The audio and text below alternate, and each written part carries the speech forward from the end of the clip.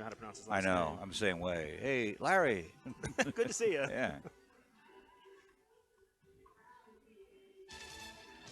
That's interesting. It's only coming out of one head. I know. That's why.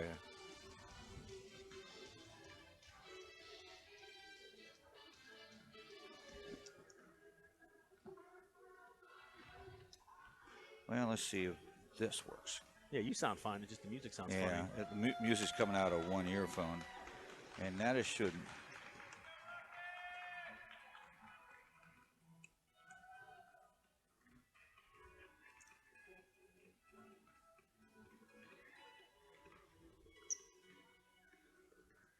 All right.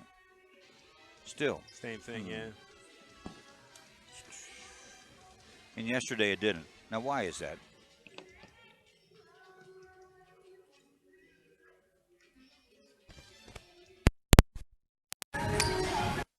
That wouldn't matter anywhere.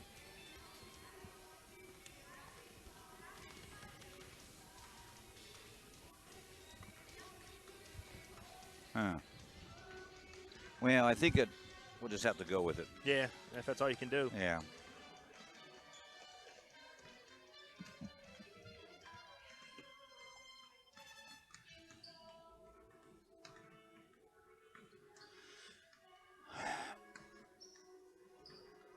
Makes you feel any better. You sound good. Oh, thanks.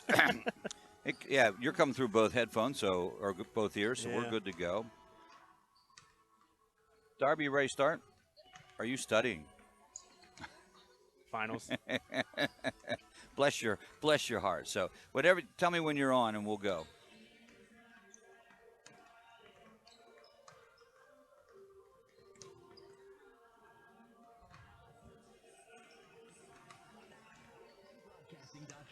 Where over 70 local sporting events a year stream live to your PC, laptop, phone, and tablet.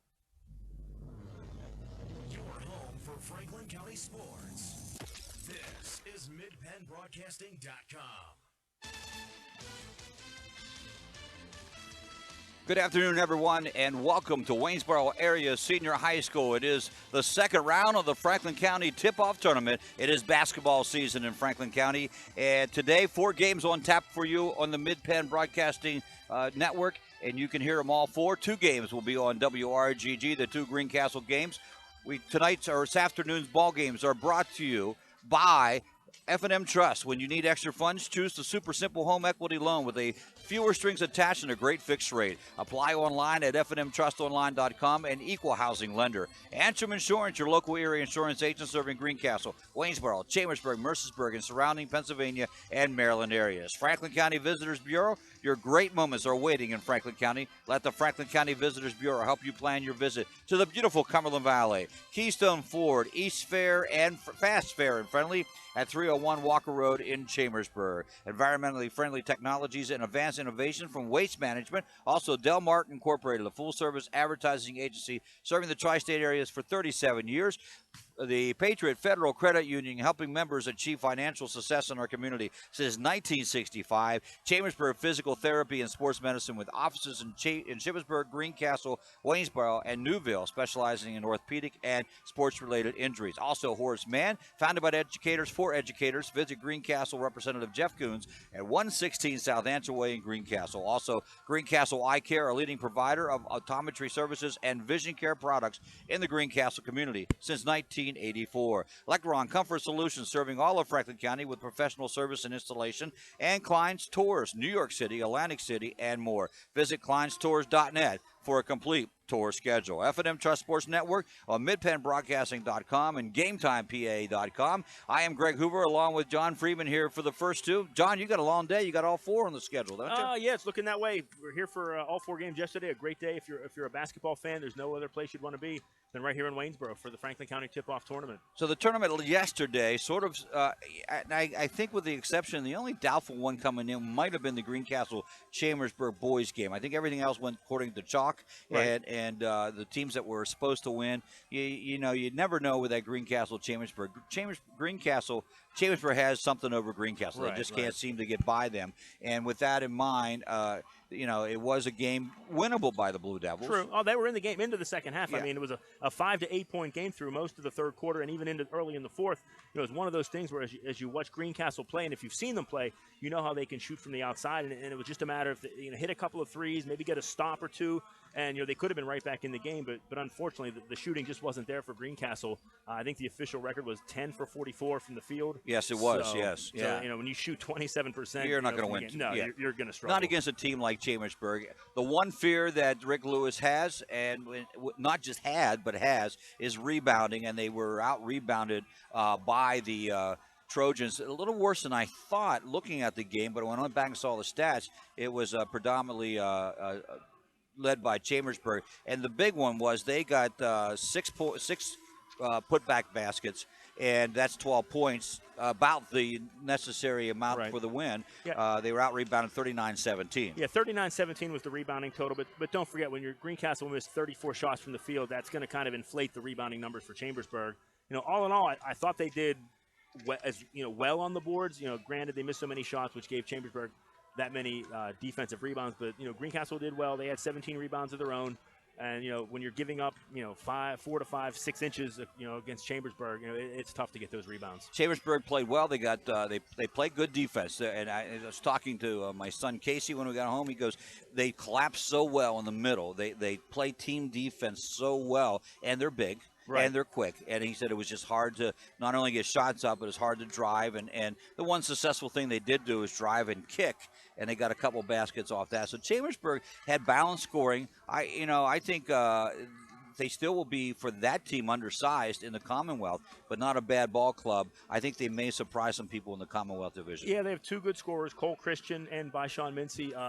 Christian didn't have his best game yesterday, but Byshawn definitely came through, hitting a number of three-pointers in the second half to pull away for Chambersburg. The Commonwealth division is difficult in football and in basketball, so I think Chambersburg was picked to finish somewhere around the middle of the Commonwealth. But, yeah, I mean, they definitely have the potential. Tyler Collier at 6'7", and he's only a sophomore. He can definitely do some damage. But, Greencastle just going to have to come back here in game two and just totally forget about yesterday and come back and play the game like they know how.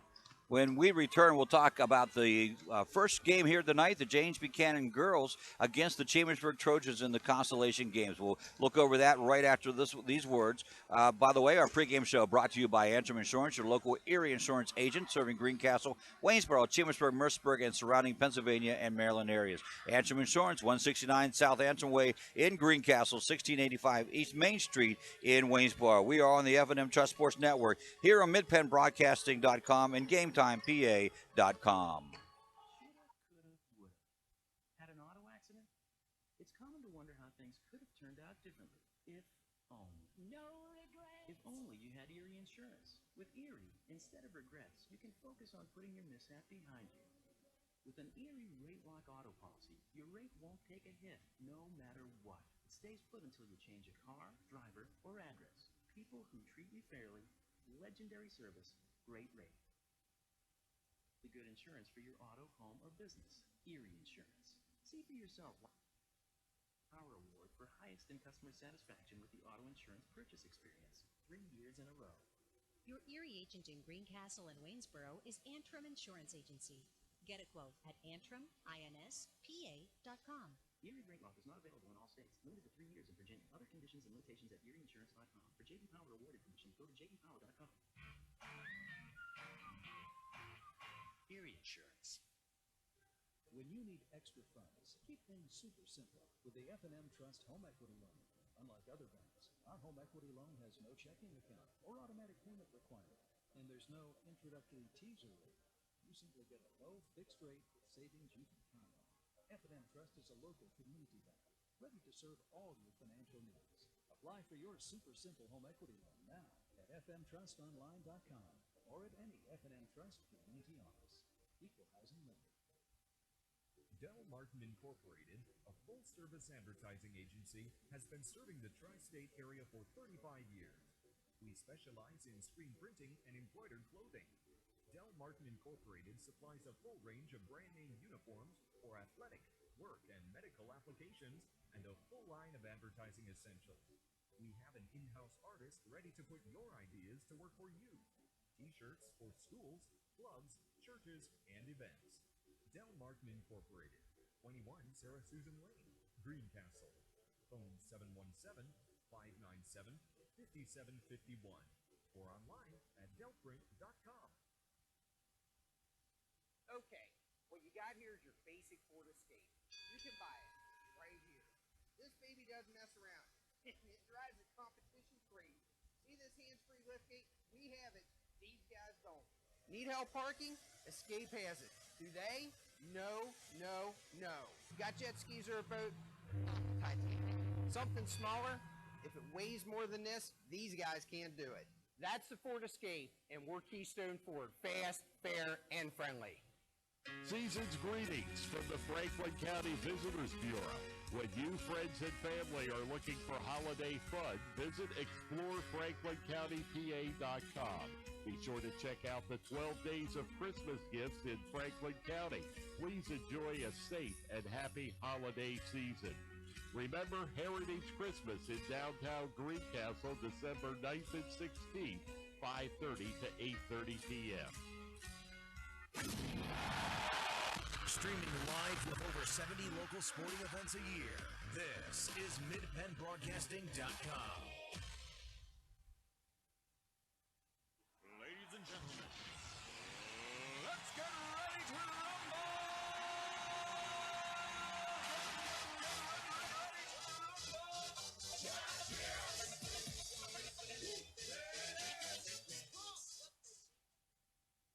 Welcome back to Waynesboro. Greg Hoover, John Freeman here, ready for game number 1 of a 4-game slate here today. Get set for about, we'll say 8 hours of basketball. Give or take. Give or take a couple as we go through there on this one. Today, the first one is the consolation game. It is the James Buchanan girls and the Chambersburg Trojans. I had a chance to speak with head coach Barry Purvis of the Chambersburg Trojans afterwards, after his loss to Greencastle in that game last night. It was a 5-point deficit after trailing 12-0.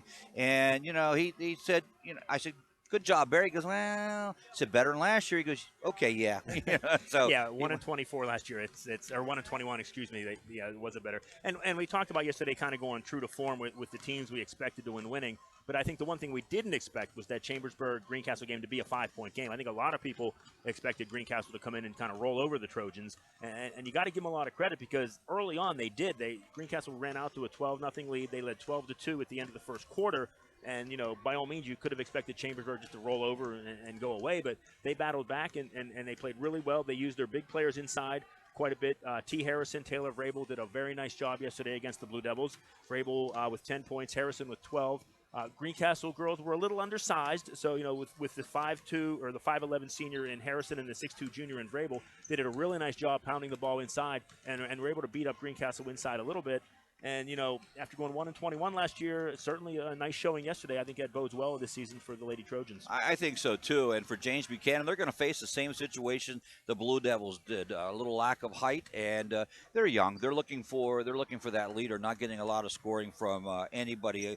No one in double figures for the James Buchanan Rockets last night. So they'll try to come out. I thought they did well in the first half, even though the score wouldn't have indicated that against Waynesboro. So I think the surprise today, or the question mark today, will be the Waynesboro Greencastle championship game.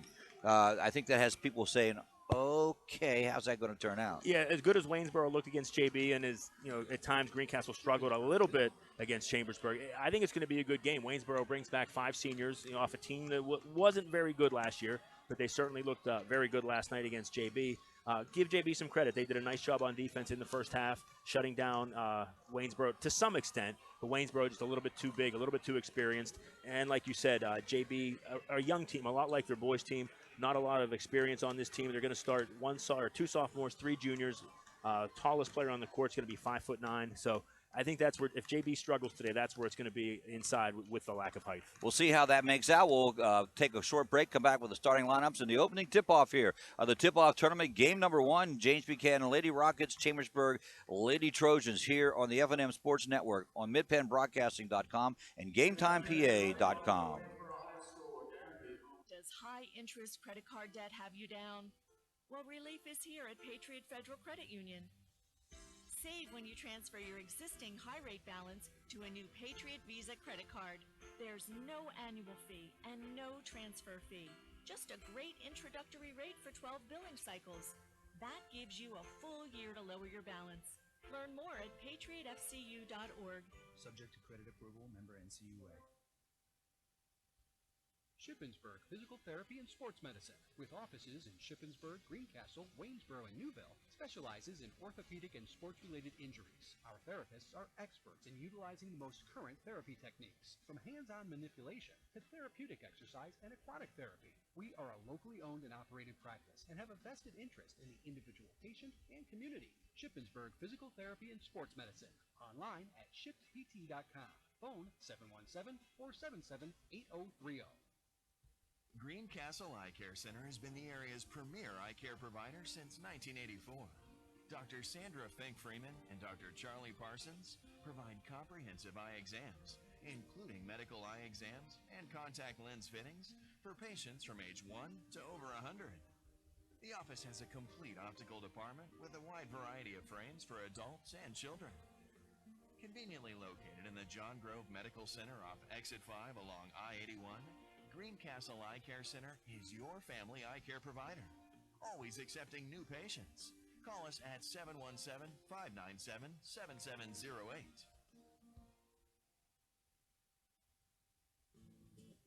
Have heating or air conditioning needs? Look no further than Lecron's Comfort Solutions. We service all brands: heat pumps, humidifiers, system replacements, gas, oil, electric heat, and ductless systems. Lecron's Comfort Solutions is your authorized Terrain dealer. Call Corey at 717-597-3768 for a free estimate. We are licensed and insured. Lecron's Comfort Solutions. Local company, local name. Serving Greencastle and all of Franklin County with professional service and installation. When it comes to buying tires, Keystone Ford has a very simple, easy to understand, crystal clear guarantee. We will beat any competitor's advertised price on the brand name tires we sell. That's our Keystone Ford low price tire guarantee. Chalk Talk. We talk high school basketball every Thursday night at 7:30 on MidPennBroadcasting.com.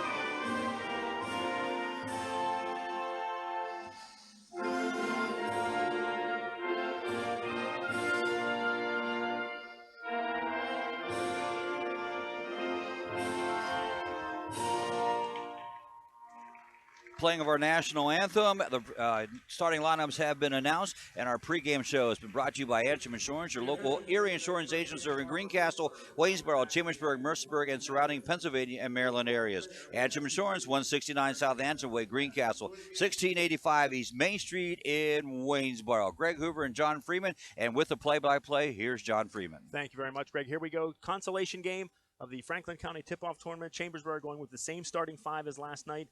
Shayla Corwell, Gabri Laquana, Lauren Ocker, T. Harrison, Taylor Vrabel. For the Lady Rockets, they will bring a lineup of Maggie Strott, Hannah Kimmel, Cass Martin, Rachel Martin, and Aspen Anderson. Interesting matchup coaching-wise. Both coaches were at their schools and took a break and then came back. Of course, Barry Purvis was there for a number of years. It's his 18th season overall, including last year. 269 wins and 122, and that includes the 21 losses last year. So an impressive record for him coming into this one. And then Jenny Lathers was first at James Buchanan, then she moved to Phantom Meadow. Had a rare opportunity to coach her kid, and her child has graduated a couple years ago, and now she's back at James Buchanan in her fourth season. And here we go. T. Harrison to jump against Cass Martin. Chambersburg winning the tip. Ball stripped away, picked up by Aspen Anderson for JB. They will set the offense as we get underway here in the first quarter. JB with the ball on the right side, looking to work it inside. A long shot on the way, no good. A rebound pulled down by Lauren Ocker for Chambersburg. The Lady Trojans pushing the ball up the court. Corwell with the basketball between the circles to Ocker. Ocker left side to Gabby Laquana. She drives the lane, shot up, no good. Fight for the rebound. T. Harrison is there. Her shot won't go. JB takes possession and back they come. Both teams pushing the ball. Cass Martin on the other end. Pump fake, misses a short jumper. Scramble for the rebound. Martin with the ball. She loses it. Taylor Rocker comes up with it for Chambersburg as they push the ball back up the floor. Wow. Up and down the court they go. Take a breath. Yeah, I'd say. Gabby Laquana sets the offense for Chambersburg between the circles. JB in what looks to be a man-to-man defense or maybe a zone, 2-3 zone. Ball is thrown into the middle where it's knocked around out of bounds. It will go to the Lady Rockets. 1 minute into the game, still no score here in the consolation game of the Franklin County tip-off tournament. JB inbounds the ball on the far side. Rachel Martin bringing the ball up the court.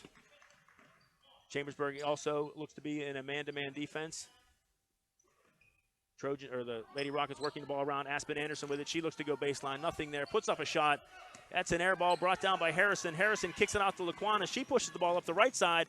Down the lane she goes. A shot will not go, but we will have a foul on the Lady Trojans. I think it's going to be on Rachel Martin, or excuse me, Aspen Anderson, and Chambersburg will get the first chance to score here on a free throw attempt. Well, so far, James Buchanan's 0 for 3. Chambersburg's 0 for 2. And see if they can cash in from the 15 feet mark here. Quite a bit of action here in the first minute, 17. Gabby Laquana with her first free throw is up and good. The Lady Trojans jump out to a 1-0 lead here. 6:43 to go in the first quarter. Second shot will be on the way here in a second for Laquana. It's on the way, and it is good as well. 2-0 Trojans. Lady Trojans with the lead. Back comes JB. They will inbound the ball. Number 23, that's Rachel Martin bringing the ball across the timeline, looking to go to her right, down into the corner to Aspen Anderson. Now back up on top to number 12. That's Hannah Kimmel. Back to Anderson. Into the lane. Short jumper is up and good. So Aspen Anderson with her first 2 points of the game. That ties it. We're 2-2. 6:20 to go here in the first quarter. Quickly back down the court, the Lady Trojans. That's Crowell with the three-pointer. It is good. So Shayla Corwell with the three-pointer. She had one three-point shot last night. She matches it here early in the first quarter.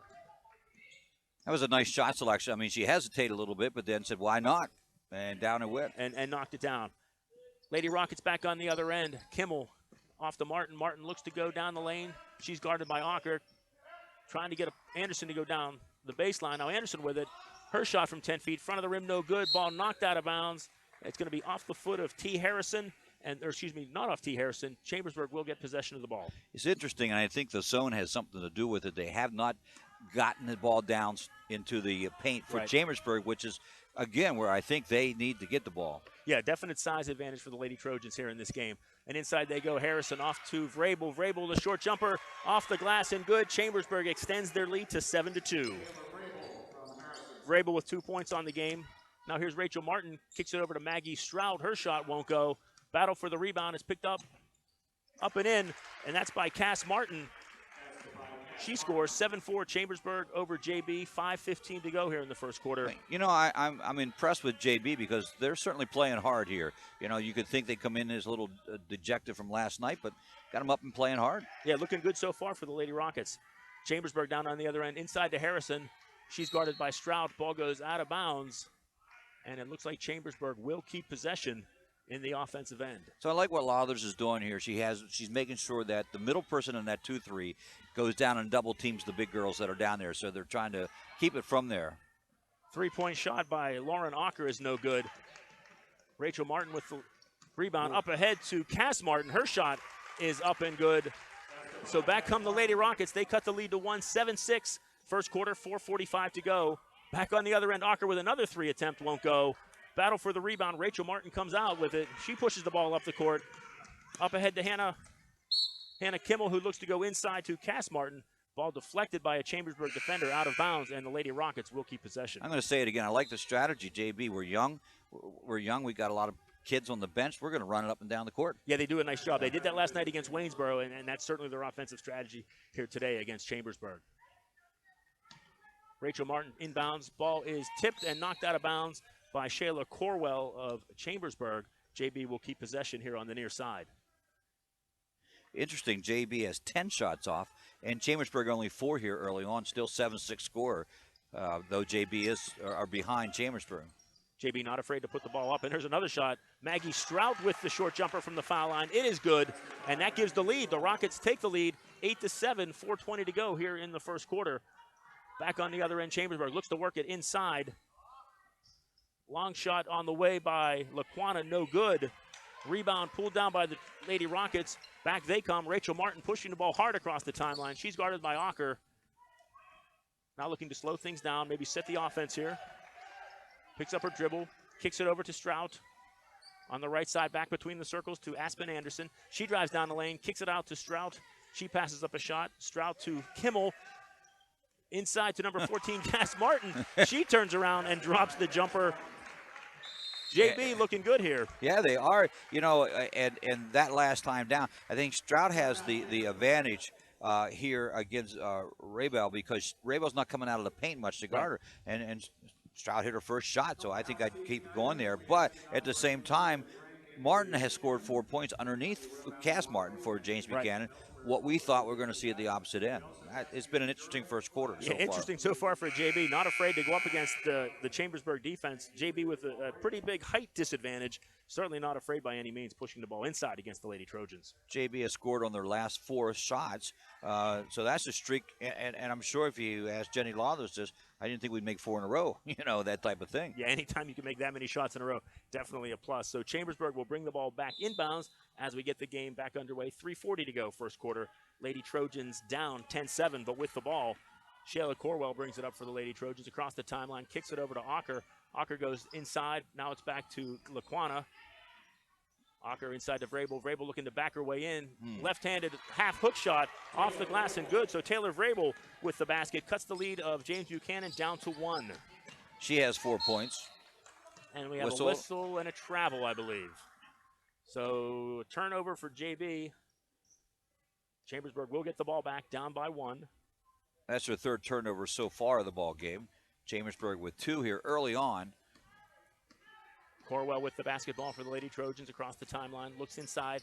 Now goes over to Laquana. The ball is deflected. Laquana tracks it down and throws it away. Rachel Martin with the steal. And then give Laquana credit for hustling back and knocking the ball away from Rachel Martin, preventing the layup. But the Lady Rockets will inbound the ball from their own baseline. You got a little bit of a view of what Barry Purvis told his kids at that timeout. Our game plan is to go downstairs. Let's get it down there, folks. Yeah, T. Harrison at 5'11", Vrabel at 6'2". Definitely JB giving up a lot of height, and we're going to have another travel call, this time on Cass Martin of James Buchanan. Their 4th turnover here in the first quarter. Just under 3 minutes, JB leading. JB has the 10-9 lead over Chambersburg. Chambersburg with the basketball. That's Ocker on the right side, goes top of the key. Now it's deflected, knocked away by Aspen Anderson. She tracks it down, kind of lobs it into the middle. A shot is up and no good. That shot by Rachel Martin. Shot will not fall, but she is fouled, and she will now go to the line to shoot 2. Well, fast pace up and down. They've gotten some steals, which is something you want to do out of your defense. Try to get some easy baskets, and James Buchanan has been able to push the pace. Ocker will receive her first foul. That is team foul number 1, both with 1 foul. So the foul there for Chambersburg on Lauren Ocker. Some substitutions now into the game for JB, number 33, Renee Sollenberger. T. Harrison back into the game for Chambersburg. She will replace number 33, Taylor Vrabel. JB shot well last night from the free throw line. They were 8 for 12, and they're 2 for 2 tonight. Martin's second free throw is good. That extends the lead to 12-9. Now a little bit of a pressure on defense by Anderson. Chambersburg able to get the ball across the timeline. Over to the right side, number 23, that is Shandai Joyner back into the game for Chambersburg. Jump shot by number 14, that is Laquana will not go. It's a scramble for the rebound. Rachel Martin pulls it down, and she is going to be fouled, I believe. Well, last night when they brought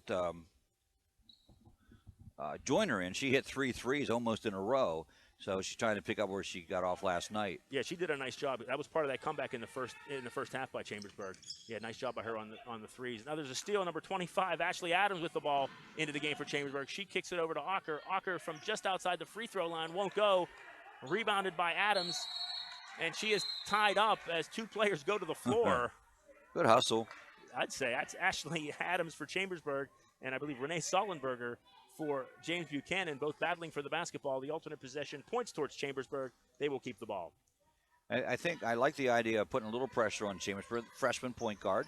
Laquana, in a freshman, and it doesn't matter what experience you may have at the lower levels. It's just a little bit quicker when you get up here to the varsity level. The players are bigger, the players are faster. It definitely does make a bit of a difference. Inbounds play by Chambersburg, knocked out of bounds by JB. Chambersburg inbounding it again. Laquana inside to Ocker. Ocker dribbles into the paint, dribbles out of the paint. She's guarded by Rachel Martin. Back up top to Laquana. She fires away from three. Shot off the rim, bounces around, and good. So that's a three-pointer for number 14, Gabrielle Laquana. Ties the game at 12. And I just talked about a freshman, then she has a big bucket like that. That'll shut me up, won't it? Nice shot, well done. JB now on the attack. Number 12 into the game, Hannah Kimmel. She is going to be whistled for a travel, I believe. That was a 3-second violation, okay, and it really was. She's been camping out in there all night, and she's gotten a couple baskets from doing that, but this time the trail official down underneath was able to make the call. So another turnover for the Lady Rockets. Of course, it helps, too, when the coaches are yelling, 3, 3, 3. Makes them want to look for it. Yeah. Chambersburg with the ball, looking to take the lead. Inside, looking to go. That's number 23, Shandai Joyner. Ball was kicked by a James Buchanan defender. Chambersburg will retain possession of the ball. 1:33 to go here in the first quarter. All tied at 12. Joyner with the basketball, gives it back to Ocker. Ocker dribbles onto the right side. Looking to get it inside. She does. Into number 23, Ashley Adams. The shot up and good. That was a nice move and a great finish. Trojans by 2 here as JB pushes the ball down the floor.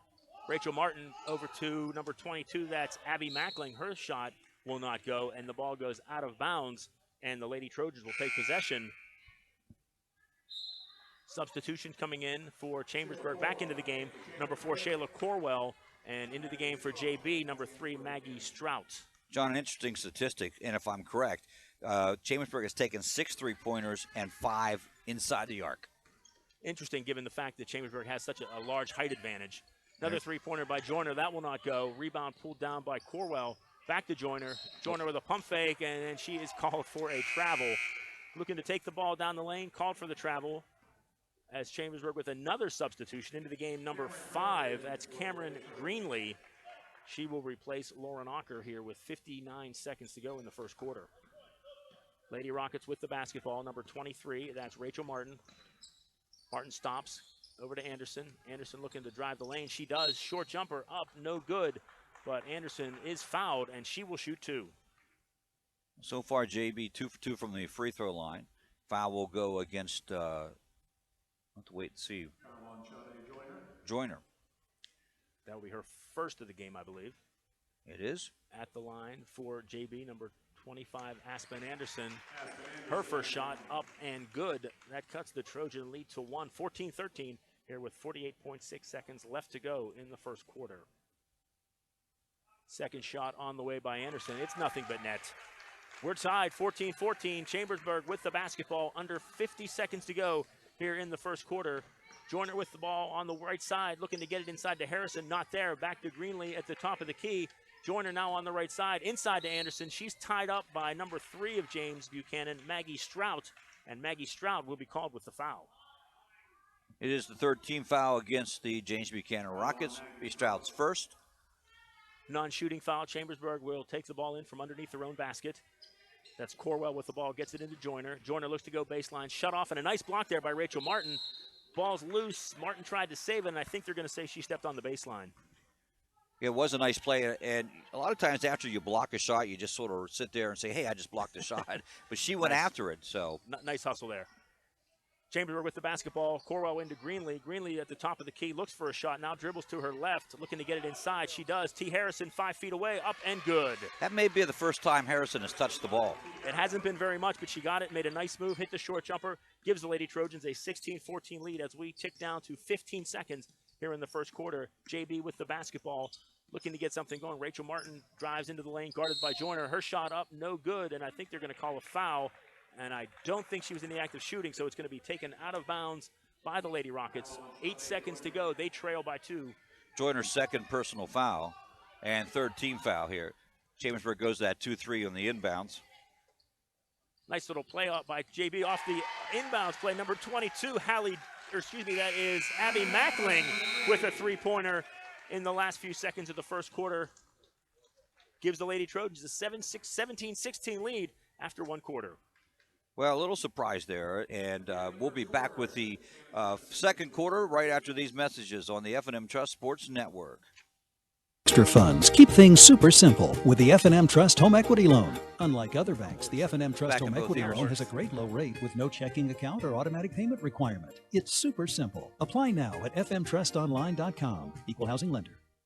When it comes to buying tires, Keystone Ford has a very simple, easy to understand, crystal clear guarantee. We will beat any competitor's advertised price on the brand name tires we sell. That's our Keystone Ford low price tire guarantee. Season's greetings from the Franklin County Visitors Bureau. When you, friends, and family are looking for holiday fun, visit explorefranklincountypa.com. Be sure to check out the 12 days of Christmas gifts in Franklin County. Please enjoy a safe and happy holiday season. Remember Heritage Christmas in downtown Greencastle, December 9th and 16th, 5:30 to 8:30 p.m. MidBendBroadcasting.com. Welcome back to Waynesboro High School. We are in the consolation game of the Franklin County tip-off tournament. Chambersburg and James Buchanan Lady Rockets with a 17-16 lead as we start the second quarter.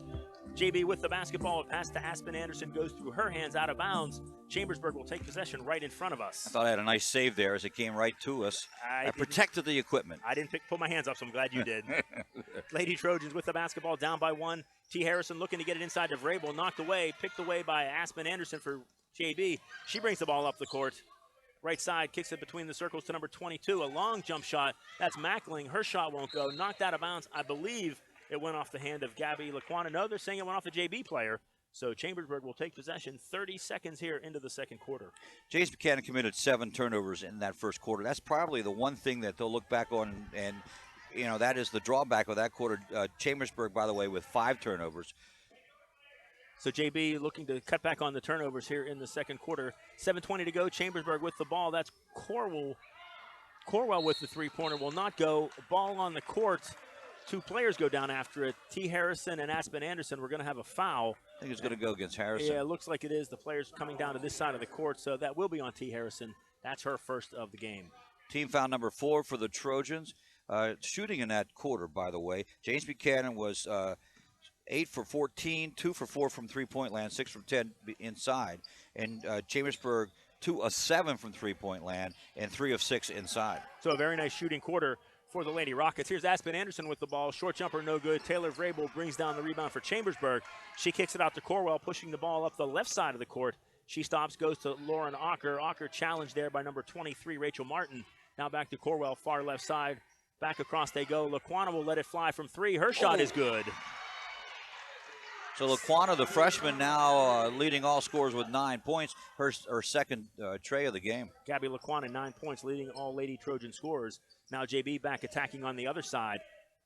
Over to Strout on the near wing, kicks it up to Rachel Martin. Her three-point shot is good. So both teams shooting very well so far this afternoon. Where was that last night for both teams? Yeah, they definitely could have used that. 20-19, Lady Trojans trailing here with the basketball. T. Harrison inside. Her shot won't go. Taylor Vrabel with the rebound, puts it up, no good. JB comes down with the rebound. That's Mackling. She kicks it off to Rachel Martin. Rachel Martin straight down to the lane. Her pass was intercepted, but I believe we're going to have a foul on the Lady Trojans. Foul on Lauren Ocker. Lauren Ocker whistled for that foul. Her second, team's 5th. So JB with the basketball under their own hoop, kicks it out. Rachel Martin jumps with a fake, now kicks it over to Aspen Anderson. Her shot from 15, front of the rim, no good. Scramble for the rebound. Lauren Ocker touches it. Abby Mackling for JB, knocking it out of bounds. So the Lady Trojans will take possession, trailing by 1 with 5:54 to go here in the first half. Well, the hot shooting has cooled off a little bit for both teams. Well, not really. Chambersburg now with that 1-3. Yeah, JB, when you shoot 50% from three-point range, that usually will go down as we go throughout the game. Now here's a steal by Aspen Anderson. She comes down, left-handed dribble. Her shot up, contested by Ocker, no good. Rebound, a mad scramble for it, up and in. I believe that was Cass Martin in a crowd of players, up and in off the glass. Lady Trojans now trail 22-19. And it was, and the reason I laugh, every time Martin gets the ball inside, she dribbles. And what do you drain into their heads from day one? Don't dribble. Don't dribble. So many feet, it's very easy to dribble the ball off somebody's foot and lose possession. Taylor Vrabel on the other end for Chambersburg. Her basket up and good. Actually, Sollenberger comes into the ball game, so gets a chance to score. Oh, no, wait, I'm wrong. I'm sorry. I take that back. Yeah, it was wrong Vrabel for Chambersburg. Right, you're right. Why do I question you?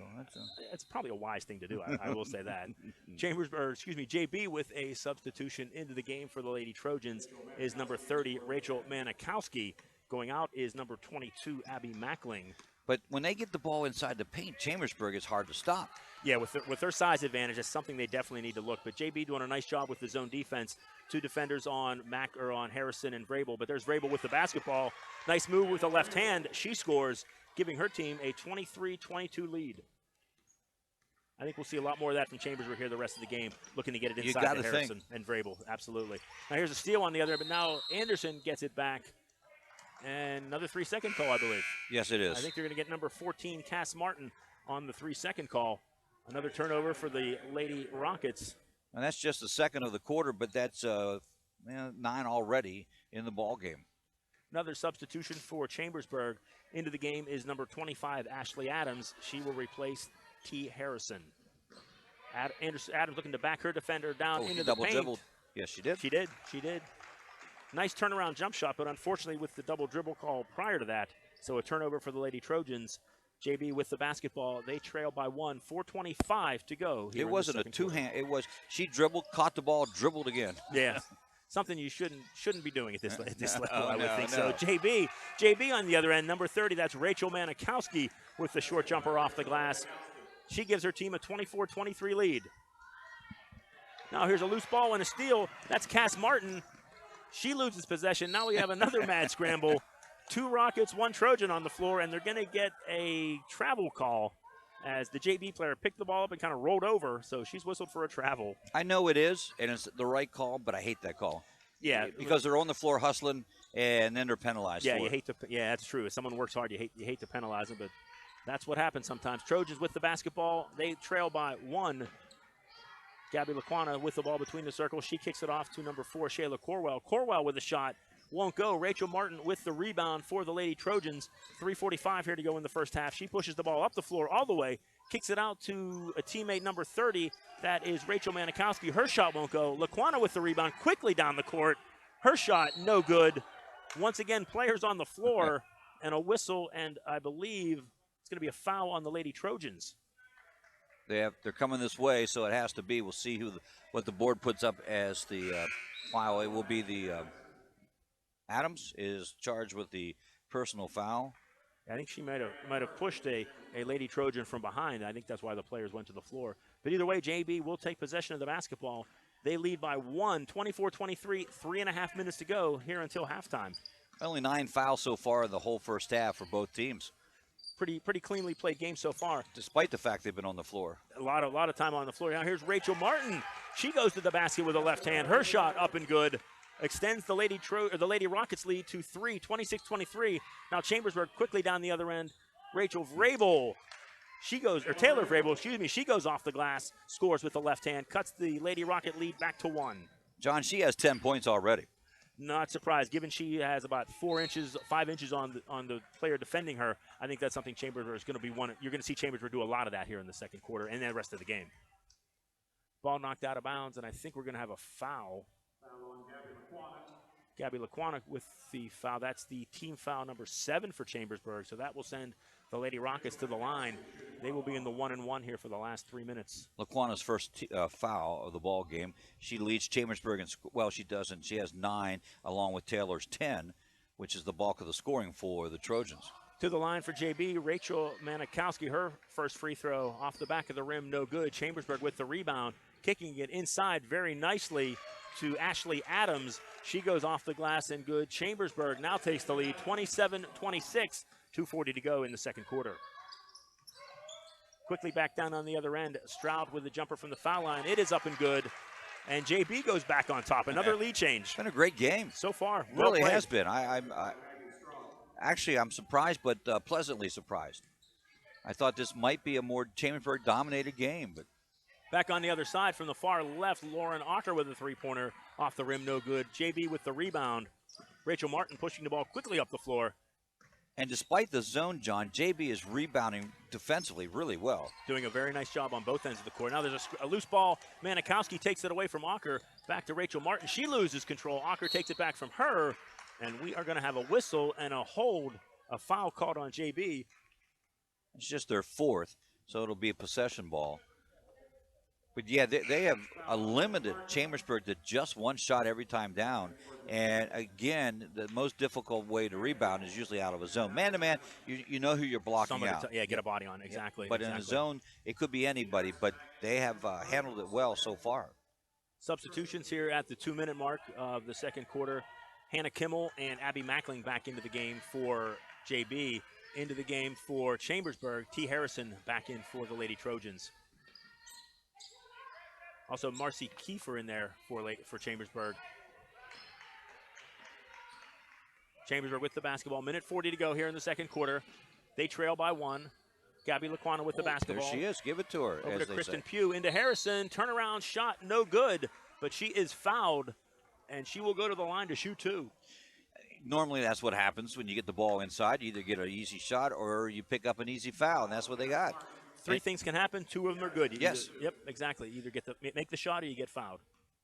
So T. Harrison to the line for the Lady Trojans, looking to tie this game. Her first shot, front of the rim, no good. She will get a second. A quick substitution for the JB team. Back into the game for them is number 3, Maggie Strott. She will be replacing Cass Martin in the game. T. Harrison, second free throw on the way. Front of the rim again, no good. The battle for the rebound picked up by Adams. She can't get her shot to go. Scramble for it. Rachel Martin comes away with the basketball for JB. They lead by 1 with 1:25 to go in the first half.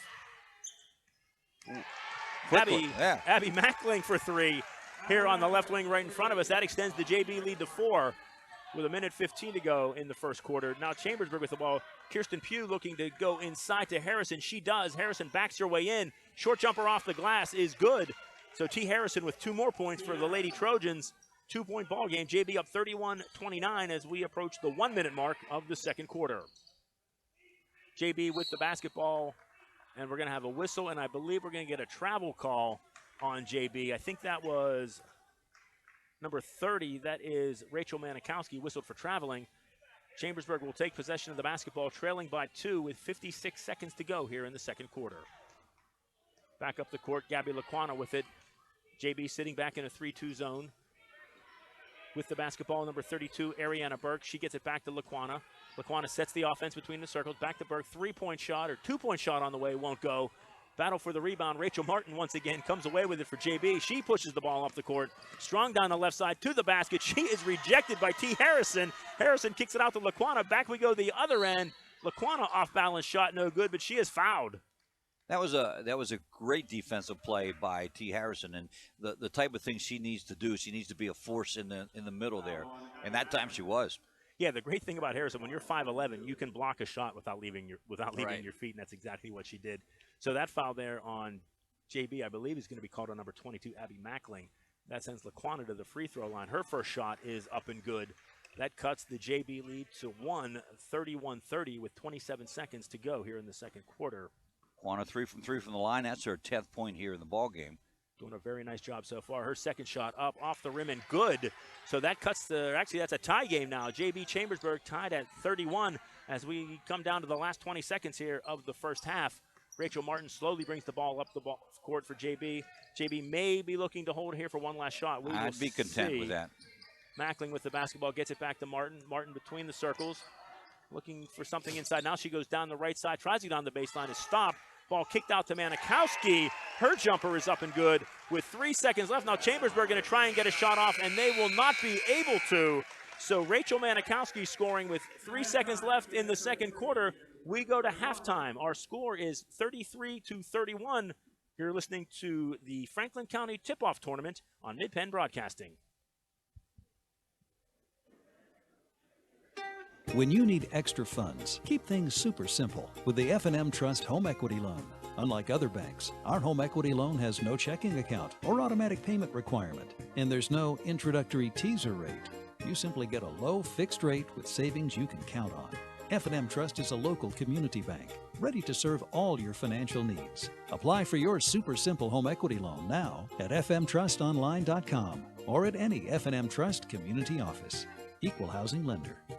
Shippensburg Physical Therapy and Sports Medicine, with offices in Shippensburg, Greencastle, Waynesboro, and Newville, specializes in orthopedic and sports-related injuries. Our therapists are experts in utilizing the most current therapy techniques, from hands-on manipulation to therapeutic exercise and aquatic therapy. We are a locally owned and operated practice and have a vested interest in the individual patient and community. Shippensburg Physical Therapy and Sports Medicine, online at shippt.com. Phone 717-477-8030. If you got a car to sell but don't want to buy a new one, what are you going to do? A newspaper ad, Craigslist, or the old sign in the windshield? You will get to talk to some really interesting people, but the odds of you selling your car aren't really good. But you can bring it to Keystone Ford, and here's my promise to you.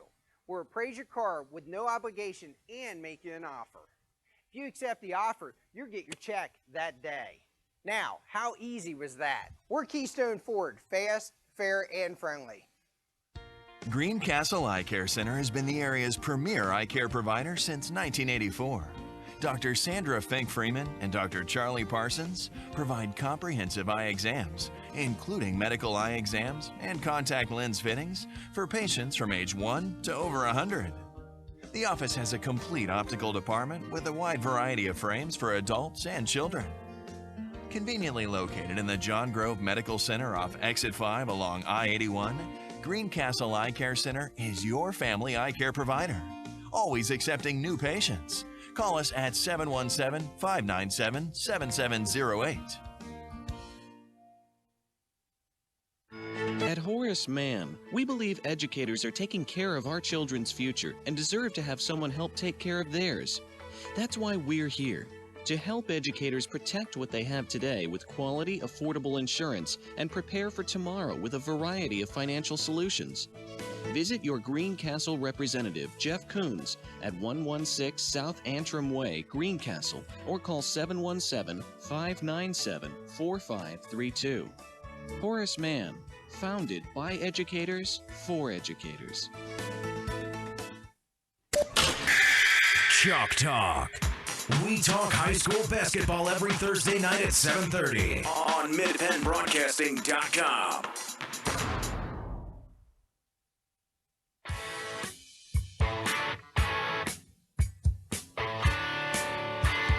And we are back here at Waynesboro Area Senior High School. The halftime show brought to you by Antrim Insurance, your local Erie insurance agent, serving Greencastle, Waynesboro, Chambersburg, and Mercersburg, and all of surrounding Pennsylvania and Maryland areas. Antrim Insurance, 169 South Antrim Way, Greencastle, and 1685 East Main Street in Waynesboro. We are at halftime of the girls' consolation game of the Franklin County Tip-Off Tournament. James Buchanan and Chambersburg. Right now, the JB Lady Rockets holding a 33-31 lead over Chambersburg. And Greg, that was quite a first half. Well, it was, and you know, I'm looking back over yesterday's scores. James Buchanan in the loss to Waynesboro scored 33 points in the entire ball game, and Chambersburg in the loss to Greencastle girls scored 42. And so tonight they're just burning up the court. It's been an entertaining game. They've been up and down the court. You've seen a lot of strategy play out on the part of, I think James Buchanan did a great job going to the zone and stopping it from going inside. And then after a timeout and a few talking tos, the Chambersburg decides to go back inside where they need to be. Right. And suddenly it's a 33-31. Girls are on the floor. They're shooting well. Couldn't ask for a better game. You go in at halftime, I'm not sure what you tell your kids, except keep doing what you're doing, because I don't know there's any major changes to be made. Yeah, exactly. And as we said, this is game one of 4 games that will be played today. Up next after the JB Chambersburg girls will be the Greencastle and JB boys. That will be in the consolation game for the boys here in the Franklin County Tip-Off Tournament. A little bit later tonight, sometime around 6:30, maybe a little after that, the Greencastle girls will be facing Waynesboro in the championship game for the girls. Greencastle will be looking for their 4th consecutive Franklin County tip-off tournament. And then wrapping up the night in the final game around 7:30, 8 o'clock or so will be the Waynesboro boys, who looked pretty good against JB last night.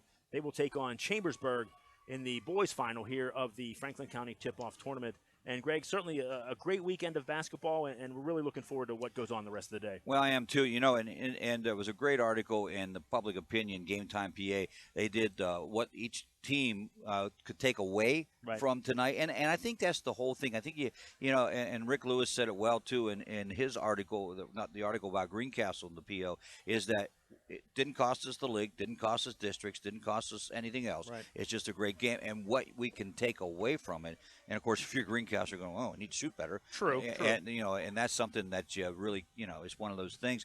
I think, but I think that's what this is about. You know, you come in, you get a chance to play, you get the enthusiasm built up for the Franklin County area, because a lot of times we have some pretty good basketball.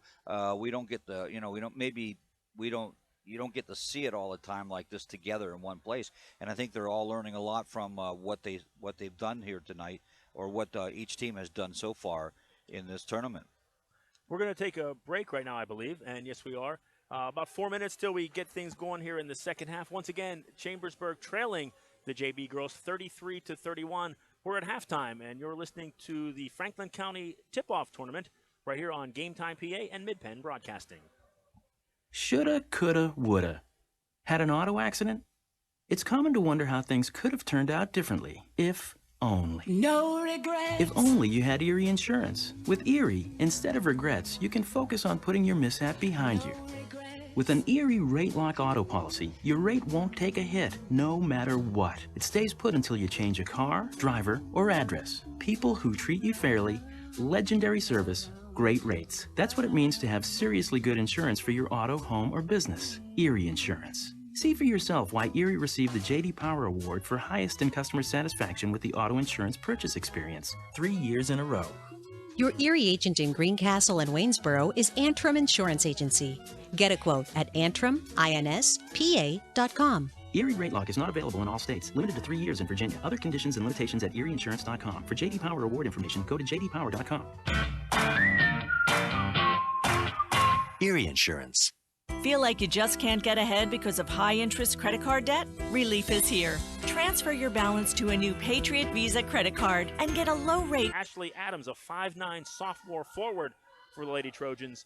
She will look to extend the lead. Right now, Chambersburg leading 38-37 here in the third quarter. Rabel's been on the bench, but she had 10 points in that first half. I know she's got to get back in this ball game for Chambersburg. Yeah, very interesting. I think we saw the same thing yesterday. Barry Purvis sitting her for a good chunk of the third quarter after having a very successful first half. And you're right. I think they're going to have to get her back out on the floor before too awful long. You know, before JB can get a chance to take the lead back. Adams' second free throw on the way is good. So she extends the Chambersburg lead to 39-37, 3:45 to go here in the third quarter. JB with the basketball. That is number 22, Abby Mackling. She drives to the right, puts up a shot, no good. Rachel Martin with the rebound, bounces off a couple of Chambersburg players, loses the ball back to Mackling. Her shot will not go, and the rebound is taken down by number 5, Cameron Greenlee for Chambersburg, and she is immediately fouled by a JB player. If I'm not mistaken,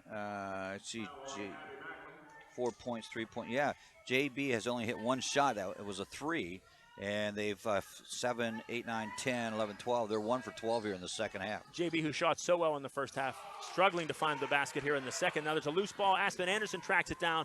She throws it back into the middle to Rachel Martin. Her shot up and good. She's fouled. She will go to the line, and she will be looking to give her team the lead with this foul shot. That was one where she was just underneath it. If you saw it on the screen, you saw just throw it up and did the right thing. Shoot it because you're going to get fouled. And she was able to maybe come away with a 3-point play here. Shandy Joyner with the foul for Chambersburg, her third on the game so far. Already 16 fouls for JB, 2 for Chambersburg. Rachel Martin's shot up and good. She converts the 3-point play and gives her team a 40-39 lead. 3:15 to go here in the third quarter of the consolation game of the Franklin County Tip-Off Tournament. I have her unofficially. She either has 13 or 16, Rachel Martin. On the other end, that's Shandy Joyner. with the layup. It's up and good. She had 9 points yesterday, sparking that little comeback they had against Greencastle. And JB pushing the ball down the court very quickly. A little bit of a wild pass there, goes out of bounds. Chambersburg will get possession. Greenlee will key the ball inbounds to number 14, Gabby Laquana, as we have some substitutions coming into the game. It looks like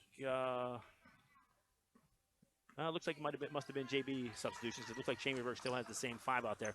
Lady Trojans with the basketball. Joyner back to Greenlee. Greenlee between the circles. Far side to number 14, Laquana. Her 3 won't go. Loose ball picked up by number 23, Rachel Martin for the Lady Rockets. She pushes the ball down the court, loses possession. Aspen Anderson picks it up. Her shot won't go. Follow-up won't go. Underneath a battle for the basket, and I think that's going to be number 14, Cass Martin, with the layup. I tell you what, they're just, I am surprised by the James Buchanan's ability to rebound so well. Doing a wonderful job on the board so far, the Lady Rockets. Shot by Chambersburg, no good. JB back with possession. Rachel Martin guarded by Greenlee, loses the dribble. Now Greenlee's going to get on her for defense. Tries to go to Anderson. It's deflected by Laquana, and I think they're going to say that went off Aspen Anderson. I don't think she agrees with that call, but it will be Chambersburg's basketball here on the near side. Well, Martin got tied up, and no one went to her to get the basketball, and so she had to throw it into a crowd, and that's what happens. You know, you take your chances. So Lady Trojans with the basketball. They trail by 1 here as we approach the 2-minute mark of the third quarter. Near side, Greenlee with the basketball. She's guarded by number 10 that's Riley Heinbaugh for JB. Now Laquana between the circles. 3-pointer from the top of the key is good. Wow, 17 points on the night for the freshman. Having herself a career night, obviously. Great night for Gabby Laquana. She gives her team a 2-point lead, 44-42. Minute 45 here to go in the third quarter. JB with the basketball, working it around, looks the pass to Anderson. It's intercepted by Laquana. Here she comes down the left side. Her shot is up and good. Big quarter for Laquana, too. That is 3, 6, 7, 8 points for her. Chambersburg starting to exert themselves here in the third quarter, taking control of the game, at least so far, 46-42. And we're going to have a whistle and a foul. I believe that's going to be on number 5 for Chambersburg, Cameron Greenlee. She was guarding Rachel Martin on that play. And just JB just really struggling to get into a flow here. And Laquana really taking over. Hits a 3, gets a steal, gets a little bucket. Oh, there's a nice pass and a play, and they convert on Martin. She's got 18 points. Great pass there by Hannah Kimmel to Rachel Martin. Her layup is up and good. Chambersburg lead cut to 2, and I believe we're going to have the ball out of bounds, and I believe it's going to stay with Chambersburg. On the far side, ball knocked out of bounds, apparently off a JB player. JB 3 of 16. That may be skewed a little bit. I'm not sure if that's correct, but it seems to be the stat here in the third quarter, actually. Joyner back into the game for the Lady Trojans. Now here's Corwell down the lane with the left hand. She no good. Match scramble for the rebound. Players on the floor once again. And number 10, Riley Heinbaugh, is bumped and knocked to the ground by Taylor Vrabel. And Vrabel will be called for the foul on that. Just Vrabel's first one. And team fouls are at 4 for Chambersburg. JB has committed 6. So next team foul for JB will send Chambersburg to the line to shoot 1-on-1. 50 seconds to go here in the third quarter. JB with the basketball trailing by 2, 46-44. Martin slowing the pace down a little bit, gets it over to Heinbaugh. She goes back to number 12, that's Hannah Kimmel. Looking to go inside to Cass Martin. The ball is knocked loose, and I believe we're going to have a Chambersburg foul right here. It's going to go against Ashley Adams, the 5'9" sophomore, her second, with a 2-point deficit here, 40 seconds to go. Lady Rockets with the basketball trailing by 2, working it around to Aspen Anderson. Now she goes into the corner to Rachel Martin. Martin back to number 12, that's Hannah Kimmel. Now going over to number 10, that's Riley Heinbaugh. Her shot won't go. Rebound back to Heinbaugh. Now to Cass Martin. She tries to go down the baseline. She's cut off. Martin with the basketball now. Rachel Martin, number 23, she's cut off. Back to Aspen Anderson. Her shot is on the way. Won't go. Rebound pulled down by Gabby Laquana. 15 seconds to go. Chambersburg looking to extend their 2-point lead right here. And Laquana with the basketball over to Corwell. Now working it inside. Adams, spin move, short jumper, up and good. Nice move. I mean, nice finish on that one. Just as you said, a nice spin move, and that's where they got to go. Now JB with a desperation 3. Rachel Martin from just inside the half-court line. It won't go. We have played 3 quarters here in the consolation game of the girls Franklin County tip-off tournament. You're listening to high school basketball on the F&M Trust Sports Network here on midpennbroadcasting.com, GameTimePA.com, and WRGG 93.7 and WRGG.org. Bus number 40 move, please, to the back of the high school. We'll let you. There's nothing like being at the game. The excitement, the fun, the food, and all the waste. Whether it's popcorn boxes, hot dog wrappers, or this soda cup. Big games generate tons of waste. That's why Waste Management is helping stadiums and businesses reduce waste altogether through recycling and organic composting. To learn more, talk to your local Waste Management representative or visit thinkgreen.com. Does high-interest credit card debt have you down? Well, relief is here at Patriot Federal Credit Union. Save when you transfer your existing high-rate balance to a new Patriot Visa credit card. There's no annual fee and no transfer fee. Just a great introductory rate for 12 billing cycles. That gives you a full year to lower your balance. Learn more at patriotfcu.org. Subject to credit approval, member NCUA. Welcome back to high school basketball on the F&M Trust Sports Network. We're underway in the fourth quarter of the girls' consolation game here in the Franklin County tip-off tournament. Chambersburg with the possession, a shot no good, out of bounds. Now JB with the ball. Rachel Martin, her shot won't go. Cass Martin pulls it down, and I believe she's going to be fouled before the shot. Ashley Adams, I believe, will be called on that foul for Chambersburg. So Adams with her, that's either her second or maybe her third. Yeah, her third. third. So she will leave the game and be replaced by T. Harrison.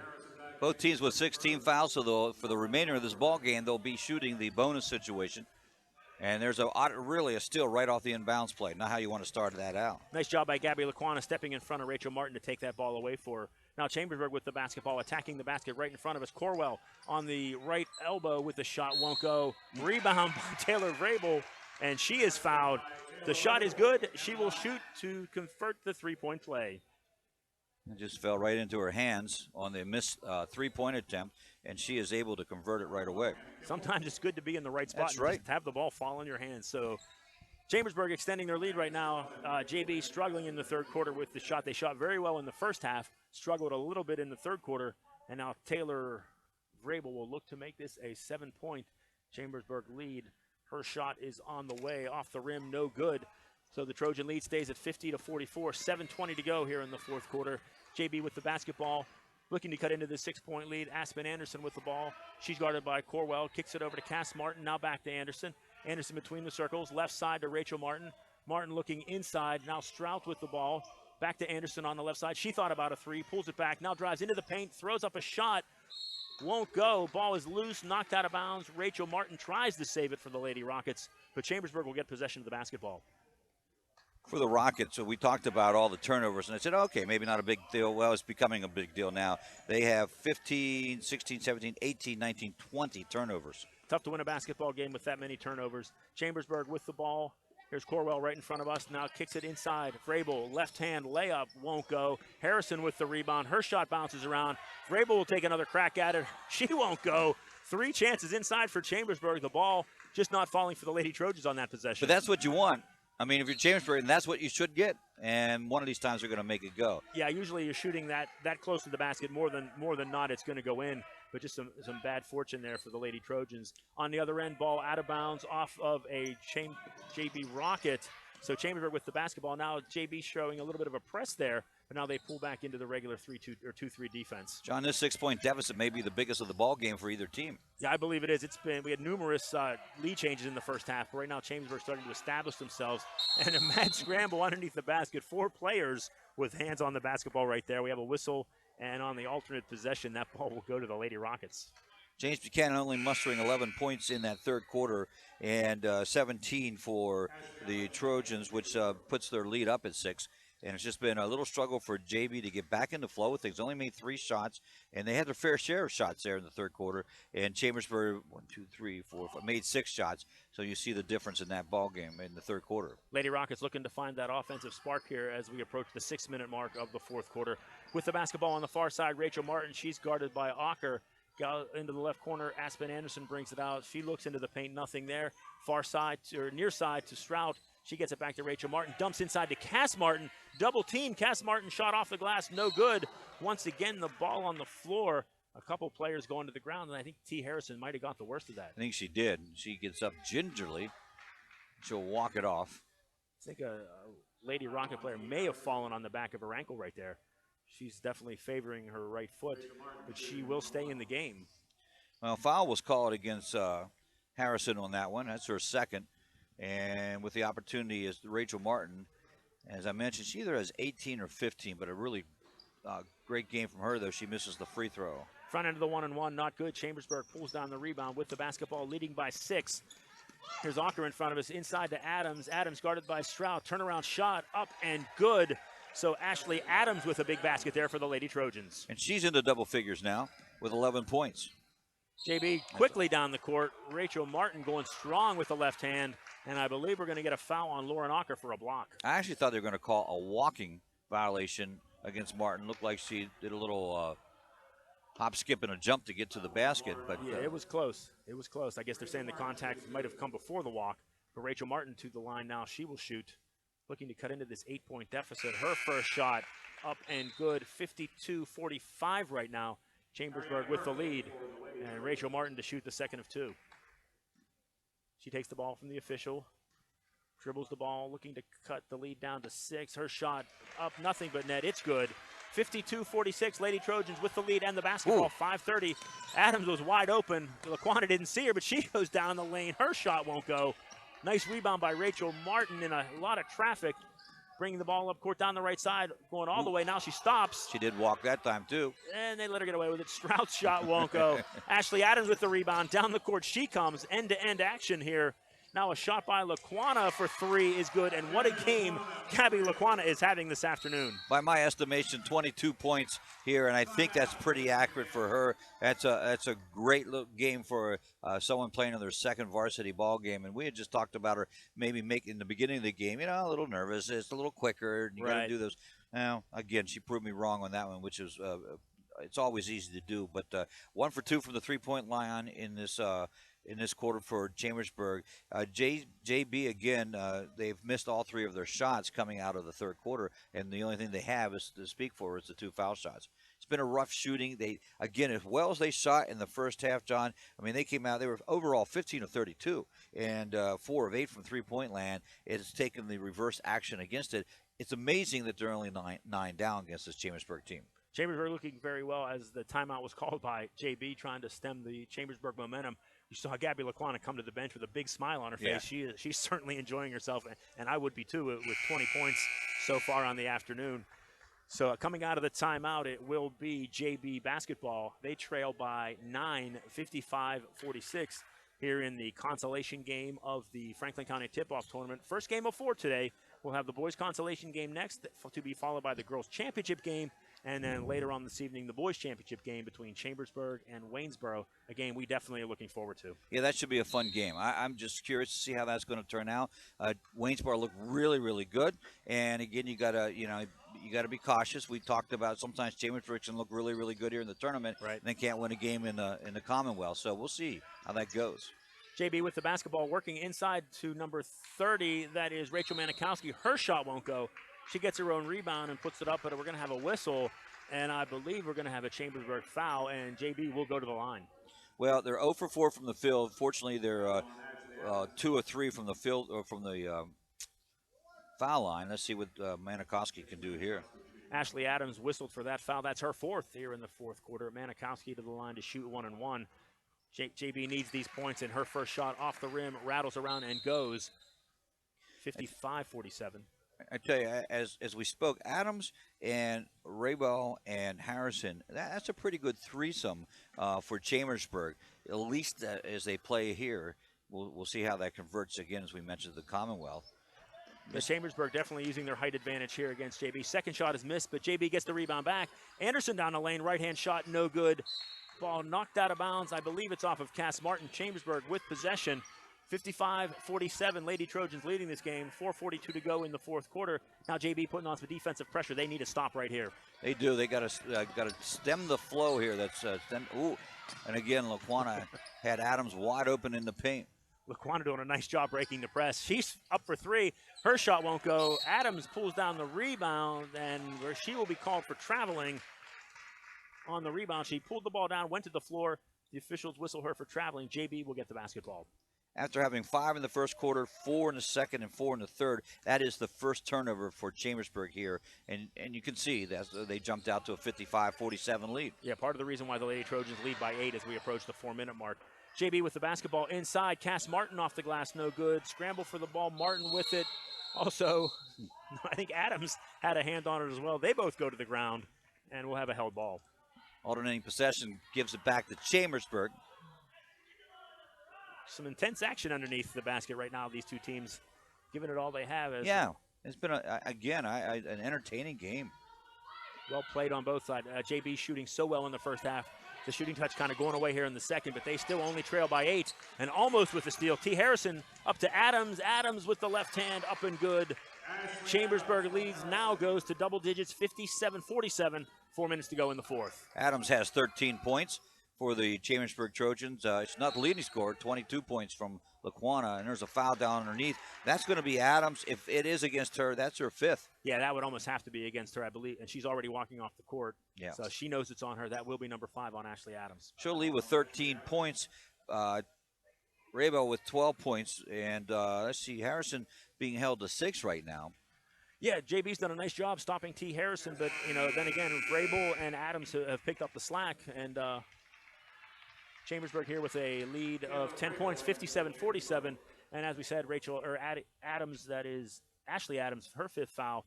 Back into the game for Chambersburg is number 33, Taylor Vrabel. Cass Martin, 1 of 2 from the line so far tonight. She has 9 points. Chance to go into double figures, but can't make it go. No good. Actually, Adams foul there. That was the 10th of the half for Chambersburg. So now JB in the double bonus. They will shoot 2 the rest of the way. Martin missing that first point that JB really needed. Her second shot on the way, no good. So 2 very big misses there for Cass Martin. Chambersburg with the rebound. Ball in the hands of Gabby Laquana. She's guarded by Manikowski. Now over to number 32, Adriana Burke, who's into the game for Chambersburg. Martin with the basketball, takes it to the hole, but she is fouled by number 3. That's Maggie Strout. I think they're going to say that was on the floor, but it will be a 1-and-1 here for T. Harrison. For Strout, that'll be her 4th. Strout or Strout, we never get that right. Sorry, Larry. We apologize to the family. Yes, we do. So T. Harrison at the line. Chambersburg with a 10-point lead. Her free throw on the way, back of the rim, no good. Scramble for the rebound. Manikowski comes down with it for the JB Rockets. Now Rachel Martin bringing the ball down the court quickly. JB needs a basket here, trailing by 10, 3.5 minutes to go. Strout goes inside. Cass Martin back to Manikowski. She's guarded by Laquana. Far corner, Strout. That's a 2-point shot. It's no good. Cass Martin with the rebound for JB. She tries to put it up. She's fouled. She will shoot 2. I'm looking down here. I don't see a field goal here so far for James Buchanan in this quarter. The shooting touch just going away for the Lady Rockets as they trail by 10 here with the 3:23 mark of the fourth quarter. Cass Martin at the line. They've had 3 foul shots. They were at 44. The third quarter is 47 right now. Just a rough second half so far for JB. But Cass Martin keeping the Lady Rockets in the basketball game, hitting her first free throw, and Chambersburg, Barry Purvis, calls a timeout. We'll keep it here during this timeout. Now, you come out and you hope you make the foul shot, and then you're going to expect JB to press again coming out of this and see if they can get a stop or 2.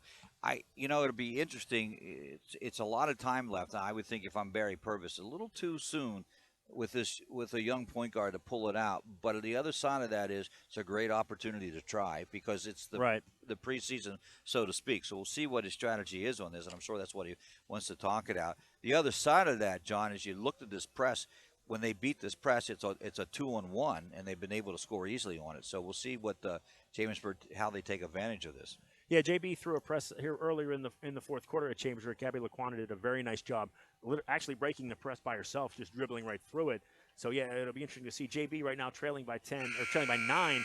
They need to hit. Hopefully, they can hit this free throw. That gives them a chance to set up the press. Not only do they need to start hitting some shots, they need to get some stops on the other end, keep Chambersburg off the scoreboard if they want to get back into this game. 9 personnel from Chambersburg have scored in this one, 6 for James Buchanan. So Barry Purvis has to be pleased about that, plus the game he has gotten from his point guard, 5'8". I actually have her for a sophomore. I thought she was a freshman. I have to look that back up. Laquana? Yeah. I see her as a sophomore. Sophomore. Yeah, great game out of her. So I take all that things back I said about her being a freshman. Still, though, a young player. Yeah, young player, and with 22 points here tonight. And critical free throw for JB. Martin's shot. Cass Martin won't go. Rebound pulled down by Ocker. She's double teamed now. Like I said, JB pushing up the defensive pressure. Laquana with the basketball double teamed, and I believe Barry Purvis is going to call a timeout. Very wise by Barry Purvis on that. Well, it certainly was, because really they had wasted some time, and the 10-second clock had started to tick on them. And so take that timeout. You got plenty of them to use, and that's only his 3rd timeout, and not that much time left in the ball game. Yeah, we started the action with 3:23, and right now it got down to 3:14. So Chambersburg had used up pretty much all of the time needed to get the ball across the 10-second line. And I will say this too, and it's just the nature of the beast. When you're counting by hand, as the officials are, they're not looking at the clock. True. It goes a little faster for most of them. You know, you sort of get excited, and your hand goes a little bit quicker.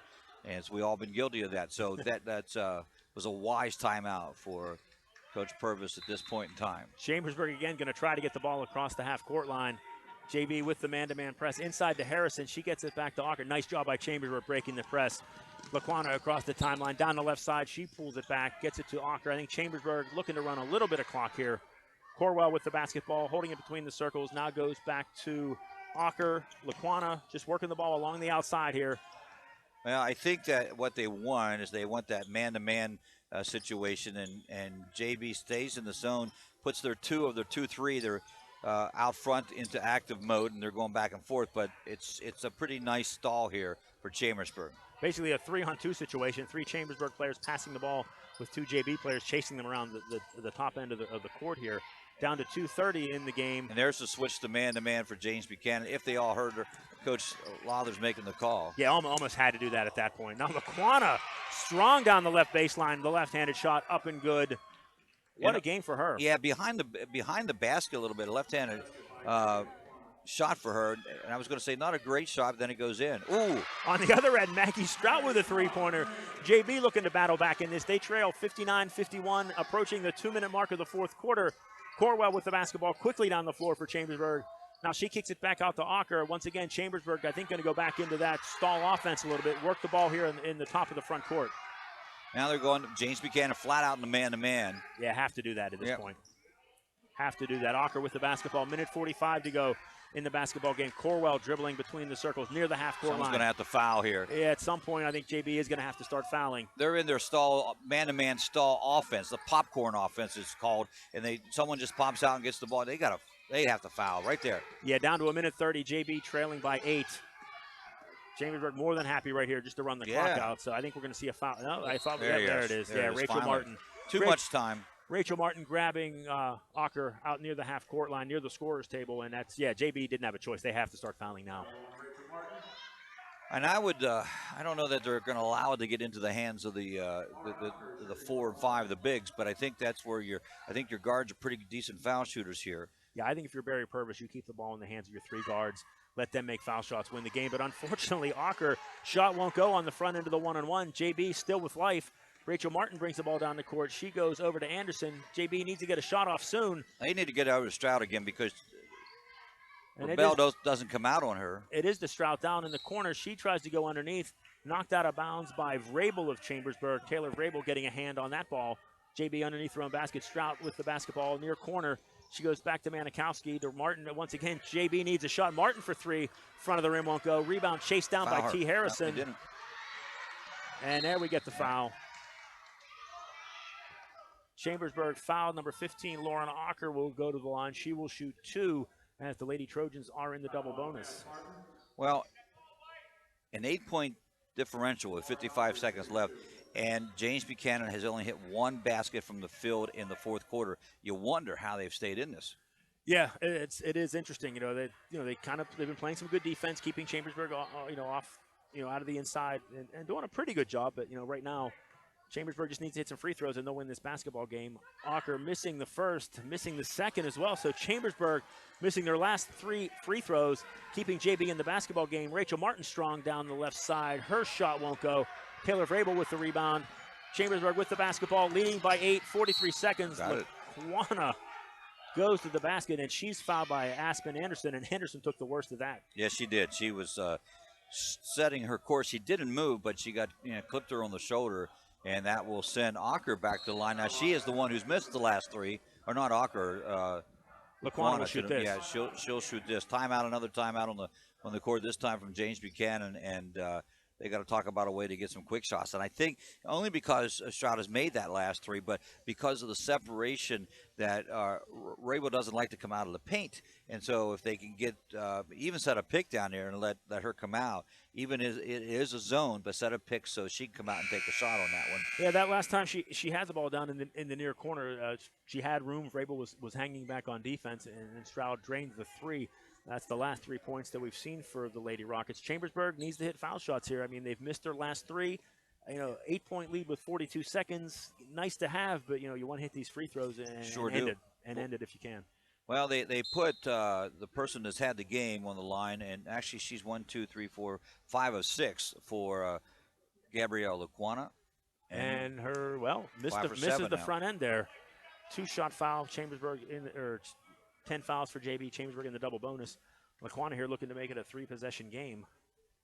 Her second free throw, eyes it up on the way. It is good. So Chambersburg extends the lead 60-51, 41.8 seconds to go here in the fourth quarter. JB pushing the ball down the court quickly. They need to get a shot right away. There it is. Stroud open. Her 3, no good. Out of bounds, and it is off of JB. Chambersburg possession. I would think that for the most part, it is 32 seconds. I think is well in hand here for Chambersburg.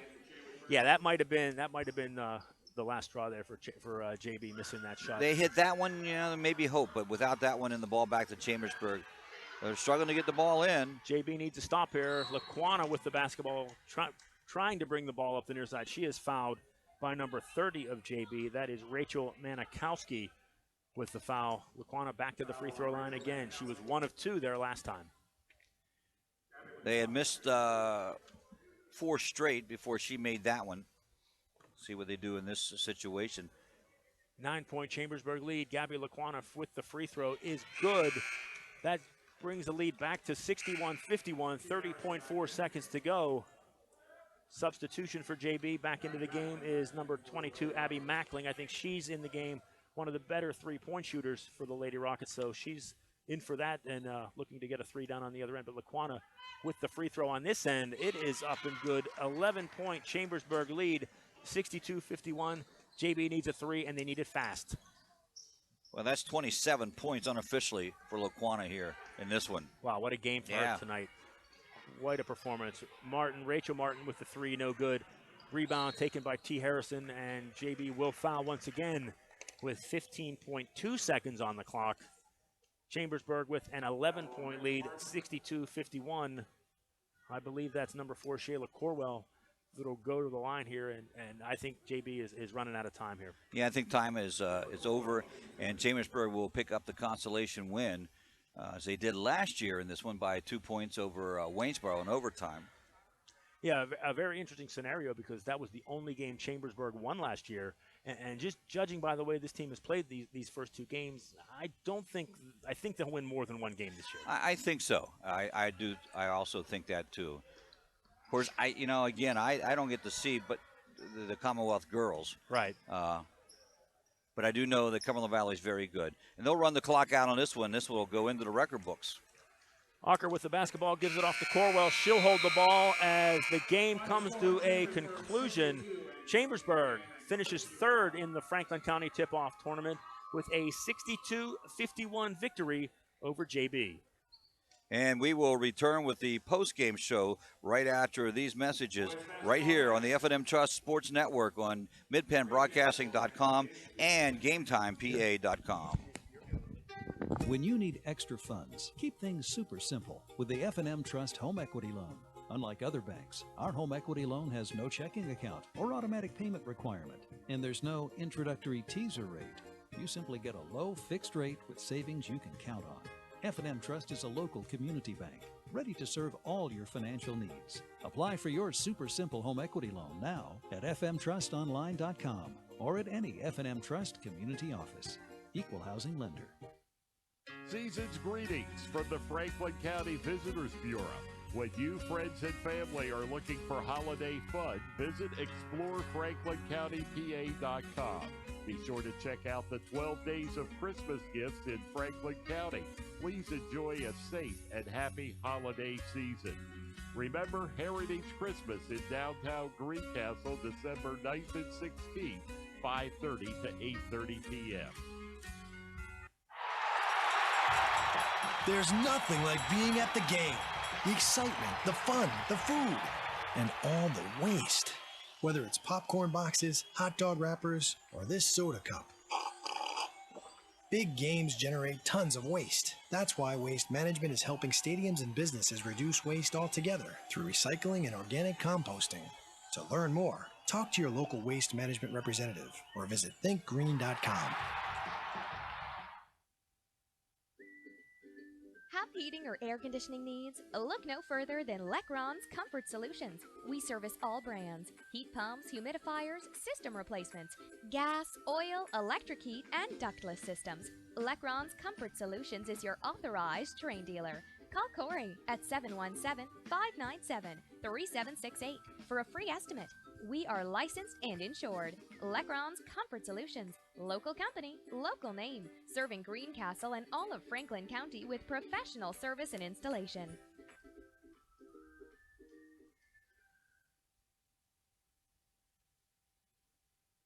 Del Martin Incorporated, a full-service advertising agency, has been serving the tri-state area for 35 years. We specialize in screen printing and embroidered clothing. Del Martin Incorporated supplies a full range of brand-name uniforms for athletic, work, and medical applications, and a full line of advertising essentials. We have an in-house artist ready to put your ideas to work for you. T-shirts for schools, clubs, churches, and events. Del Martin Incorporated, 21 Sarah Susan Lane, Greencastle. Phone 717-597-5751 or online at delprint.com. Does high-interest credit card debt have you down? Well, relief is here at Patriot Federal Credit Union. Save when you transfer your existing high-rate balance to a new Patriot Visa credit card. There's no annual fee and no transfer fee. Just a great introductory rate for 12 billing cycles. That gives you a full year to lower your balance. Learn more at Patriot FCU.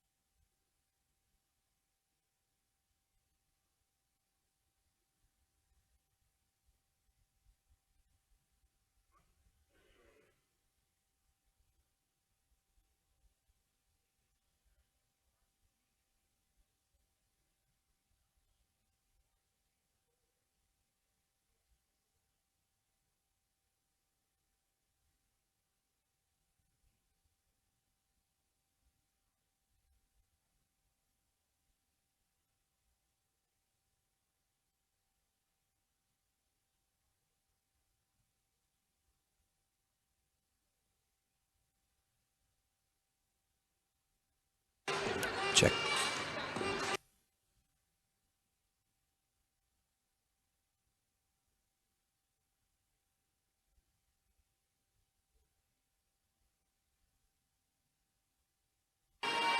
Well, good afternoon, everybody, and welcome to Waynesboro Area Senior High School. It is the Franklin County Tip-Off Tournament right here on WRGG 93.7, and we just completed game number 1. Greg Hoover, along with John Freeman. Why did I forget that one?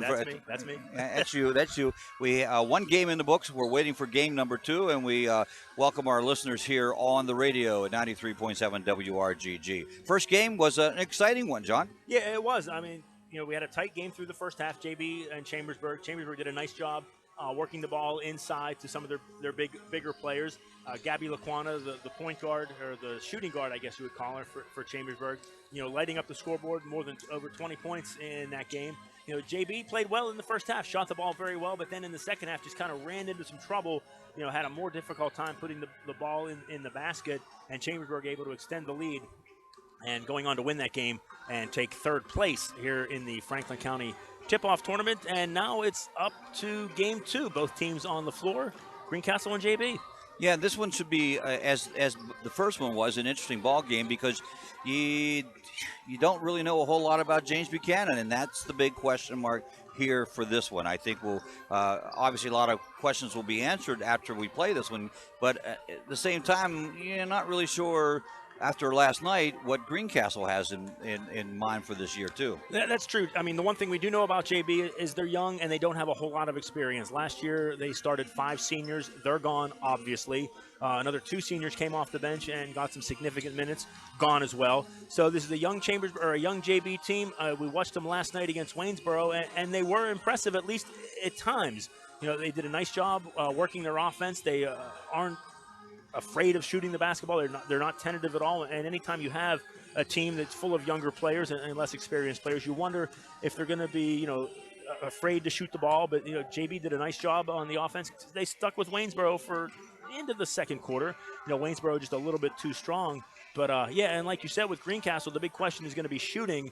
We watched that game yesterday against Chambersburg, and the shots just didn't fall for the Blue Devils. 10 for 44 from the field, I believe, was what the final total was. It was, yes. So, it's just going to be interesting to see. I think the first 3 or 4 minutes of this basketball game are going to be very interesting. Brian Gemby struggled from the field yesterday. I think Ben Freeman was 1 of 5 from the field. They just couldn't put the basketball in the net. So I think some of those players are going to have to hit some shots early. I think they're going to need to get the confidence level back up. And you also had Casey Hoover only scoring 9 against the Trojans, and he averages in the last 2 years 16, 17 points a game. They count on that. I think he, in a humble opinion of myself, he passed up some shots that he should have shot, particularly when they're struggling. He needs to do that. We've had that lecture for the last 4 years, and I don't know when it'll set in, but sometimes he just needs to say, okay, I'm taking over, and we're going to go. Brian's not hitting them tonight, so we'll see what happens.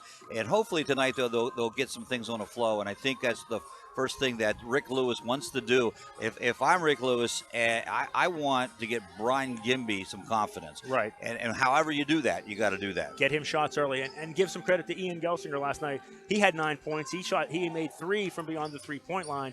He was one of the few bright spots shooting for Greencastle last night. And, one of the things, we talk about with Greencastle is scoring coming off the bench. They did get some scoring off the bench last night, which I think is going to be important as we get into the season. Bryson Robinson, Cam Heilman, both coming into the game, hitting 3-point shots. So I think we're going to need to see a better shooting Greencastle team, but I think we will see a better shooting Greencastle team today. Our pregame show brought to you by Antrim Insurance, your local area insurance agent serving Greencastle, Waynesboro, Chambersburg, Mercersburg, and surrounding Pennsylvania and Maryland areas. Antrim Insurance, 169 South Answer Way, Greencastle, 1685 East Main Street in Waynesboro. And we'd like to thank our sponsors for being with us here on the broadcast through Mid-Penn Broadcasting and Game Time PA on the FNM Sports Network. We're happy to be bringing you our 6th season of broadcasting and on the internet, and now we're very pleased to add WRGG to our network. And I like to call it a network. It sounds so professional, doesn't it? It is. But it is our network, and we're happy to have them with us on this one. And it's Greencastle, James Buchanan. Now, here's the not the funny thing, but Greencastle has Tuesday off and a rare bye game early in the week, and then they go to James Buchanan. Yep. Yeah, with 7 teams in the Mid-Penn Colonial, obviously one team is always going to be off, and it's Greencastle's turn. We'll call it a bye if you want to call it that. The other 6 teams will play each other. So, after this tournament, the Blue Devils will have 6 days to do whatever they need to do, whatever Rick Lewis sees, what he likes, what he doesn't like.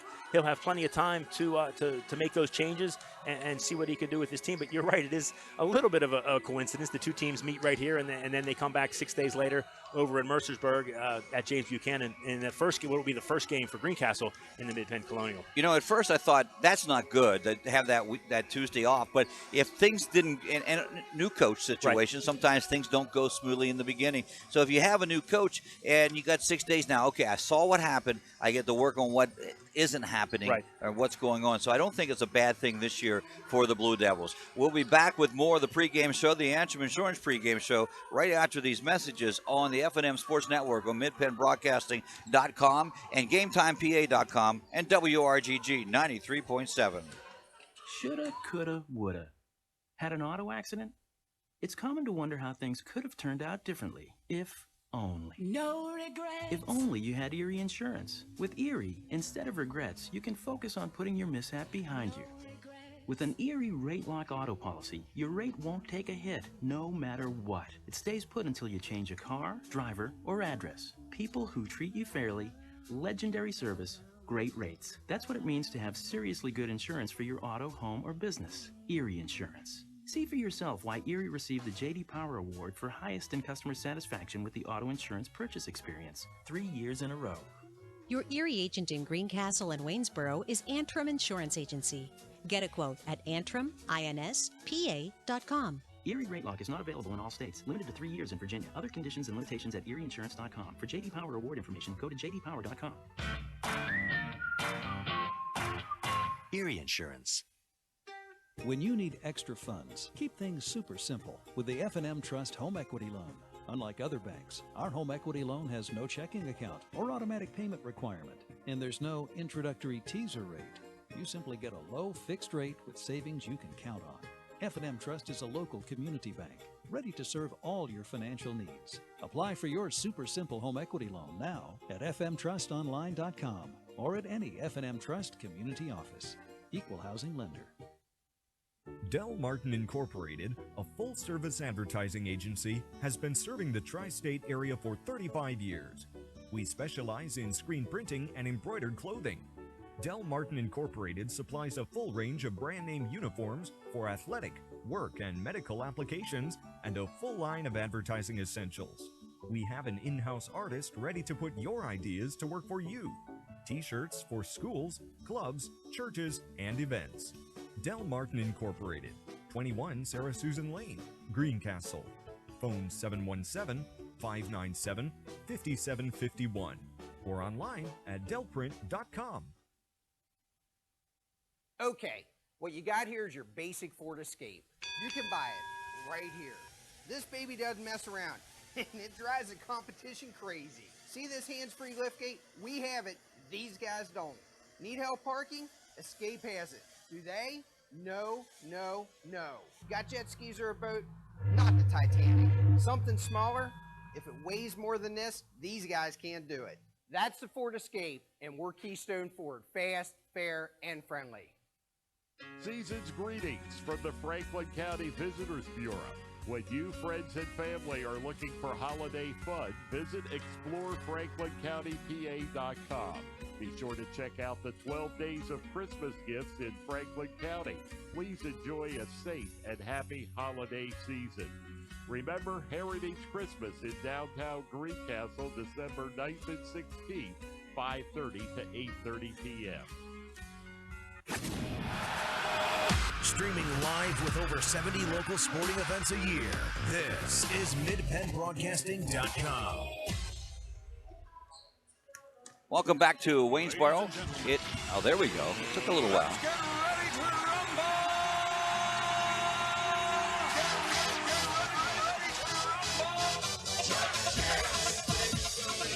Some would say patience is not one of my virtues, or some would say, what virtues do you have? But it is Greg Hoover along with John Freeman. And by the way, we're sitting here with what's vastly becoming the best local sports reporter in the tri-state, John Freeman. Love your morning sports or your sports report every day. You. I've heard many compliments about it, and keeping you up to date on what's happening in Greencastle Antrim with your favorite high school teams, your favorite sports teams, and we appreciate that. That's not easy getting up every morning. Trust me, I know.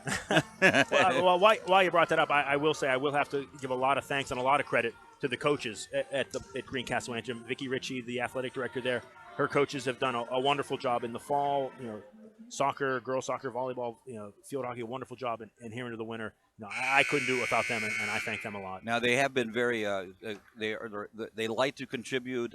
We appreciate them contributing. And in fact, what we want to do with the boys after, particularly after the regular season games, is try to get Rick Lewis on our broadcast to tell us a little bit about what he thought the game was. Of course, Rick sat in your seat last year. Ron Oliver will take his place. You'll be subbing in for sometimes, and we do appreciate that. And so he understands. Right. And it's one of those things, we're just it's good to have that because you get the insights and everything. But I did want to mention that we do appreciate your morning, but the pay's good. And Oh, so, absolutely. Yeah, of course. That's why I do it. Well, yeah, it's the only reason I could think of.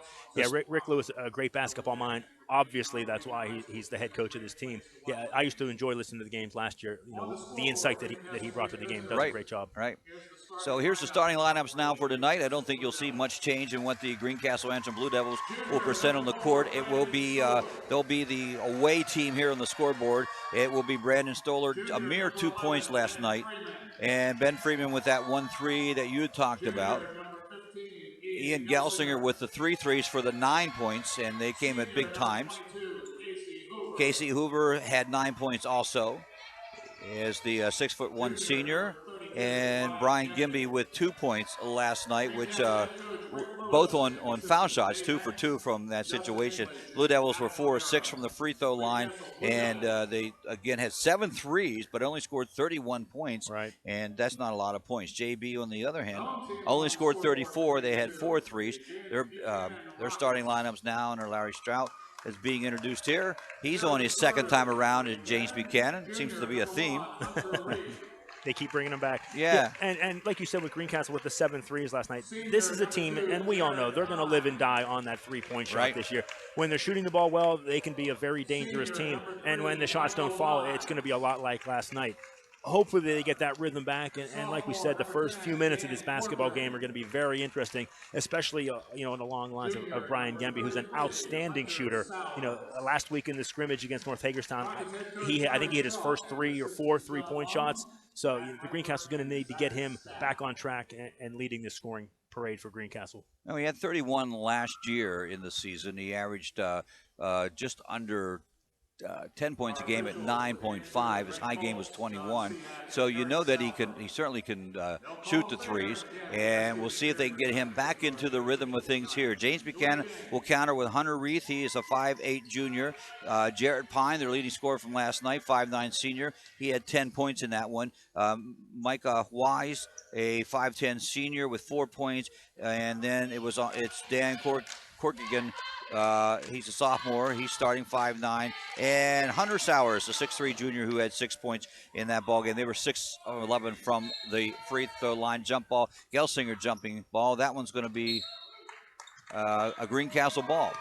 Yeah, right off the fingertips of Hunter Reith, Greencastle get possession here to start the basketball game. So let's see what James Buchanan presents to him. Looks like a boxing one, or no, maybe not. No, it's 3-2. They were skewing the way toward Casey Hoover down in the corner. And they have Gimby inside. And Stoller will take a 3-point attempt. Yes, it's good. Very important first shot for the Blue Devils. Brandon, with only 2 points last night, right off the gun, hits a 3. That is a critical one. Blue Devils, little press here at 3-2 press extended. And James Buchanan has no trouble getting it across the timeline. And the Blue Devils will reset in a 2-3 zone. It's a matchup zone. There's a Stoller still. And a Stoller layup. That's the one thing we did not see last night, Greg. Brandon Stoller, usually good for 3 or 4 steals in a game. A little bit neutralized by the Chambersburg offense. Great to see him back on track. 5-0 lead. Blue Devils starting out of the gate, and we haven't even played a minute. James Buchanan will have their big guy, Hunter Sowers, really become the general back there. He comes down, the shot taken this time by Pine. That is Wise. And Wise, after the shot, will commit the personal foul. Greencastle with the rebound right there. That's one thing that we said last night. They struggled a little bit against Chambersburg, gave up a lot of height to the Trojans, a little bit more evenly matched tonight against the Rockets. Quickly down in the corner to Gelsinger. Gelsinger inside the paint to Gimby. Gimby spin move off the glass, can't make it go down. Rebound down to Hunter Reith, and he quickly brings it across the midcourt line for the Rockets. Greencastle looking very aggressive on defense tonight, looking very good out there. I think the press is a way to get them fired up and ready to play here. And just a little worried that you might be down after that ball game. 2-point shot attempt from the left side from big guy Sowers, and he hits it. It's now a 5-2 game. Nice job by Sowers, finding a little bit of room on the baseline on the far side, hitting the jumper. At 3-2 zone, they're going to concentrate, and it was a nice drive that time by Stoller, but he can't get it. Rebound, Greencastle, 15-footer from Ian Gelsinger goes down for 2. Gelsinger continues to shoot very well here in the early part of the season. Nice job on that shot. And that's one thing, somehow the Gelsingers, his brother was the same way, didn't take enough shots, and Ian needs to take his fair share of shots. Pretty good shooter. Yeah, he does a very good job. 2-3 zone, Greencastle. They have Gimby in the middle, and along with that, Hoover on the left side. And Gelsinger's out front on that one with the Stoller. And why am I struggling here? You know the kids. I know them, yeah. I don't even need to look at Ben Freeman. Of all people, down on the other side, there he is. On that 2-3, he's down low. And James Buchanan, pretty patient right now against it. Yeah, doing a nice job trying to work the ball around this Greencastle zone, look for that open shot. It's a 1-3-1 offensive set. They get it in the middle to Sowers. Now back out, and shot taken that time by Corcoran. He misses it. Sowers with the rebound. Hoover comes up with the ball, and he's tripped up. Nice job on the offensive end by JB. Worked the ball around, got the open shot. Corcoran had some time, had an open shot, just couldn't get it to get down. Foul is charged against Wise. That's his second here early on in the ball game for James Buchanan. JB doesn't want to get into foul trouble here. Their bench not very deep, so they don't want to have to go into the bench too soon here. And Stroud looking down the bench. He's going to bring in a substitute. Gimby, first shot goes, doesn't go. Second shot doesn't go. Third shot, JB rebound. They're getting the ball into him inside the paint. Yeah, Brian does a nice job inside, has a nice height advantage over some of the JB players other than Sowers. It'd be good to see him get that first shot in. Second three attempt by Corcoran, and it doesn't go, and then there's another foul down low. That's on Pine, I believe. That'll be his third, if it is on him. Well, the first one was on Wise. Oh, okay, The first two were on Wise. Oh, okay. And Wise will come out. No, yes, Wise will come out, and that is on Pine. That's only his first. Pine went down in that ball game last night. It looked to be a knee injury, a little scary for James Buchanan, but obviously he's back and ready to play, which glad to see. Yeah, very good to see. I think he banged knees with a Waynesboro player. He was in some considerable pain, so it's definitely nice to see him out on the court. Skip pass cross court as Greencastle goes against a 3-2 James Buchanan zone. Here's Gelsinger from the corner, way short. And Stoller is there, but he's out of bounds. It'll come up court. Greencastle being a little patient here on offense, doing a nice job working the ball around, looking for that three-point shot. JB sitting deep in that zone, going to force Greencastle to shoot from the outside. 7-2 score. James Buchanan behind Greencastle. They have the ball right now. Stoller knocks it up in the air, gets the steal, gets it to Gelsinger all by himself underneath, and he has his fourth point. And with that, Larry Strout will call a timeout for James Buchanan because things aren't going their way right here, and understandably so. Got to give credit to Greencastle being aggressive. And sometimes when you lose a ball game, particularly the night before, it may not be the case, but they are here so far today. Yeah, I had a chance to talk to some of the kids last night and then earlier this afternoon, and they were not happy, and understandably so. And they really wanted to come out here today and put a statement game in.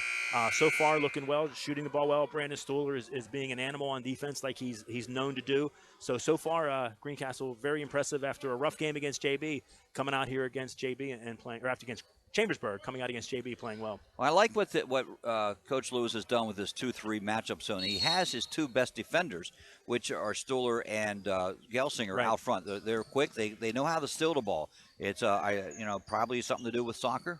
Could be. Really, because they both steal the ball really well, and so they're out front trying to make something happen. And if you can make your defense let your defense get you some points, you don't really have to worry so much about your offense. That's true. Bryson Robinson now into the game for Greencastle. And speaking of it, Greencastle was switched up to a man-to-man defense. Different look here from Rick Lewis, keeping JB on their toes. Sowers with the shot, misses it. It's going to go against Robinson, I believe. Yeah, battle for the ball, Robinson and Sowers, and I guess they're going to get Bryson with the foul on that. It is his first. That's team foul number 1. It's out underneath the James Buchanan basket. Hoover gets a partial block, I would think. She went up in the air the same time Sowers did. Hoover with the basketball down, right side, takes it to the hoop, jumps out to Gimby. Gimby decides to take the three. No, it doesn't go. It continues, but Gelsinger, nice rebound, and he has his, let's see, his 6th point of the game. And that's just a great move by Ian Gelsinger, cutting in front of Jared Pine, grabbing that offensive rebound, getting the follow, extending GA's lead to 9. 3-point attempt. This time it is good for Jared Pine, who had the threes last night, and he brings them back quickly, 11-5. Nice shot by Pine. Got an open look, knocked down the three. Keeps them in the game here right now against GA. Hoover with it on the out front, the left side. He's checking what the play is from head coach Rick Lewis. Dribbles it to the right, gets it down into Gelsinger. Gelsinger back out, and Gimby. Nope, it continues. Gelsinger, another rebound, doesn't get it to go. Robinson rebound, he gets fouled as he goes up. Almost went in, and he'll go to the line to shoot 2. So Greencastle rebounding well against a team their size. Yeah, doing a very nice job on the offensive boards. That's the 2nd offensive rebound for Gelsinger. Then Bryson Robinson pulling down the rebound, getting fouled, and he'll shoot 2. Hunter Heath, first foul, 2nd team foul, 4th team foul for James Buchanan. And the first one is missed. Greencastle 4 of 6 last night from the free throw line. Yeah, only 6 free throws taken by Greencastle. That just shows that a lot of shots taken from the outside. Yep, there was. They couldn't get inside to get the fouls. Robinson hits the 2nd one. And so he's on the board with a point. Here comes the press again. And again, James Buchanan beats the press. And looks like they're going to get an easy bucket out of it. Nice move by Pine, goes around Hoover for his 5th point. Yeah, nice job. JB struggled to break the press, got it up to Pine. He did a nice job taking it to the basket and scoring the layup. Gelsinger now will dribble it out front to Hoover, to Robinson in the corner. Running around. Get back to a man-to-man. Is JB in a man-to-man? Sure looks like it. Yeah, it does. That are a very good matchup zone. And Greencastle will reset to see what's going on. It is a man-to-man. Now let's see what happens here. Pine has the assignment against Hoover. They go inside against Gimby. Back to Hoover, who'll drive and give it to Brandon Stoller. Inside drive, Gimby. I can't believe it. He misses that one again. Just continuing, just unbelievable how that ball does not go in. Sowers brings it up, and Stoller says, I might be able to get it from him. He tries. Missed shot from the outside from Pine. Long rebound to Stoller. Down court it goes. Nice pass inside. Reverse layup, Gelsinger. It doesn't go, and there's white shirts around it. It brings it down. 12-7 Greencastle lead here. 1:36 in the first quarter. Quite a nice pace here in the first quarter. Both teams pushing the ball up and down the court. And knocked out of bounds by Robinson. And they will, Greencastle will substitute once again as Ben Freeman comes back into the game for Brian Gimby. And I don't think, I know it's a good move. Get Brian down and set him down a little bit. So just relax. Yeah, just get himself. You see he has his hands on his head. The frustration, you can understand why it's there, but he just needs to take a deep breath, relax it, and just trust his shot because it's a good one. Yep, it'll go. It'll eventually go. And you try to get him some points inside so that it opens up right into the hands of Gelsinger. Gelsinger with Heilman coming down the other side. Heilman wisely gives it to Freeman on the roll. Or, yes, it was Freeman. Freeman gets the layup for 2. Nice steal by Gelsinger. Got off to Cam Heilman. Heilman dumping it off to Ben. Ben with the layup, pushing the Greencastle lead to 7. 14-7. Now they go down deep against the zone to Kokorin, and Pine will take the 3-point attempt. He doesn't get it to go. Robinson clears the glass. Herman up to Gelsinger, who drives, gives it to Hoover. Hoover double team. Nice pass to breaking Robinson. Oh, it doesn't go. Doesn't go, but it was a good play. Robinson wisely saw the groove there, went down, and Hoover with a sort of no-look pass. So Robinson goes back to the foul line to shoot. The foul will go against, waiting for them to put it up on the board. Yeah, nice job there by Casey Hoover to see Bryson cutting through the lane, getting the pass to him. Robinson would have had a nice layup, but he was hit on the arm, and the shot wouldn't fall, but he will shoot 2 right here for Greencastle. So mix up on the number. That's why they don't have it up on it. 0 is the Owen Stoner will be charged with the personal foul. And to the line goes Robinson. 1 for 2 so far. Make that 2 for 2. Bryson contributes with second free throw. Justin Hissong checking into the game for the Rockets. Greencastle with Heilman, Robinson, and Hoover, Gelsinger, and Freeman into the ball game. They'll stay with that 3-2 press, looking to make something happen. 37 seconds left in the first quarter. Nice. Gelsinger got his hands on it. Hoover comes up with it. Hoover will take it down court and drop off to Heilman, out to Freeman, to Gelsinger, to Robinson. And Robinson didn't get the handle on it right away. Gelsinger, nice drop off. A little low pass. They'll reset it a little bit here with Hoover out front with the basketball. Nice ball movement by Greencastle. JB sitting back in the zone right here. I guess it might be a man, but Greencastle, nice job passing the ball around. It is a man, and Hoover has it with 6 seconds to go. He's going to try to get something going here. Try to go in between some, and in a kickball is going to go against James Buchanan. I think they're going to call that on Greencastle. So JB, are they? Okay. Yeah, JB will get possession here. It's 1.6 seconds to try and get a shot off. Actually, that will be a turnover, but it's the first turnover for either one of the teams. Desperation heave at the buzzer, and the quarter comes to an end with Greencastle up on top of this one, 16-7. So they've already halved their point total in the first quarter here in this ball game. So that's encouraging for the Blue Devils. We'll be right back with more on the F&M Trust Sports Network here. All right, maybe we will be. Okay, that should have worked, and it didn't work. End of first quarter. Hit that button.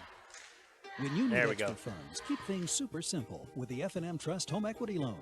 Unlike other banks, the F&M Trust Home Equity Loan has a great low rate with no checking account or automatic payment requirement. It's super simple. Apply now at fmtrustonline.com. Equal housing lender. When it comes to buying tires, Keystone Ford has a very simple, easy to understand, crystal clear guarantee. We will beat any competitor's advertised price on the brand name tires we sell. That's our Keystone Ford low price tire guarantee. Season's greetings from the Franklin County Visitors Bureau. When you, friends, and family are looking for holiday fun, visit ExploreFranklinCountyPA.com. Be sure to check out the 12 days of Christmas gifts in Franklin County. Please enjoy a safe and happy holiday season. Remember Heritage Christmas in downtown Greencastle, December 9th and 16th, 5:30 to 8:30 p.m. MidBendBroadcasting.com. Start the second quarter off. James Buchanan with the basketball, but they throw it away. Gimby to Hoover. Hoover off the glass for two to get the game running here in quarter number 2. Great job there by Greencastle, getting the turnover, push the ball right up the court. Gemby to Hoover. Nice layup by Casey. First points for Casey, and first turnover of the ball game for James Buchanan. Nice shot from Pine from the foul line, and doesn't get it to go. It is Freeman with the rebound, Gimby with the basketball. He has Heilman open on the side. Heilman goes back to Gimby. Gimby puts it to the floor, drives, tries to get it to Gelsinger, but it is stolen away. And so that'll be turnover number 2 in the ball game. Nice job by Hunter Reith stepping in front of that pass. Cochran takes his third attempt. He can't get it to go from the three-point line. It is the big guy Sowers with the rebound. He can't get it to go. Freeman with another rebound. And Greencastle quickly up court. Gelsinger to Hoover in the paint. Goes up off the glass. Can't make it go. But he does get the two-shot opportunity.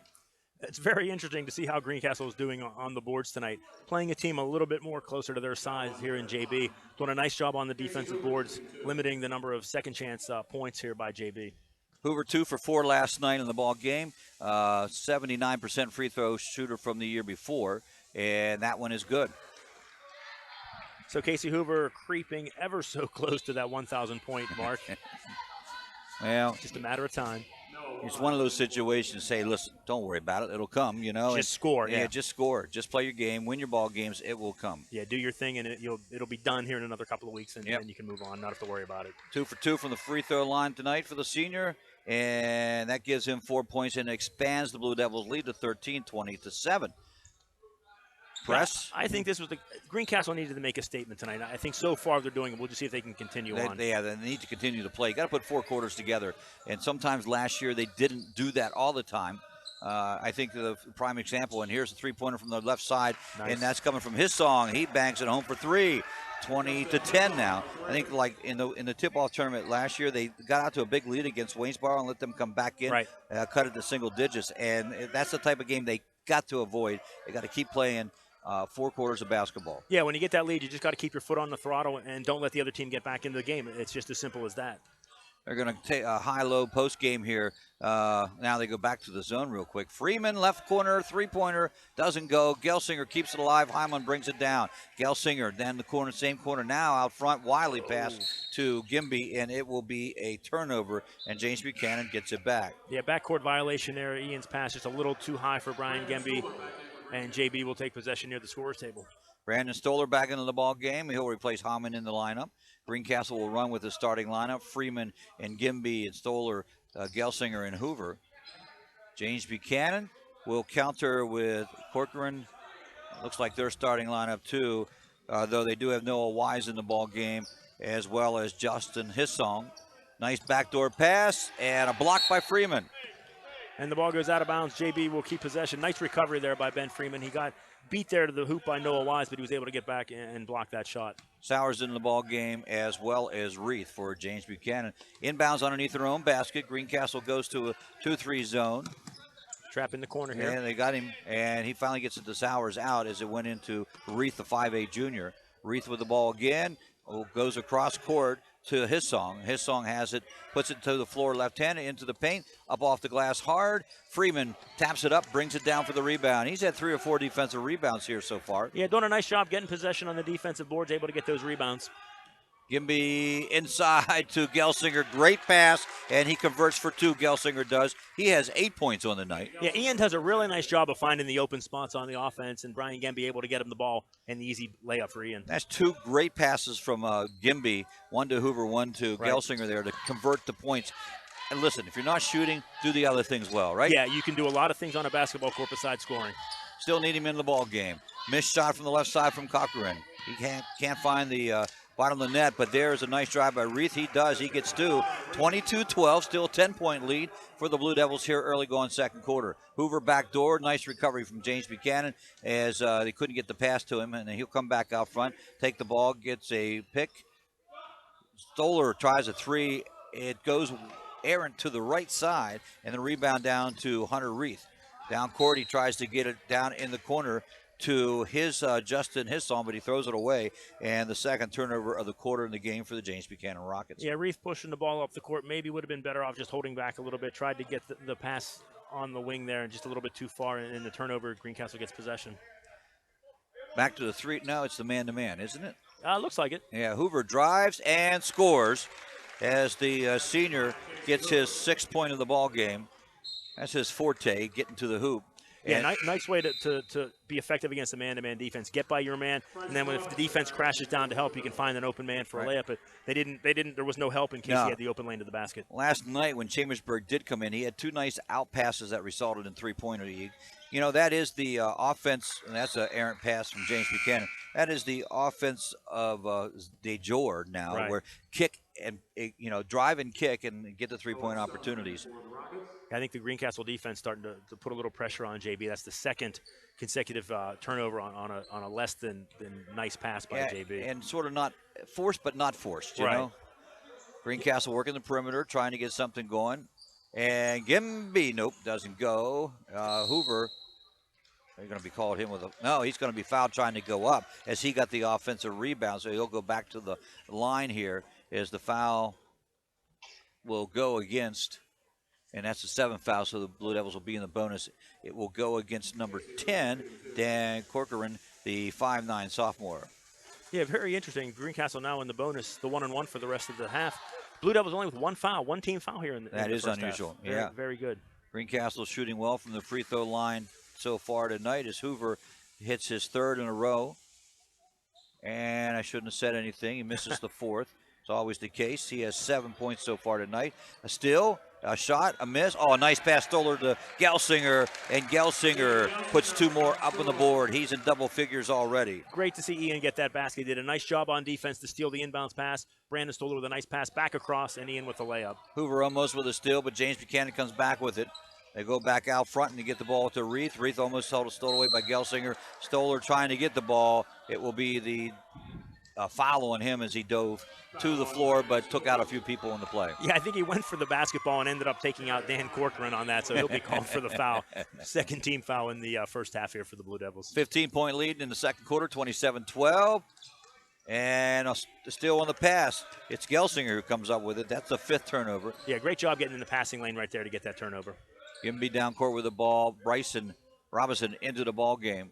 Freeman has the seat on the bench right now. Gelsinger to Stoller. Stoller resets to Hoover to the left side. Now to Robinson down in the corner. And there's a blocking foul as Robinson goes to the hoop. Yeah, I think that was before the shot. I think that'll be a one-on-one. It is. Wise is charged with a personal foul, his first. So the Blue Devils are in the bonus. And as you mentioned, 2 team fouls only against the Blue Devils, so certainly nothing to be concerned about here early on. 3:08 up on the board. Robinson's shot is good. Extends the lead to 28-12. Yeah, keep JB off the free throw line. You know, you only commit 2 team fouls. You know, JB won't get a chance to go to the free throw line and shoot 1-on-1. That's a good job by the Greencastle defense. Amazingly, because Greencastle tends to foul a lot. Right. And that's one thing they can't afford to do this year, just because they don't have the bench doesn't run as deep. Right. And you got to be you're careful. Aggressive on the defensive end, you're going to get fouls, and that's the way Greencastle plays. Jump shot right inside the arc. It is good by Jared Pine, only good for 2. I gave him a 3 on that. Did they? Yeah, they gave him. I thought he was inside the line too. I think if both officials put their arms up, signaling the 3-point, and I think we're gonna have a travel. Yeah. Nice pass, Hoover to Robinson, but Robinson stuttered his feet as he went inside. Yeah, I think when he went to stop himself, I think his feet hit the floor and slid, and that's going to get a traveling call every time. But, you know, he made a nice job turning and making the shot, but it's not going to count. Kelby Freeze into the ball game for the Rockets. He's a 6'4 junior, had 4 points against the Indians last night. Clock under 2:45 here in the second quarter. This has been a pretty quick half. And Sauer's back. He finally brings it across half court, but he gets a 10-second violation called. Nice job. Greencastle had been pressing all game. They're back on defense a little bit of a token press, but JP unable to get the ball across the 10-second line. 6th turnover of the quarter for James Buchanan. Yeah, like I said, I think Greencastle's pressure starting to get to the Rockets here. Hoover with the basketball. Gets a pick from Gelsinger. Drive, stops, shot, blocked. And out of bounds, James Buchanan. Yeah, nice job there by Casey going up against 4 Rocket defenders.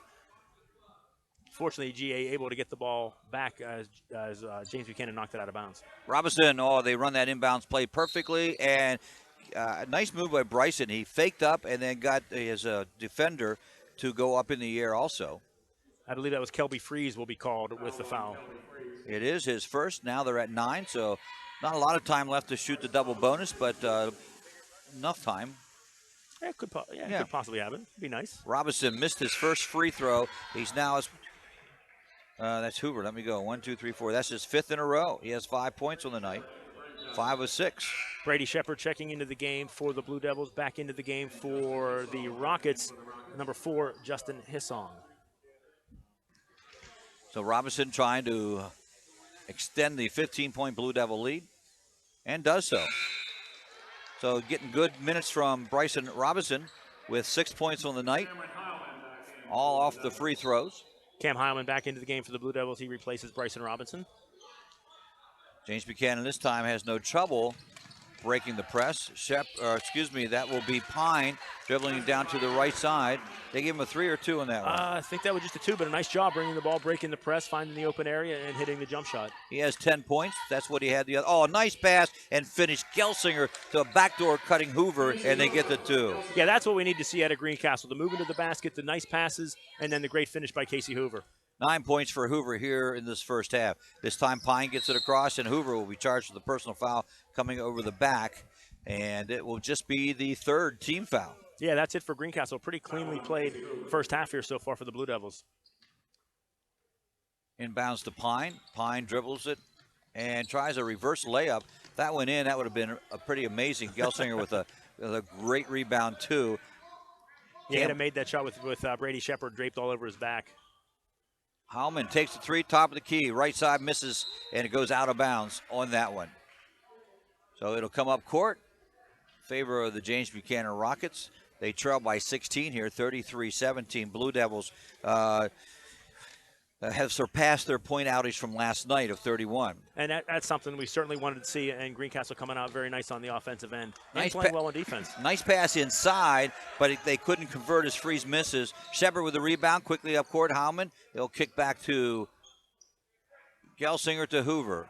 Hoover gets instructions from head coach Rick Lewis, and they'll reset the offense. Here's Stoller. They're doing that little exchange. Used to call it the Harlem Globetrotter play. The little three-man weave thing, yeah. All he needs is a little whistling here to will be good. Gelsinger fakes the three, puts it on the ground, finds an open path, and gets fouled as he goes to the hoop. Nice move by Gelsinger. Yeah, very nice. Faking the shot, gets the defender off his feet, then you're able to go around him. And nice job into the paint. Unfortunately, he was fouled, but the good news is he will shoot 2 foul shots. The 10th of the half for James Buchanan, the second for Kelby Freeze, and Gelsinger will try his hand at the free throw line, and he makes it. Gelsinger 11 points on the night, and the Blue Devils have converted all but 2 of their free throws. Yeah, Ian's done a nice job here these past 2 games, being pretty much the only offensive threat. 9 points last night, 11 tonight. Stoller with a steal.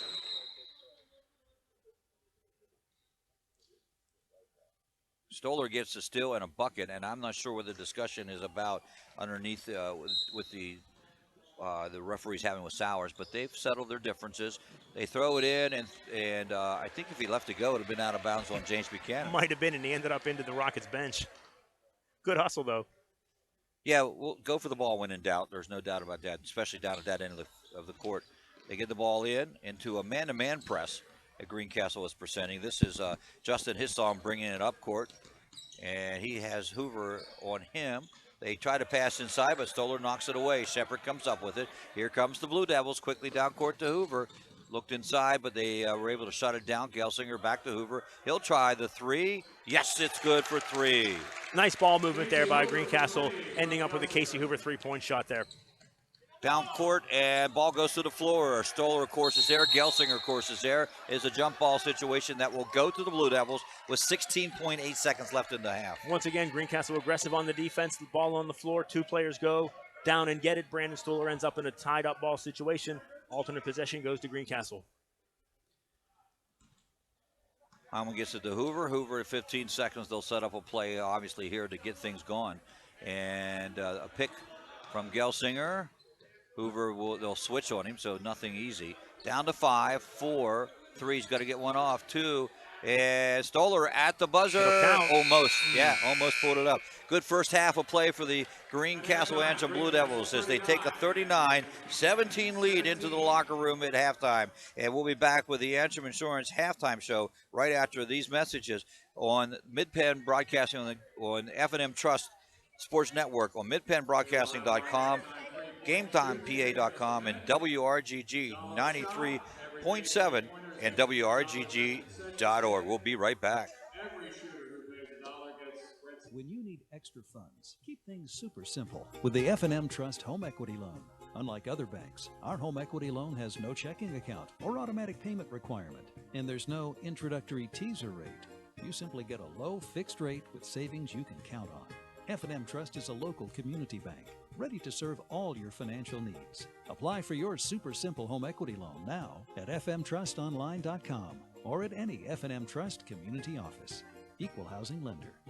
Shippensburg Physical Therapy and Sports Medicine, with offices in Shippensburg, Greencastle, Waynesboro, and Newville, specializes in orthopedic and sports-related injuries. Our therapists are experts in utilizing the most current therapy techniques, from hands-on manipulation to therapeutic exercise and aquatic therapy. We are a locally owned and operated practice and have a vested interest in the individual patient and community. Shippensburg Physical Therapy and Sports Medicine, online at shippt.com. Phone 717-477-8030.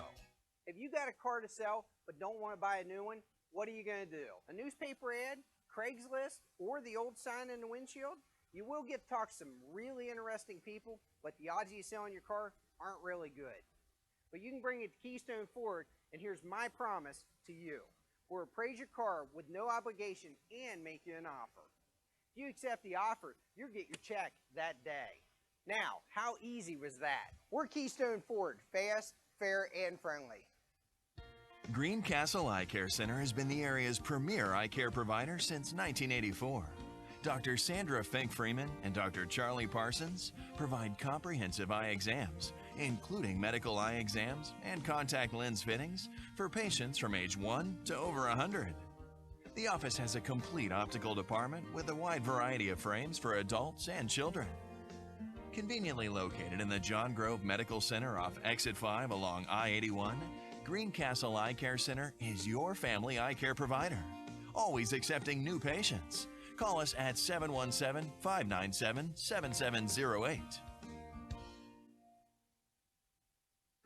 At Horace Mann, we believe educators are taking care of our children's future and deserve to have someone help take care of theirs. That's why we're here, to help educators protect what they have today with quality, affordable insurance and prepare for tomorrow with a variety of financial solutions. Visit your Greencastle representative, Jeff Coons, at 116 South Antrim Way, Greencastle, or call 717-597-4532. Horace Mann, founded by educators for educators. Chalk Talk. We talk high school basketball every Thursday night at 7:30 on MidPennBroadcasting.com.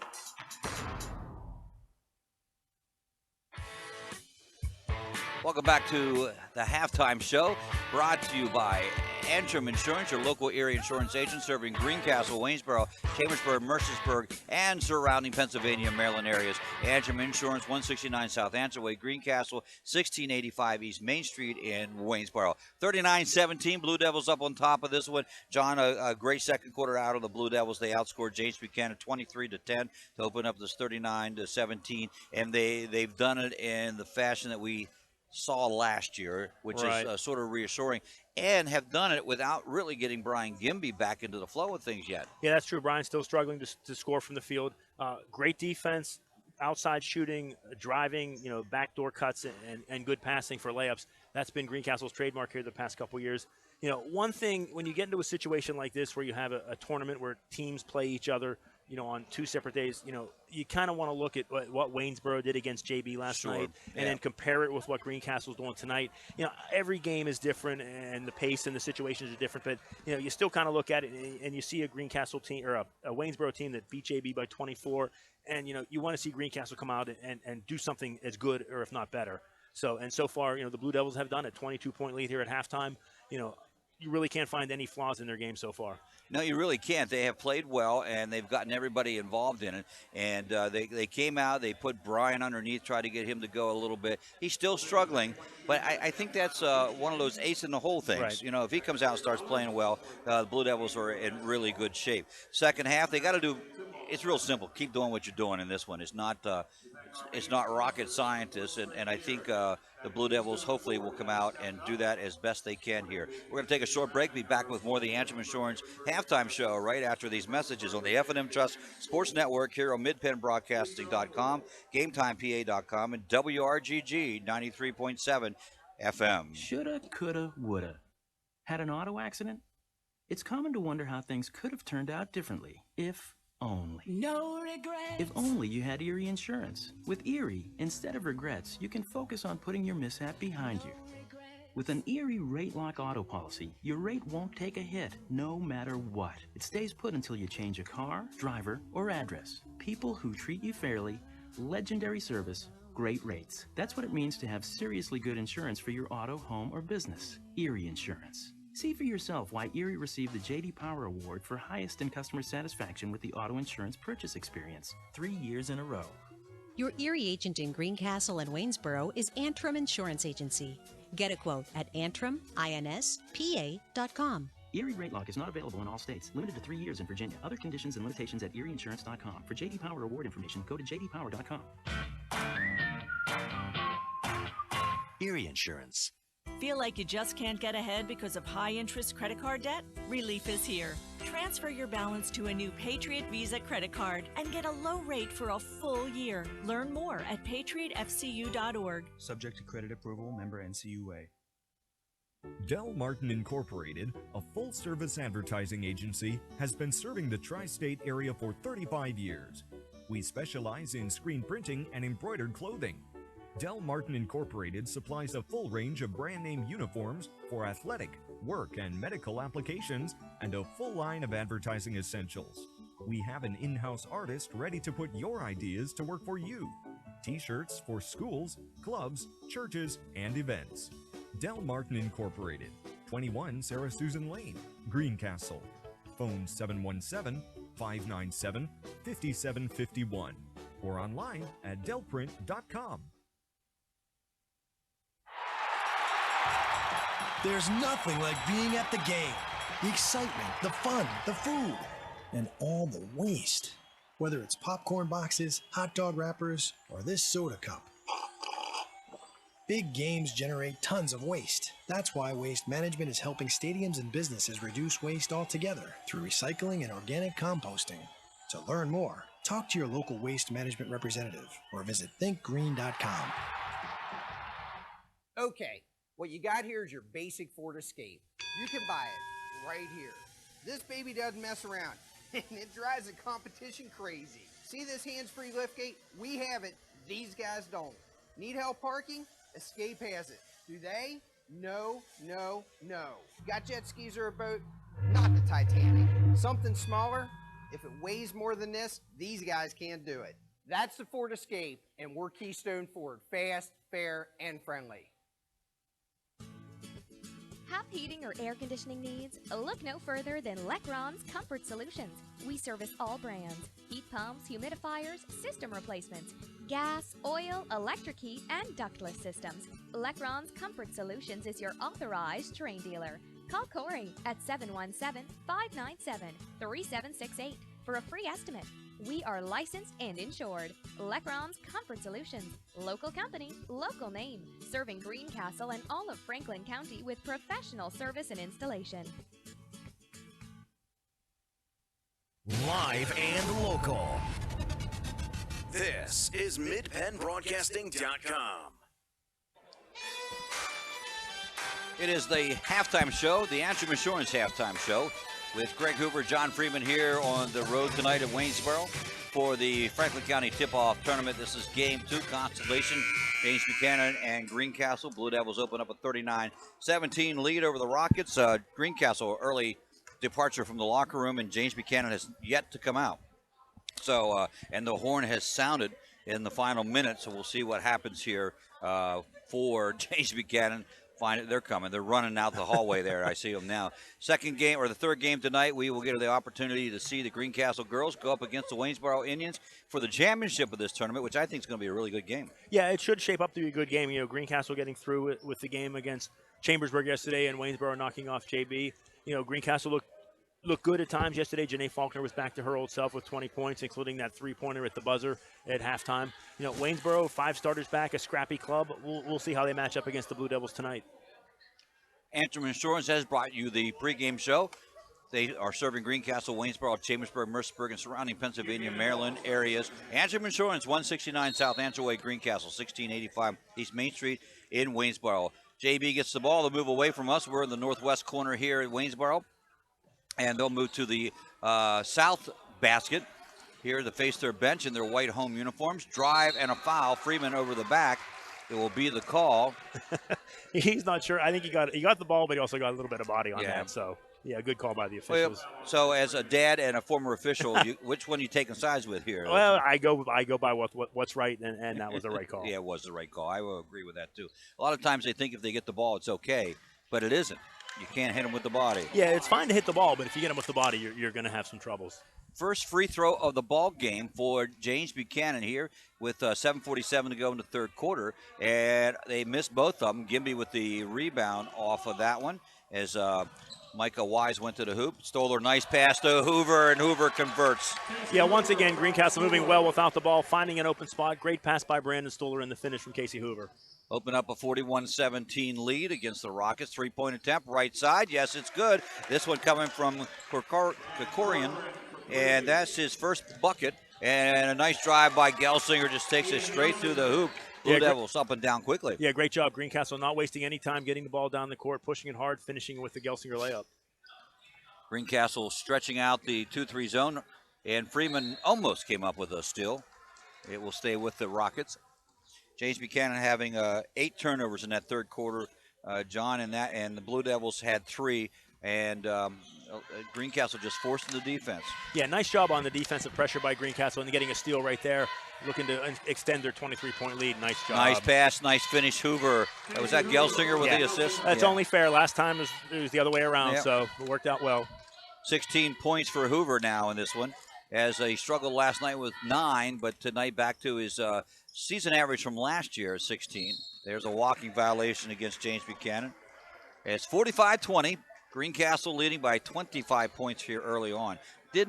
Can't say I saw this coming like this so far. Yeah, it's a nice surprise. Last night was a little bit of a surprise. Tonight is a nice surprise. So good thing to see Greencastle getting the offense going. Hoover tried to get it down low, but it was stolen away from him as he tried to go inside to Gimby, playing that low post position. I think Brian a little shaken up as he went to the floor on that. Pine, no, doesn't go. 3-point attempt on the floor, everybody. And now a foul's going to be called against somebody. Yeah, somebody had a hold of an arm instead of the ball, and they're going to be whistled for the foul. I think it's going to stay down there, so it must be on Greencastle. Stoller is. It's only your first, Brandon. It's okay. Stoller with a foul. Yeah, Greencastle, great job in the first half to limit the fouls. 2 here early in the second half. 2-3 zone. They'll go to Pine in the corner. He can't make it go. Gelsinger taps it out. He gets the ball. He has Hoover running down the side, and that one's stolen away. Nice job by Pine to step in there and grab that. Pine goes up and can't convert. Stoller with the rebound. Here comes the Blue Devils again, running. Stoller tripped up by Pine. One of those things where didn't really mean to do it, but you still can't do it. Yeah, you got 2 guys going down the court full speed, and they run into each other, and they're going to whistle Pine on that foul. That'll be his 3rd. Blue Devils inbounds on the right sideline. Man-to-man defense coming from the Rockets inside to Gimby. Gimby, little jump shot, back of the rim, doesn't go. Rebound comes down to Hunter Sowers, and the Rockets have the ball. Hunter Reith going up with it. They get the ball to Cochran. He drives, puts it off the glass. Nice shot, doesn't go. Rebound goes back to Wise, and Wise is fouled. JB attacking the basket, not laying back here in the third quarter. That's good for them. Yeah, the shots. Some of the shots aren't falling, but they're certainly going right at it and drawing the foul there. That's going to go against Hoover, his 2nd, and to the line will go Wise.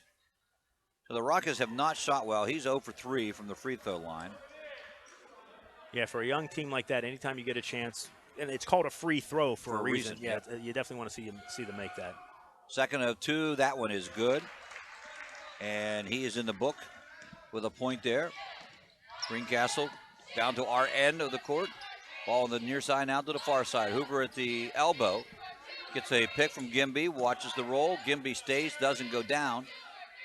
Freeman thought Gelsinger was in the corner. Gelsinger's now in the opposite corner with the basketball.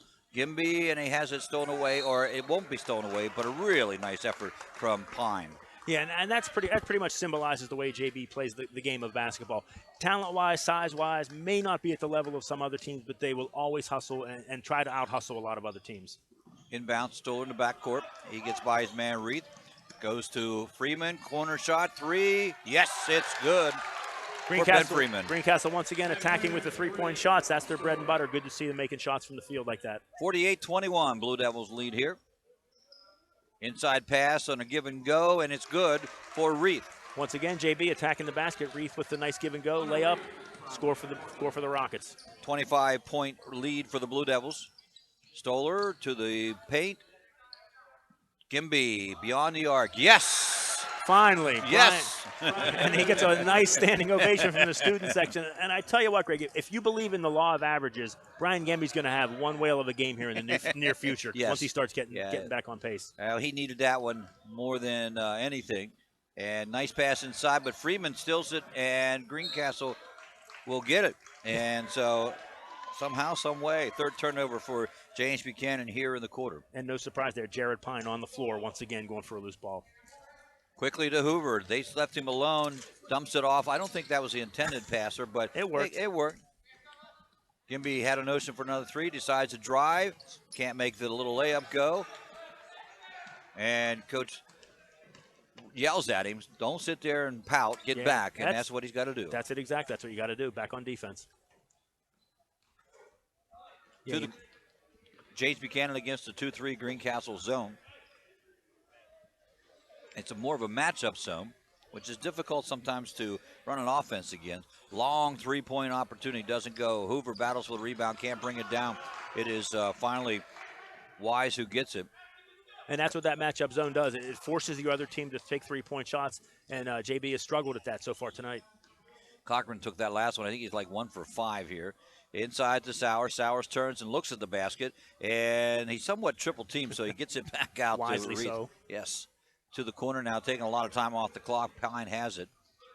Pine tries to divide the two front out there, but brings it back out. Gimby knocks it away to Gelsinger. Gelsinger will go up and get fouled by Sowers. Nice collision there as Sowers with the foul on Gelsinger. Both players up off the floor, so good to see that. Yes, yeah, hard foul. 3:12 up on the clock here, quarter number 3, 51-23 is the lead for the Blue Devils. And here the consolation game, as they already outscored, they outscored their output from last night. And then some. Yes, early on in the game, early on the third quarter. Yeah, 31 points last night, 52 so far tonight, so nice job on the offense by Greencastle. Gelsinger had 9 points last night. He has 14 here tonight. The Blue Devils have hit another foul shot. Cam Heilman, Bryson Robinson checking into the game. Casey Hoover, Ben Freeman go to the bench. So I think Rick Lewis may want to start to use a little more of his bench here in the second half with a 30-point lead. Well, he has to, and it is a 30-point lead. He has to prepare them for the NBA schedule that's coming up.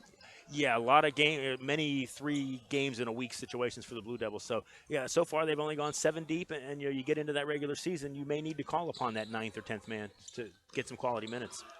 JB runs the offense, gets the ball inside, but they can't convert as Hisholm misses on the layup.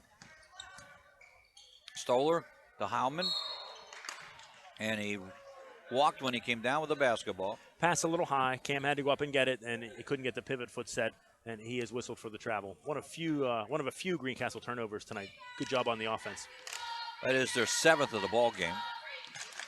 3 in the second quarter, 1 in the first, 3 here in this quarter. It's a pretty clean game. Yeah, so far so good. Bump and run. Robinson charged with the foul as Wise tries to get to the hoop. So Robinson will pick up his second foul. Yeah, Wise trying to go to the basket on that. Bryson just unable, just about a half step behind to get that position. The 2 bumped, and Bryson will be called for the foul. Brady Shepard in for Gimby, as Greencastle will have Gelsinger and Stoller with the 6th, 7th, and 8th man in the lineup. James Buchanan with 2:33 to go here in the third quarter. Left-hand shot, down quarter, short foul over the back. It's going to go up against Greencastle. Yeah, I think you're going to get Ian Gelsinger. He was coming through to try and tip that ball, and I think he went through a JB player in his attempt to hit that ball, and he will be whistled for the foul. Just his first, so no harm there. Greencastle stays in the 2-3 zone in the inbounds. Will struggle getting it in, and Stoller almost comes up with a steal. They finally get it to Cochran. Now around the horn they go with it as they get it to Hisholm. Hisholm back out front to Cochran. Now they try to go inside to Wise. It goes on the floor. They get it back and knocked away. That one by Gelsinger. That GA zone defense very effective here in the third quarter. Sure is. Out front to Stoller. Stoller at the foul line extended. Goes out front to Gelsinger around to Howman. Looks inside to Shepard to Robinson. He walked as he caught the ball. Yeah, kind of like what happened before. He went to set his feet, and instead of his feet sticking to the floor, they just slid. And when they slid, he was whistled for the travel. Minute 45 to go for the third quarter. James Buchanan again playing that outside game. They haven't gone inside much. They try to drive, stop. No, nothing there. Greencastle tightens up. This is a man-to-man now. There's a shot off the front of the rim. Doesn't go. Stoller will retract the rebound, bring it up court.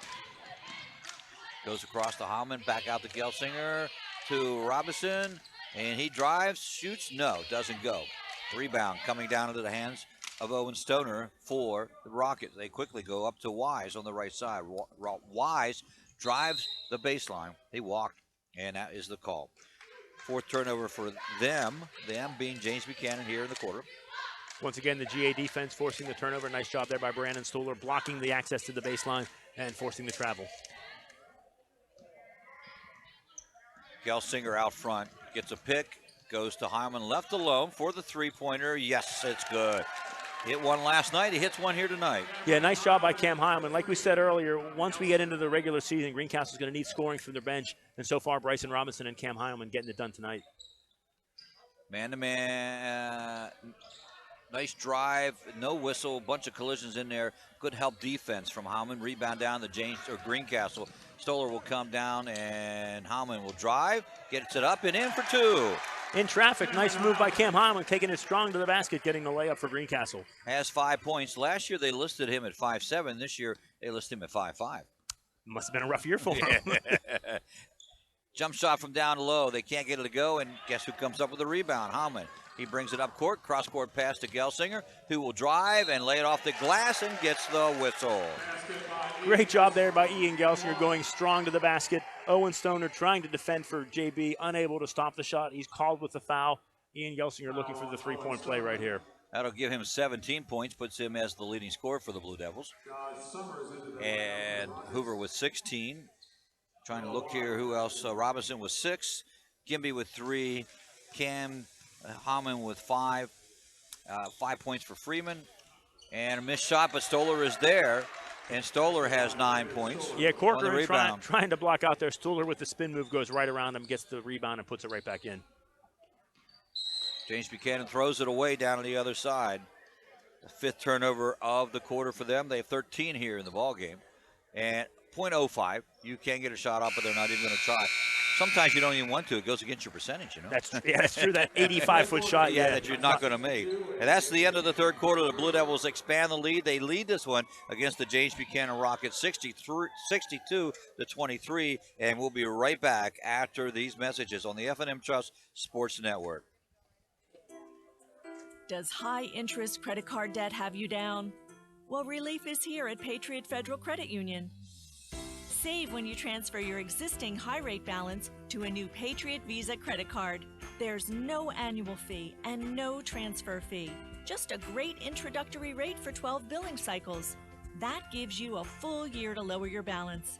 Learn more at patriotfcu.org. Subject to credit approval, member NCUA. There's nothing like being at the game. The excitement, the fun, the food, and all the waste. Whether it's popcorn boxes, hot dog wrappers, or this soda cup. Big games generate tons of waste. That's why Waste Management is helping stadiums and businesses reduce waste altogether through recycling and organic composting. To learn more, talk to your local waste management representative or visit thinkgreen.com. Fourth quarter underway here from Waynesboro in the Franklin County Tip-Off Tournament. Coming up next, the girls will go against the Waynesboro Indian Maidens for the championship of the Franklin County Tip-Off Tournament. And right now, Blue Devils have opened up a 62-23 lead. It was a 23-point output for the Blue Devils that quarter. That's their second 23-point output. Oops, sorry about that. Doing it on both ends, offense and defense. The defense creating the offense. Right. Only gave up 6 points in that quarter.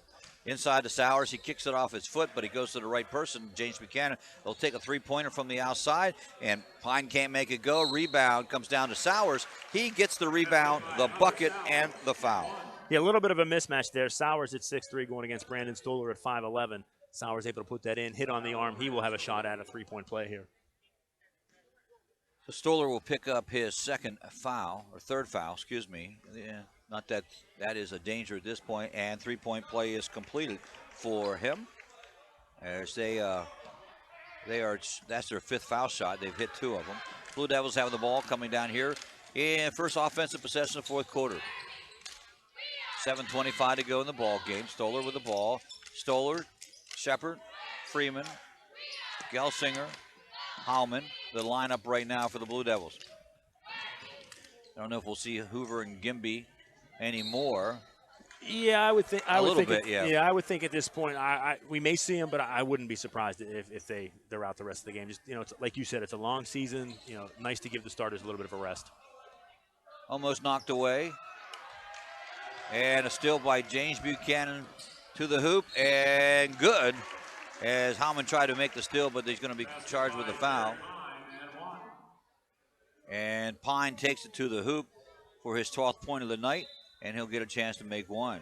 Blue Devils will come in with Luke Herman. Yeah, that wasn't a boo you heard from the student section. That was a Luke. And Stoller goes to the bench. Yeah, Luke Herman hadn't played in a few years. Nice to see him back in the basketball program. Definitely a favorite of the players and the fans. He's just a great kid. Absolutely. Great kid from a great family. Mm-hmm. Gets the rebound, brings it up the court. Gets it to Freeman, to Gelsinger, to Howman at the top of the key against the man-to-man. Herman with the basketball now. Gelsinger fakes the three, puts it to the floor, goes back out front and sets the offense. James Buchanan will stay with their man-to-man. Greencastle running the offense here, taking a little time off the clock. Not a bad thing. Freeman to Gelsinger. Gelsinger stops, gets it back to Freeman for the open three. Going to be a little short. Rebound to James Buchanan, and they'll push it up court quickly. Klein with the basketball. Sowers still in there along with Hissong. Hissong takes the three, blocked by Gelsinger, and a rebound. I think a reach foul on JB. Rebound by Howman off that block shot, and the foul will go against James Buchanan. Sowers second. They also, we mentioned Pine along with Hissong. Wise in the ball game for James Buchanan. Ian Gelsinger coming out of the game to a rousing applause from the Greencastle fans. Marcus Strasser in for Greencastle right now. The Blue Devils, 4 starters are out. It is Freeman, the lone starter here with the Blue Devils. And Howman with the basketball. Drives and gets pushed down as he tries to go to the hoop. Yeah, I think he stepped on a foot or was tripped accidentally by one of the Rocket players. Went down hard, but he's back up on his feet. It's only the only the 5th team foul. Right. Yeah, Greencastle this half with 18. Last half pretty clean on the floor. Right now, 18 fouls for Greencastle in the second half. Greencastle running the offense. Herman to Howman. Down in the corner to Strouser. Strouser out, and recovering the ball is Freeman. Freeman trying to set people up to where they belong. Shepard, top of the key. A little bunched up there, but they'll get to it. Strouser again, right side, down to Howman. Nice ball movement from this unit. Yeah, nice job running some time off the clock. Down to 5:15. Herman out front. Goes to Howman, has the open three. No, doesn't go. Mad rush for the rebound, and James Buchanan comes down with it. A lot of hands in there. JB coming away with the ball. Hissong puts it, loses it a little bit, and Howman goes to the floor along with Luke Herman, and it'll be a jump ball with Blue Devils getting possession of the ball. Another turnover. Wise comes back into the ball game, replaces Kirkarin in the lineup. Yeah, definitely a nice situation here for the Blue Devils to be in, where you can get the kids coming off the bench, get some playing time. You know, it's nice to see everybody get a chance to play. And again, you never know what can happen over the course of a season where you may be calling on these kids to play some important minutes down the road. 34-point lead at this stage of the game. They pass intercepted by JB. Jump shot 15-footer away, and it is good by Pine. He has 14 points here on the night. Pine, one of the few bright spots on the night for JB, like you said, with 14 points of the 30 that's been scored by the Rockets. Blue Devils with the ball. Cross-court pass. Howman, Shepard at the high post. Freeman went back door, couldn't get it. Now he comes back out to the corner. Tries to go to baseline. Reverse layup left hand, and just a little bit too far under, and it goes off, and rebound to James Buchanan. Buchanan working it around. Down inside. Turnaround jumper from Sowers, and ball on the floor. Still on the floor. Still on the floor, and everybody on the floor. It's actually, there's two white jerseys and one blue, and Howman is the one on the floor. It's their jump ball, alternating possession. And the Blue Devils will bring in Jarrett Miller, and the 5th starter for the Blue Devils will go off as Ben Freeman leaves with 5 points on the night. So now Greencastle with all substitutes on the floor right now, getting some important minutes here in the last 4 of the game. So we'll see how that runs out for him. Jump shot taken, can't go. Rebound to Strouser. And a jump ball, which Greencastle will get. On the floor for Greencastle right now, Heilman, Miller, Shepard, Herman, And Marcus Strasser, the 5th player for the Blue Devils right here. Cam Hyman will bring the ball up. JB counters with Pine, Wise, and his song, along with Sowers. And Wise and Sowers, yes. There's 2 Wises. This is Noah Wise is in the ball game also. He looks like a senior and a sophomore, so a brother situation. Miller, jump shot, doesn't go. Nice shot. Yeah, nice open look. He pulled up a nice shot. Just rattled off the rim, almost went down. His song gets the rebound, give and go, back inside, and a foul is called. 1-on-1 situation now for James Buchanan. Yeah, 9th team foul for the Blue Devils, so JB will shoot the rest of the way. And I think, yeah, that'll clean up the bench. That'll be the last player off the bench for the Blue Devils. Brock Witter into the game. Cam Heilman will take a seat. A nice job tonight by Cam coming off the bench to score 5 points. Yeah, hit some big shots there for him.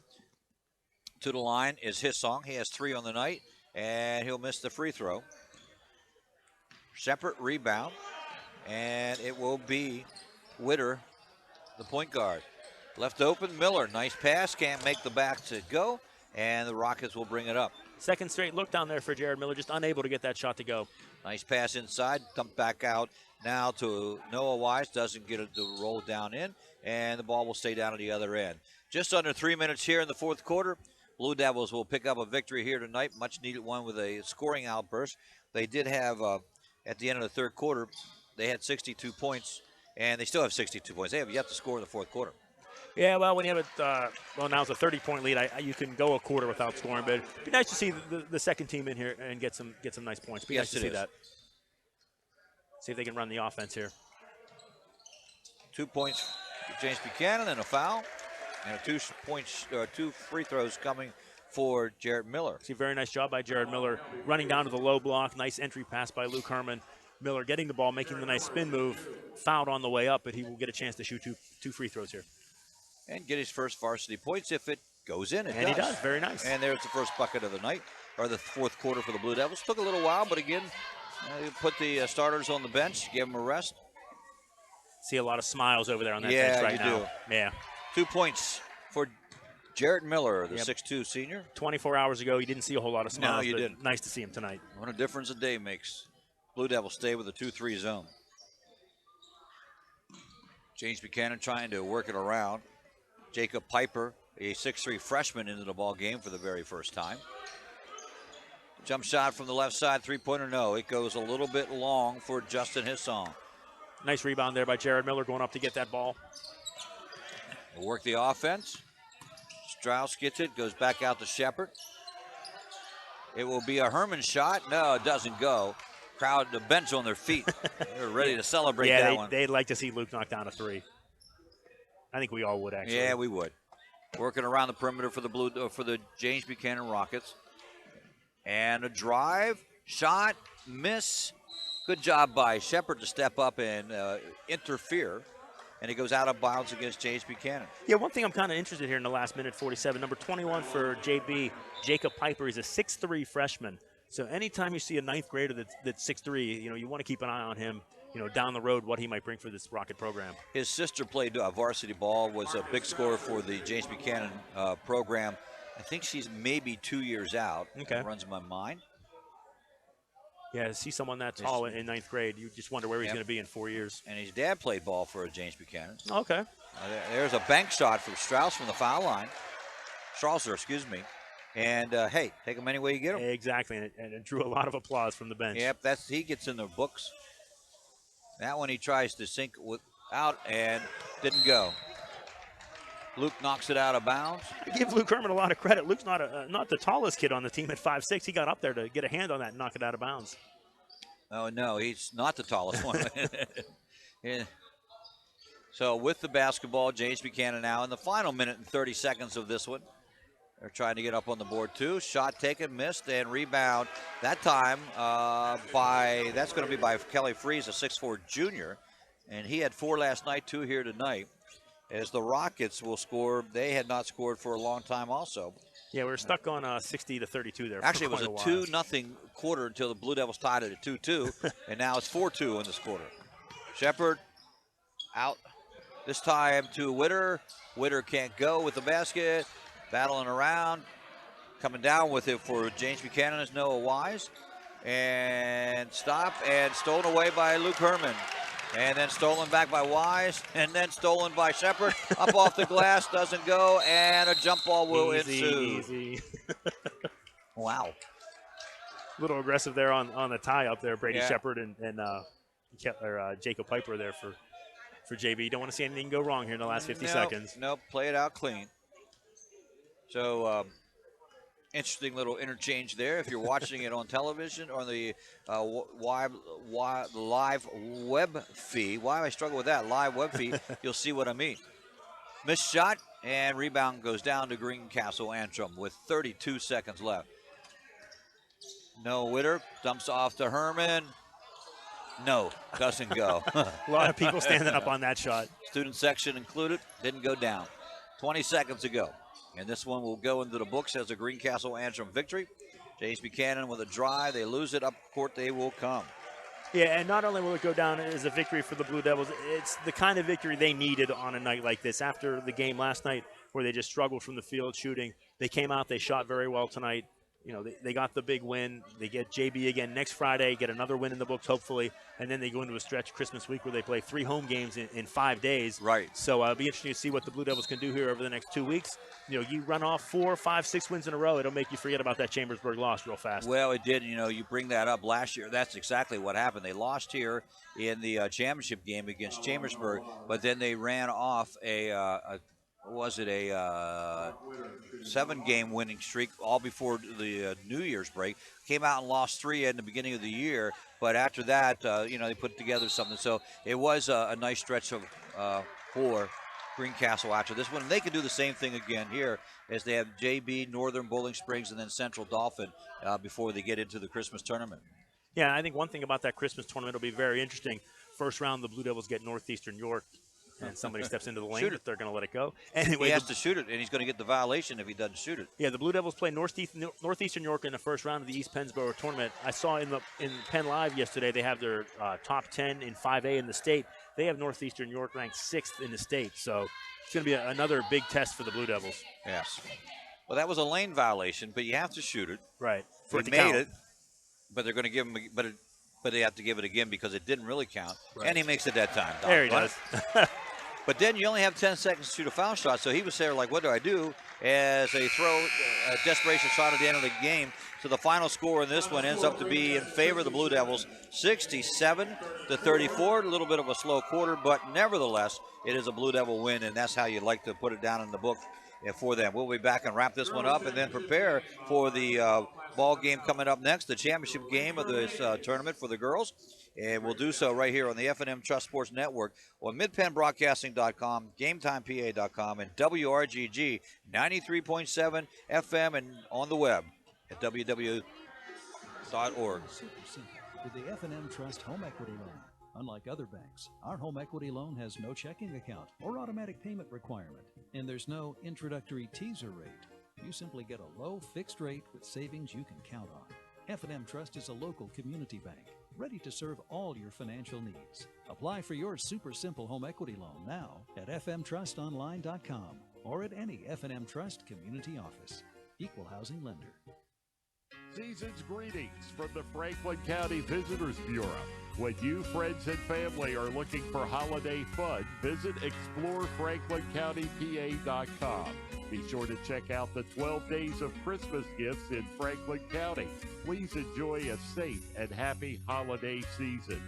Remember Heritage Christmas in downtown Greencastle, December 9th and 16th, 5:30 to 8:30 p.m.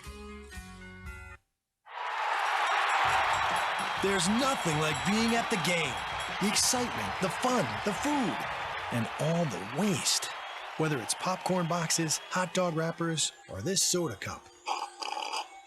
Big games generate tons of waste. That's why Waste Management is helping stadiums and businesses reduce waste altogether through recycling and organic composting. To learn more, talk to your local Waste Management representative or visit thinkgreen.com. Have heating or air conditioning needs? Look no further than Lecron's Comfort Solutions. We service all brands: heat pumps, humidifiers, system replacements, gas, oil, electric heat, and ductless systems. Lecron's Comfort Solutions is your authorized Terrain dealer. Call Corey at 717-597-3768 for a free estimate. We are licensed and insured. Lecron's Comfort Solutions. Local company, local name. Serving Greencastle and all of Franklin County with professional service and installation.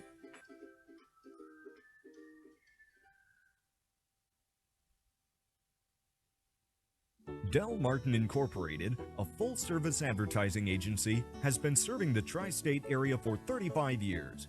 We specialize in screen printing and embroidered clothing. Del Martin Incorporated supplies a full range of brand name uniforms for athletic, work, and medical applications, and a full line of advertising essentials. We have an in-house artist ready to put your ideas to work for you. T-shirts for schools, clubs, churches, and events. Del Martin Incorporated, 21 Sarah Susan Lane, Greencastle.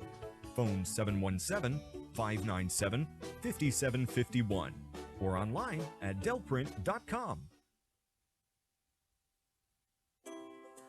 Does high-interest credit card debt have you down? Well, relief is here at Patriot Federal Credit Union. Save when you transfer your existing high-rate balance to a new Patriot Visa credit card. There's no annual fee and no transfer fee. Just a great introductory rate for 12 billing cycles. That gives you a full year to lower your balance. Learn more at patriotfcu.org. Subject to credit approval, member NCUA. Streaming live with over 70 local sporting events a year. This is MidPennBroadcasting.com.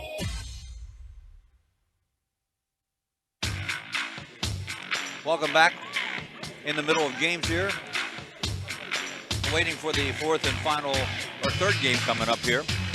And John, let's review what that ball game, the scoring for the Blue Devils and James Buchanan. Yeah, once again, the Blue Devils breaking out of a little bit of a scoring slump last night. 67 points this evening as they defeated James Buchanan in the consolation game for the boys here in the Franklin County tip-off tournament.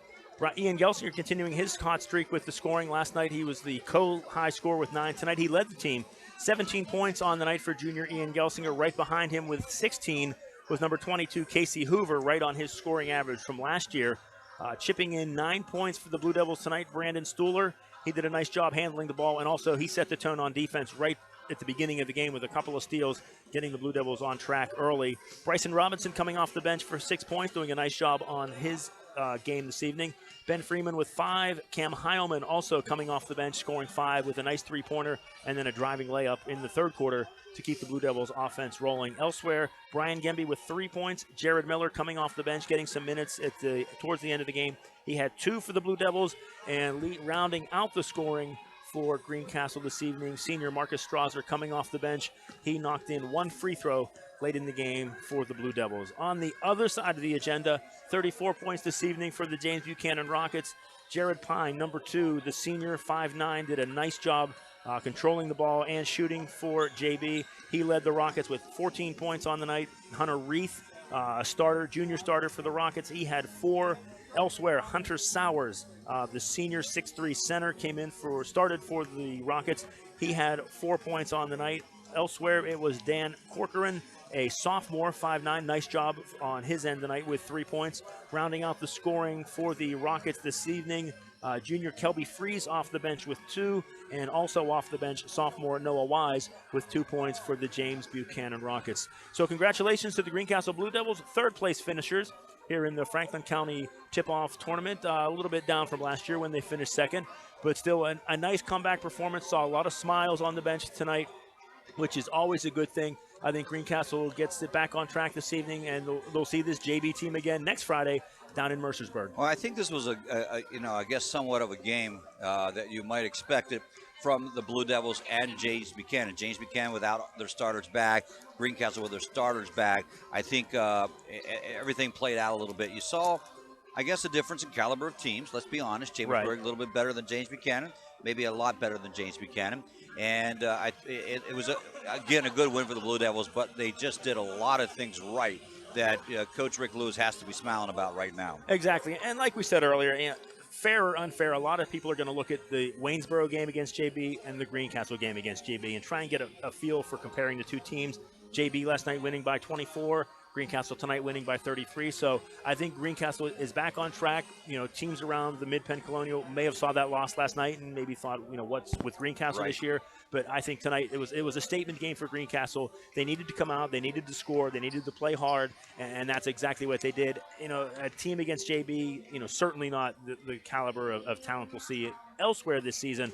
But, you can only play the team that's on the floor, and to come out and score 67 points and beat them by 33, Greencastle did what they had to do, and I think it'll be a nice bus ride back down Route 16 to Greencastle. I think so. And last night they took the bus ride, and then they came back to watch the game. I think a lot will do that here tonight. Yeah.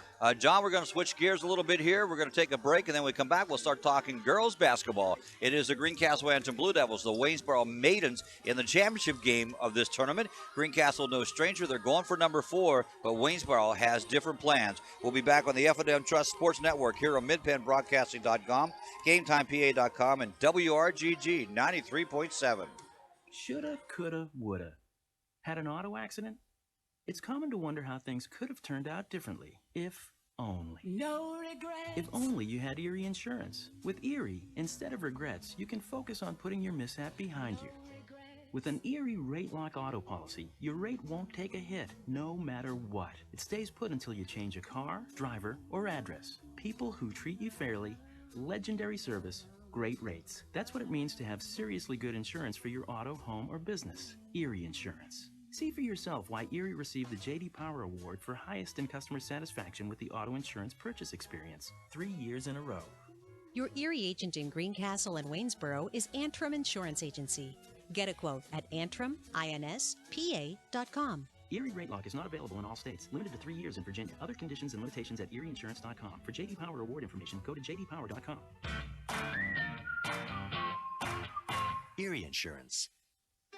When you need extra funds, keep things super simple with the F&M Trust Home Equity Loan.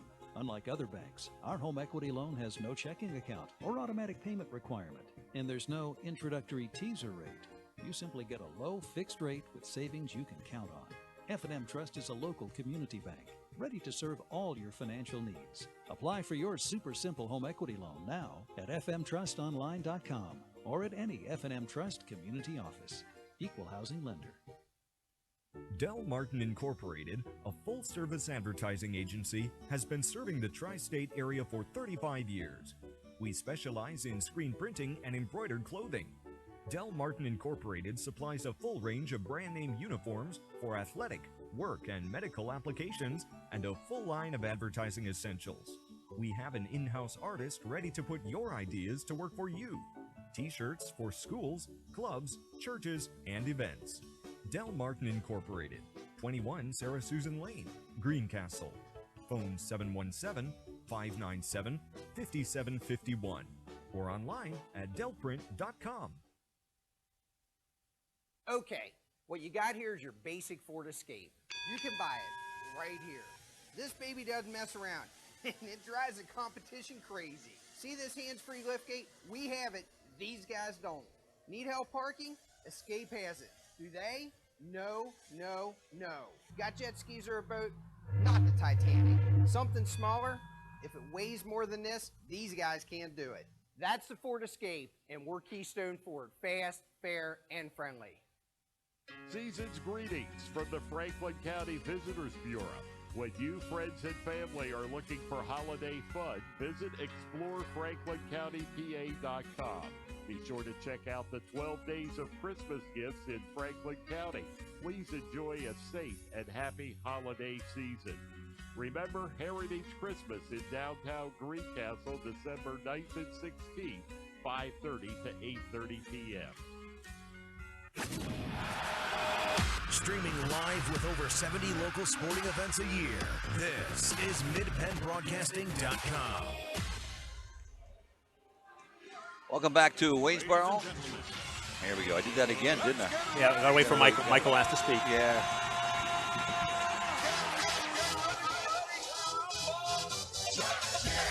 Now we can go. Welcome back to Waynesboro. Game number 3 of the Franklin County Tip-Off Tournament here. And year number 6 of the tournament, the Greencastle Antrim girls now in the final for the 4th straight year out of those 6 years. And they will face the Waynesboro Indians, who have not been here for a long time, if at all. And they will try to get things going their way. Waynesboro with an impressive win last night over the James Buchanan Lady Rockets, and Greencastle with a win over Chambersburg, the Lady Trojans last night. Tale of 2 games, more like. It was a close game for Greencastle, not a close game for Waynesboro. Right. But I don't know if that means anything. We think it does, but we don't know if it means anything, well, John. We'll certainly see over the next 90 minutes. I think the Greencastle game is certainly closer than a lot of people expected. And again, give a lot of credit to Chambersburg and head coach Barry Purvis for getting that team ready, making some defensive adjustments. We talked about how Janae Faulkner scored the first 9 points of that game and just really dominated the game. But then Purvis did some of the defensive adjustments, took Janae out of the game a little bit, and forced the rest of the Greencastle players to win that game. So a very nice job by Chambersburg against Greencastle. But now the Lady Blue Devils have to look forward to take on the Maidens tonight. And last night they had a nice win over James Buchanan. Waynesboro coming into this game, 5 starters returning, all seniors now. The big player for Waynesboro is obviously Kat Weber. She's a player they look to get the ball into her hands, but she struggled a little bit last night simply because JB played a little more aggressive defense on her, tried to keep the ball away from her, and held her to 11 points, which is lower than her normal output. But when you look at this Waynesboro roster, you see a girl like Chelsea Cover, who's a starting guard as a senior, did a nice job taking the pressure off Weber. She scored 17 points last night, and when JB took the ball out of the hands of Kat Weber, Cover showed up and scored 17 points on her own and did a nice job for the Maidens. She sure did, and that was, I'm sure, a pleasant surprise for Allison Steigers. As she went into this game again, as you said, everybody's talking Weber, and then she comes off and hits the big threes. It'll be interesting to see how the Blue Devils contend with that here tonight. And normally, Faulkner will get the assignment against Kat Weber, the best offense. Right. Greencastle's putting her on her. And you always got to be careful with that because of foul troubles. If there is one person in this gymnasium, and of all the games, of all the teams we see that can't get in foul trouble, that will certainly change the course of the game, it is Janae Faulkner. So, anyone else you could live without for a little bit, but not her. It's critical. The pregame show brought to you by Antrim Insurance, your local area insurance agent serving Greencastle, Waynesboro, Chambersburg, Mercersburg, and surrounding Pennsylvania and Maryland areas. Antrim Insurance, 169 South Antrim Way, Greencastle, 1685 East Main Street. Just joining us here, Chambersburg girls won over James Buchanan, 62-51. Greencastle boys won over James Buchanan, 67-34. And here we go to the nightcaps, the championship games, and it'll be a Chambersburg-Waynesboro series, girls and boys. We have 2 more games, but we're only halfway done, John. Still got another 3 or 4 hours to go. Right. We're rolling along here. That's right. Just having fun. So things are good, and this one should be a fun game, too. We're going to take a short break here on the Antrim Insurance pregame show, and we'll be back with the starting lineups, the tip-off, and the ball game itself right here on Mid-Penn Broadcasting on the F&M Trust Sports Network, Game Time PA, and WRGG. Coulda, woulda. Had an auto accident? It's common to wonder how things could have turned out differently, if only. No regrets. If only you had Erie Insurance. With Erie, instead of regrets, you can focus on putting your mishap behind you. With an Erie Rate Lock auto policy, your rate won't take a hit, no matter what. It stays put until you change a car, driver, or address. People who treat you fairly, legendary service, great rates. That's what it means to have seriously good insurance for your auto, home, or business. Erie Insurance. See for yourself why Erie received the J.D. Power Award for highest in customer satisfaction with the auto insurance purchase experience 3 years in a row. Your Erie agent in Greencastle and Waynesboro is Antrim Insurance Agency. Get a quote at AntrimInspa.com. Erie Rate Lock is not available in all states. Limited to 3 years in Virginia. Other conditions and limitations at ErieInsurance.com. For J.D. Power Award information, go to jdpower.com. Erie Insurance. When you need extra funds, keep things super simple with the F&M Trust Home Equity Loan. Unlike other banks, our home equity loan has no checking account or automatic payment requirement, and there's no introductory teaser rate. You simply get a low fixed rate with savings you can count on. F&M Trust is a local community bank, ready to serve all your financial needs. Apply for your super simple home equity loan now at fmtrustonline.com or at any F&M Trust community office. Equal housing lender. Del Martin Incorporated, a full-service advertising agency, has been serving the tri-state area for 35 years. We specialize in screen printing and embroidered clothing. Del Martin Incorporated supplies a full range of brand-name uniforms for athletic, work, and medical applications, and a full line of advertising essentials. We have an in-house artist ready to put your ideas to work for you. T-shirts for schools, clubs, churches, and events. Del Martin Incorporated, 21 Sarah Susan Lane, Greencastle. Phone 717-597-5751 or online at delprint.com. Okay, what you got here is your basic Ford Escape. You can buy it right here. This baby doesn't mess around, and it drives the competition crazy. See this hands-free liftgate? We have it. These guys don't. Need help parking? Escape has it. Do they? No, no, no. Got jet skis or a boat? Not the Titanic. Something smaller? If it weighs more than this, these guys can't do it. That's the Ford Escape, and we're Keystone Ford. Fast, fair, and friendly. Season's greetings from the Franklin County Visitors Bureau.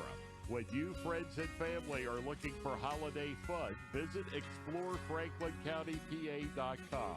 Be sure to check out the 12 days of Christmas gifts in Franklin County.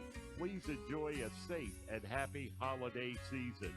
Remember Heritage Christmas in downtown Greencastle, December 9th and 16th, 5:30 to 8:30 p.m. Streaming live with over 70 local sporting events a year, this is MidPennBroadcasting.com.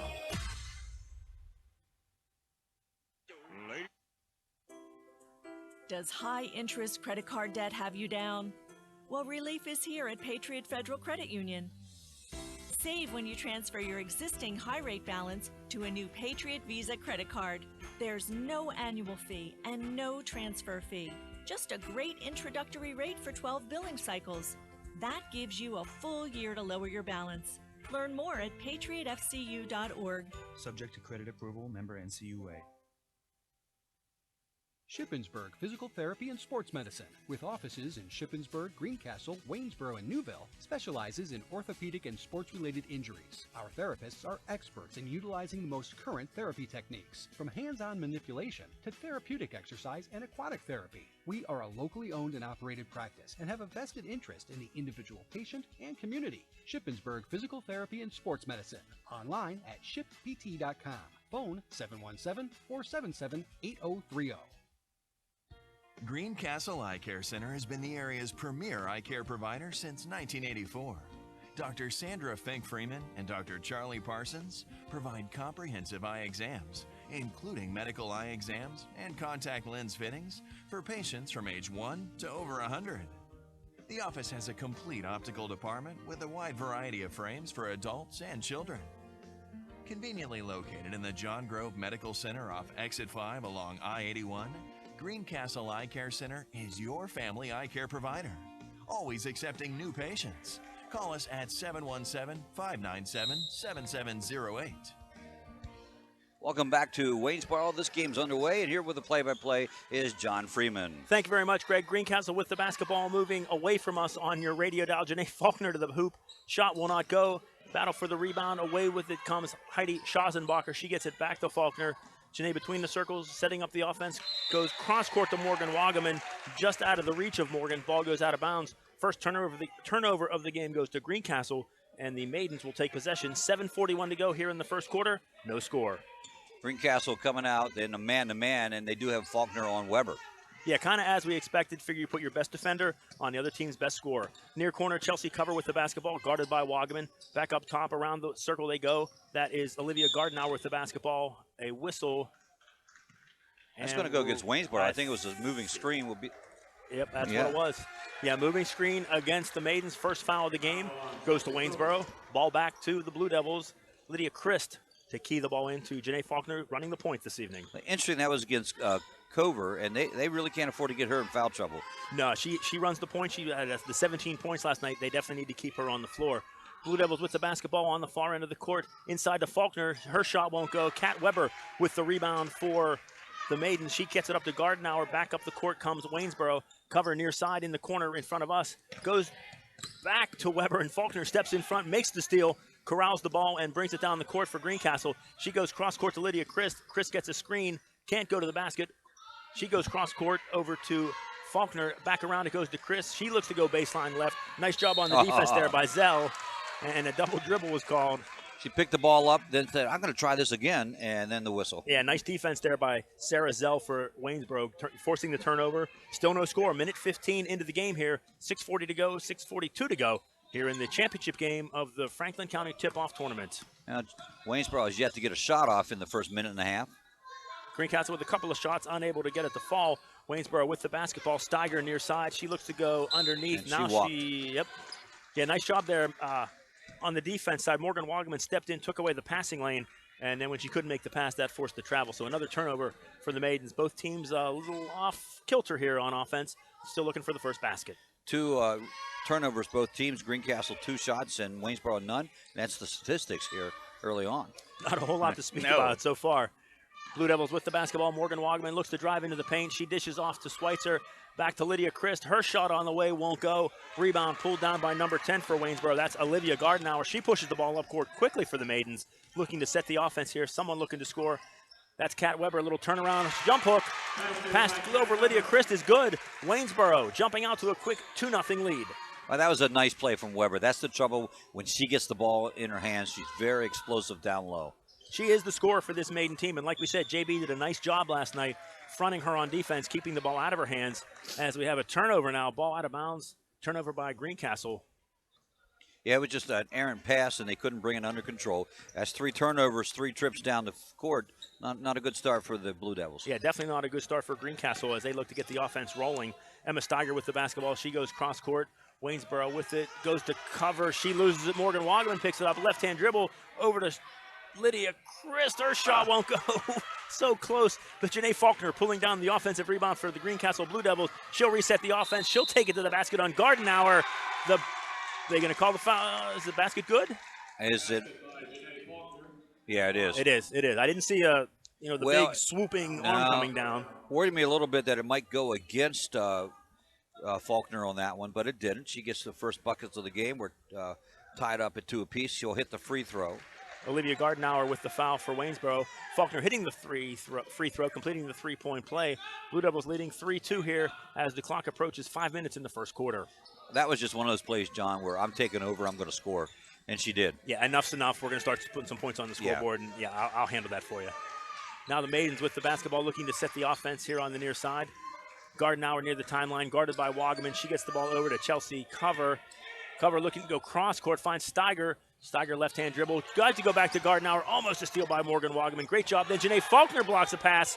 Greencastle with the basketball. Faulkner to Wagaman. Ahead. Layup won't go. Greencastle finding the baskets. Just can't get it to fall tonight. Go ahead. 3-2 our score here. Greencastle with the lead. 4:30 to go in the first quarter. Waynesboro slowing things down a little bit. Going to set the offense. Number 12, Sarah Zell with the basketball. She goes to Steiger. Near corner, number 4, that's Cover. She was the big shooter last night. Her shot won't go. Scramble for the rebound. Lydia Christ can't get it. And I think they're going to say number 12, Sarah Zell stepped on the baseline. Ball goes to Greencastle. 3-2. Mirror score, and believe it or not, Blue Devils lead it. A lot of action here. Yeah, it really has been. 4 minutes of action, not a whole lot of scoring. Janae Faulkner with the basketball. She's guarded by Olivia Gardenauer. Tries to get it to Maddie Schweitzer. Knocked away. Turnover for the Blue Devils. Back come the Maidens. Chelsea Cover with the basketball. They lose it. And she dribbles it. I think it goes off her knee or her foot. Goes out of bounds into the Greencastle bench. Waynesboro struggling on the offense here. Now it's 4 turnovers each on the teams right now. Waynesboro 1 for 2 from the field. Greencastle 1 for 6. Both teams trying to get things settled, get the offense going. Morgan Wagaman with a 3-point shot up and good. Nice defense there by Emma Steiger. Did a nice job to stop Wagaman from going down the baseline. Wagaman took the step back, hit the 3. She did. It was a great step back move on her part. Blue Devils lead 6-2. 3 minutes, 33 seconds to go in the first quarter. Maidens looking to test the baseline. Nothing there. It goes back up top to Cover. Back to Gardenauer. Waynesboro very patient here on the offense, looking to work for a good shot. Nice defense there by Morgan Wagaman, almost with the steal. Now Gardenauer goes back to Cover. Far side Weber, 15-footer, good. Weber with all 4 points in that one. It's good team defense. Faulkner was laying off the play in the middle, and they found her on the cross-court pass. Now the Blue Devils on the other end. Ball is loose, and it's corralled by Maddie Schweitzer. She gets the ball over to Heidi Schazenbacher. Now to Faulkner at the top of the key. She's guarded by Gardenhauer. Far side, or near side to number 10. That's Morgan Wagaman. Nice defense by Emma Steiger, cutting her off. Wagaman keeps the ball, dribbles through the paint, over to Schweitzer. Her shot won't go. And Janae Faulkner able to get the rebound, control it, get it back to Wagaman. Her shot from 3 won't go. Lydia Christ underneath is tied up, and we're going to have a foul on Waynesboro. Just this looked like the Blue Devils last night, or the boys can't put the ball in the hoop at all. Yeah, definitely struggling offensively here, but fortunately Waynesboro having the same problems. Blue Devils leading here 6-4, 2:16 to go in the first quarter as we are in the championship game of the Franklin County Tip-Off Tournament. Lydia Christ keys it in. Faulkner for 3. In and out won't go. Kat Weber secures the rebound for Waynesboro. Gives it off to Chelsea Cover. She brings the ball across the timeline looking to set the Waynesboro offense. Cover back to Gardenhauer. Gardenhauer into the paint. Open shot from short range. Won't go. Gets her own rebound and pulls it back out. Waynesboro to reset the offense right here. There's a walk. And there's a travel call. Another turnover on Waynesboro. That time on number 14, who's into the game, Elizabeth Churchman, off the bench for Waynesboro. 6 points for Greencastle, 4 points for Waynesboro, 5 turnovers for Waynesboro, 4 turnovers for Greencastle. Coming into the game for the Blue Devils, Lauren Cole. She replaces Heidi Schazenbacher, and Cole came off the bench last night and had a very fine game. Yes, she did. She really played well. Leading the Blue Devils coming off the bench. I think it's the first time she's played basketball, kind of like Luke Herman, taking a few years off the sport, now back for her senior season. Greencastle on the offense with the basketball. Lydia Christ down the paint. Kicks it out to Schweitzer, back to Wagaman. Nice job by Steiger shutting off the defense, but Wagaman's 3-point shot will not go. Rebound pulled down for Waynesboro by Olivia Gardenhauer. That's that step back she hit before, which was a nice step back. Nice pass on the near side to Emma Steiger. Her shot won't go. Janae Faulkner clearing the rebound. Outlet pass up ahead. Nice job by Greencastle as Lydia Christ hits Wagaman. She pulls back, gives it to Faulkner. Her shot won't go. And nice job on positioning there. Chelsea Cover with the rebound for Waynesboro. Back and forth we go. That's a shot by number 22, Kat Weber. It won't go. Blue Devils get the rebound. I think she was a little intimidated by Faulkner coming out on her. Yeah, that would scare most people. Yeah, it would. Yeah, it would. Seeing her coming at you. And Faulkner's an excellent shot blocker, too. Yeah, she pretty much does everything well on the court. You can definitely say that. There's an over-the-back call against Greencastle. Yeah, on the other end, Greencastle with a shot won't go, and I think they're going to get Lauren Cole right there. Yep. On the foul, going for the rebound, trying to go through the player instead of going around her. That is the first team foul for the Blue Devils here. Still lead this one by 2.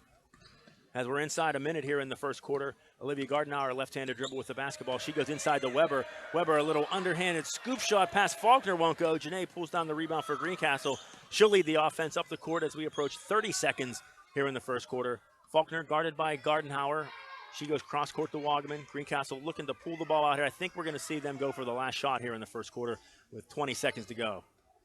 And it's usually a 30-footer from Faulkner. Off balance, and it goes. Yeah.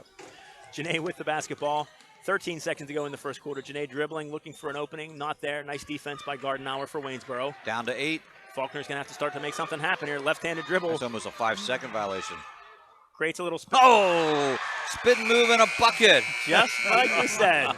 That's pretty much let Janae dribble around for a while and put up the off-balance 3, and that's exactly what she did. Yeah, you got to ask Coach Ryan if that's how he typed it up like that. Let's do it that way. And they ran it to perfection, that's for sure. They sure did. We're going to stay here and talk about this a little bit as we got into the break a little too late. Faulkner ends the quarter with 6 points, and the Blue Devils will have shot 1, 2, 3, 4, 5, 6, 7, 8, 9, 10, 11, 12, 13 shots, only made 3. 2 shots made for Waynesboro, and they've shot 7 shots. And 3 from downtown, they've missed them all. Greencastle, 1, 2, 3, 4, 5. 2 of 6 from three-point land. And only 1 of 6, 7 from inside. So let's shoot the threes. Yeah, I mean, that's, when you have a player like Janae Faulkner, she can shoot the 3. Morgan Wagaman certainly does a fine job shooting the three-pointer. So we've completed 1 quarter of play here in the girls' championship game of the Franklin County Tip-Off Tournament. Blue Devils with a 9-4 lead. We will come out here in the second quarter. The possession arrow points towards Waynesboro, so they will take the ball here to start the second quarter. Well, you know, I think a couple of things have occurred, and that is that both teams are playing pretty good defense. They are. You know, I can always tell when a team is pretty well coached if you watch their man-to-man defense and the help side. They call it the shell drill. Right. If that exists, you know they've been well coached, and both teams are doing that here tonight. Yeah, definitely defensive doing a great job here. Waynesboro with the basketball early second quarter. There's a shot by number 14. That's Elizabeth Churchman, and she is fouled. She will go to the line to shoot 2 for the Maidens. That'll be against Schweitzer. That's her first team foul number 2. Churchman will try to narrow the gap here. She's at the line with the basketball, dribbles twice. Shot up on the way, back of the rim, and it goes. It does.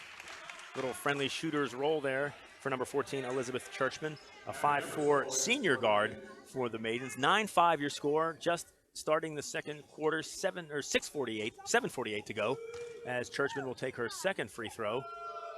It's on the way, and it's going to be a little short, and the ball is going to be rebounded by Lydia Chris for Greencastle. Blue Devils with the basketball on a 4-point lead. Chris brings it across the timeline. She's guarded by Cover. Goes cross court to Wagaman. Wagaman looking to get the ball inside. Nothing there. She pulls up for a three-pointer. Back of the rim, front of the rim, no good. Waynesboro with the rebound. Number 10, Olivia Gardenauer. Waynesboro with possession, trailing by 4.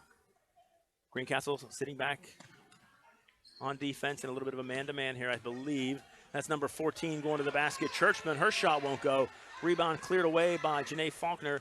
Back to Wagaman in the far corner. Wagaman's going to bring the ball back between the circles to number 20. That's Lauren Cole still in the game for Greencastle. She's guarded closely by Churchman. Now back to Faulkner to start the offense, which consists of a three-point shot that doesn't go. When in doubt, have Janae shoot a 3, I guess. That's what I do. Waynesboro with the rebound. Cover brings it up the court. Into the lane goes number 2, Abby Ebersole, into the game from the Maidens. She brings a little instant offense with the underhanded layup. Narrows it to 2-9-7. Not a lot of action going on here in this one. Offensively, reminds me again of Greencastle and Chambersburg. Yeah, a game that started out a little slow on the offensive end, and we certainly are seeing that here tonight. Greencastle, though, ball going out of bounds, and we're going to have a foul on Waynesboro. It's going to be on Cover, and it's going to be her second, too. Be curious to see if they take her out, because I don't think they will. And they did. Oh, they did. Okay. Yeah, they did. They did. Into the game, number 12, Sarah Zell back into the game for the Maidens. Checking back in, Heidi Schazenbacher for Greencastle. She will replace Lauren Cole, who goes to the bench. Blue Devils with the basketball. Janae Faulkner into the lane. Around 5 players. Her shot will not go. There literally was 5 players there. 5 players packed in the paint along with Janae. Her shot wouldn't go, but she was fouled, so she will go to the line. Foul's going to be charged against Kat Weber. That'll be her first foul. And team foul number 5, excuse me. Faulkner's first attempt, up and good. That puts Greencastle into double digits. They lead Waynesboro 10-7 here with 6:23 to go in the second quarter. A substitution for Greencastle. Into the game, freshman Ashley Noblet. She will replace Maddie Schweitzer. So wonderful to see Noblet here running the point. I know Mike Ryan said he thinks that Ashley Noblet is his point guard of the future, so we'll see where they have her. Janae hits both. She has 8 on the night. Greencastle has 11. Waynesboro with the basketball, looking to cut into that Greencastle lead. Cover goes all the way underneath the basket and around, gets it back to Churchman. Her shot rolls around and is good. So Elizabeth Churchman coming off the bench to score for the Maidens. They cut the Greencastle lead to 11-9. We ended up the quarter 9-4. There's a walking violation against the Blue Devils. The first turnover of the quarter. So Greencastle's still trying to find its offensive rhythm with 11 points here as we're a little over 2 minutes into the second quarter. The Maidens with the basketball. Chelsea Cover with the basketball. She's guarded by Ashley Noblet. Now Morgan Wagaman gets it off to Kat Weber. Back to Cover. Cover looking to get a screen from Weber. Long three-pointer. But she lined up and she reared back and fired that one. Yeah, the good news is you take a shot from that far, you often get a long rebound. Waynesboro got it back, but then they lose the ball out of bounds, and the Blue Devils will take possession. She wound up and that was 25 feet maybe. Yeah. Now Morgan Wagaman down the right baseline, pulls up for a short jumper, won't go. Kat Weber clears the boards for Waynesboro as they trail by 2, 5.5 minutes to go, second quarter. Weber bringing the ball across the timeline, gets it over to Churchman on the far right side, back to Weber in the paint. Faulkner with nice defense, and they're going to call a foul on Janae, on Kat Weber, so Weber will go to the line. So that'll be Janae's first foul, and Weber has one also. It is team foul number 3 for the Blue Devils. Weber will get a chance to put some in from the free throw line. She has yet to shoot a free throw in this ball game. Weber looking to tie the game here as the Maidens trail by 2. Her first shot is on the way, and it is good. 11-10, Greencastle leading the game here. 5:18 to go, second quarter. Another sub, Olivia Gardenauer, back into the game for Waynesboro. She replaces Elizabeth Churchman. Second attempt coming up for Kat Weber, looking to tie the basketball game right here. Weber with the free throw on the way, front of the rim won't go. Janae Faulkner pulls down the rebound for Greencastle. Back up the court she comes. Ooh. Looking for Ashley Noblet. Yeah, looking for Noblet going down the baseline off a Waynesboro foot and out of bounds. Greencastle retains possession. But Noblet is listed as 5'2". That might be generous. Yeah. Good thing she's only a freshman. She can grow. Yes, time to grow. Well, Greencastle keying the ball underneath. That's Lydia Christ gets it into Janae. Back to Christ. Christ looks to go cross court to Morgan Wagaman. Nice job there by Abby Ebersol with the steal. Down the lane she goes. Shot won't go. And then I believe she's going to be called for the foul. How many times do you see that in a game? You miss the layup, and then you foul on the rebound. Little frustration sets in, and you go for a steal that might not be there, and you get the foul. And you're 84 feet away from the basket. Yeah, generally not the best place to commit a defensive foul. Greencastle going to take a full timeout here. As they take a timeout, we'll do likewise. We're at the Franklin County tip-off tournament, and we'll be back right after these messages. When you need extra funds, keep things super simple with the F&M Trust Home Equity Loan. Unlike other banks, the F&M Trust Home Equity Loan has a great low rate with no checking account or automatic payment requirement. It's super simple. Apply now at fmtrustonline.com. Equal housing lender. When it comes to buying tires, Keystone Ford has a very simple, easy to understand, crystal clear guarantee. We will beat any competitor's advertised price on the brand name tires we sell. That's our Keystone Ford low price tire guarantee. MidBendBroadcasting.com. Back after the short break, and again on the F&M Trust Sports Network as we reach far and wide with our network. Pretty proud of that. Mid-Penn Broadcasting, F&M Trust, along with Game Time PA and WRGG. And Blue Devils struggling a little bit offensively, John, but they're still winning. Yeah, 11-10, they're leading. 5:01 to go in the second quarter. The offensive rhythm just doesn't seem to be there right now for the Blue Devils, but certainly looking to get things going here as Janae Faulkner takes the inbounds pass from Lydia Chris. Faulkner walks the ball across the timeline. Greencastle setting up the offense. Wagaman into the paint. Her shot won't go. Back of the rim, not there. Ashley Noblet in the paint. Her shot is good. So the smallest player on the court goes into the land of the Giants, and she gets the rebound. Her first 2 points of the night. And first basket for the Blue Devils here in the quarter. Back on the other end, we're going to have a foul called. I believe that's on Heidi Schazenbacher. It is her first, yes. So Waynesboro down by 3 will bring the ball in underneath their own basket. Gardenauer hits the back of the backboard, I think, and Greencastle takes possession. Faulkner with the basketball down the right side into the paint. Left-handed layup off the rim won't go. Rebound pulled down for Waynesboro by Chasey Cover. We'll get it right. She's a good basketball player. We'll hope we can get her name right. Yeah. Cover with the basketball over to Olivia to Gardenauer. Gardenauer dumps it inside to Kat Weber. Weber guarded by Faulkner. Now back up top to Cover. Her 3 won't go. Kat Weber, nice offensive rebound. Then she's denied by Faulkner. Nice job on both ends. Kat Weber with the offensive rebound. That was a nice block. And her time on those shots are, she'll average 3 blocks a game, which is pretty incredible. Yeah, just a natural on defense. Now Lydia Chris throws up a 3 off the rim, off the top of the backboard. That'll result in a dead ball and a Waynesboro possession. 1 for 8 Blue Devils in this quarter. They are 2 for 9 from three-point land in this one. Maddie Schweitzer back into the game for the Blue Devils. She replaces Heidi Schazenbacher. Waynesboro with the basketball and a whistle and timeout, Wayne. Okay. They'll take a timeout, talk things over. We got one more game left here on Game Time PA tonight on the FNM Sports Network, and also with the Game Time PA midpen.com.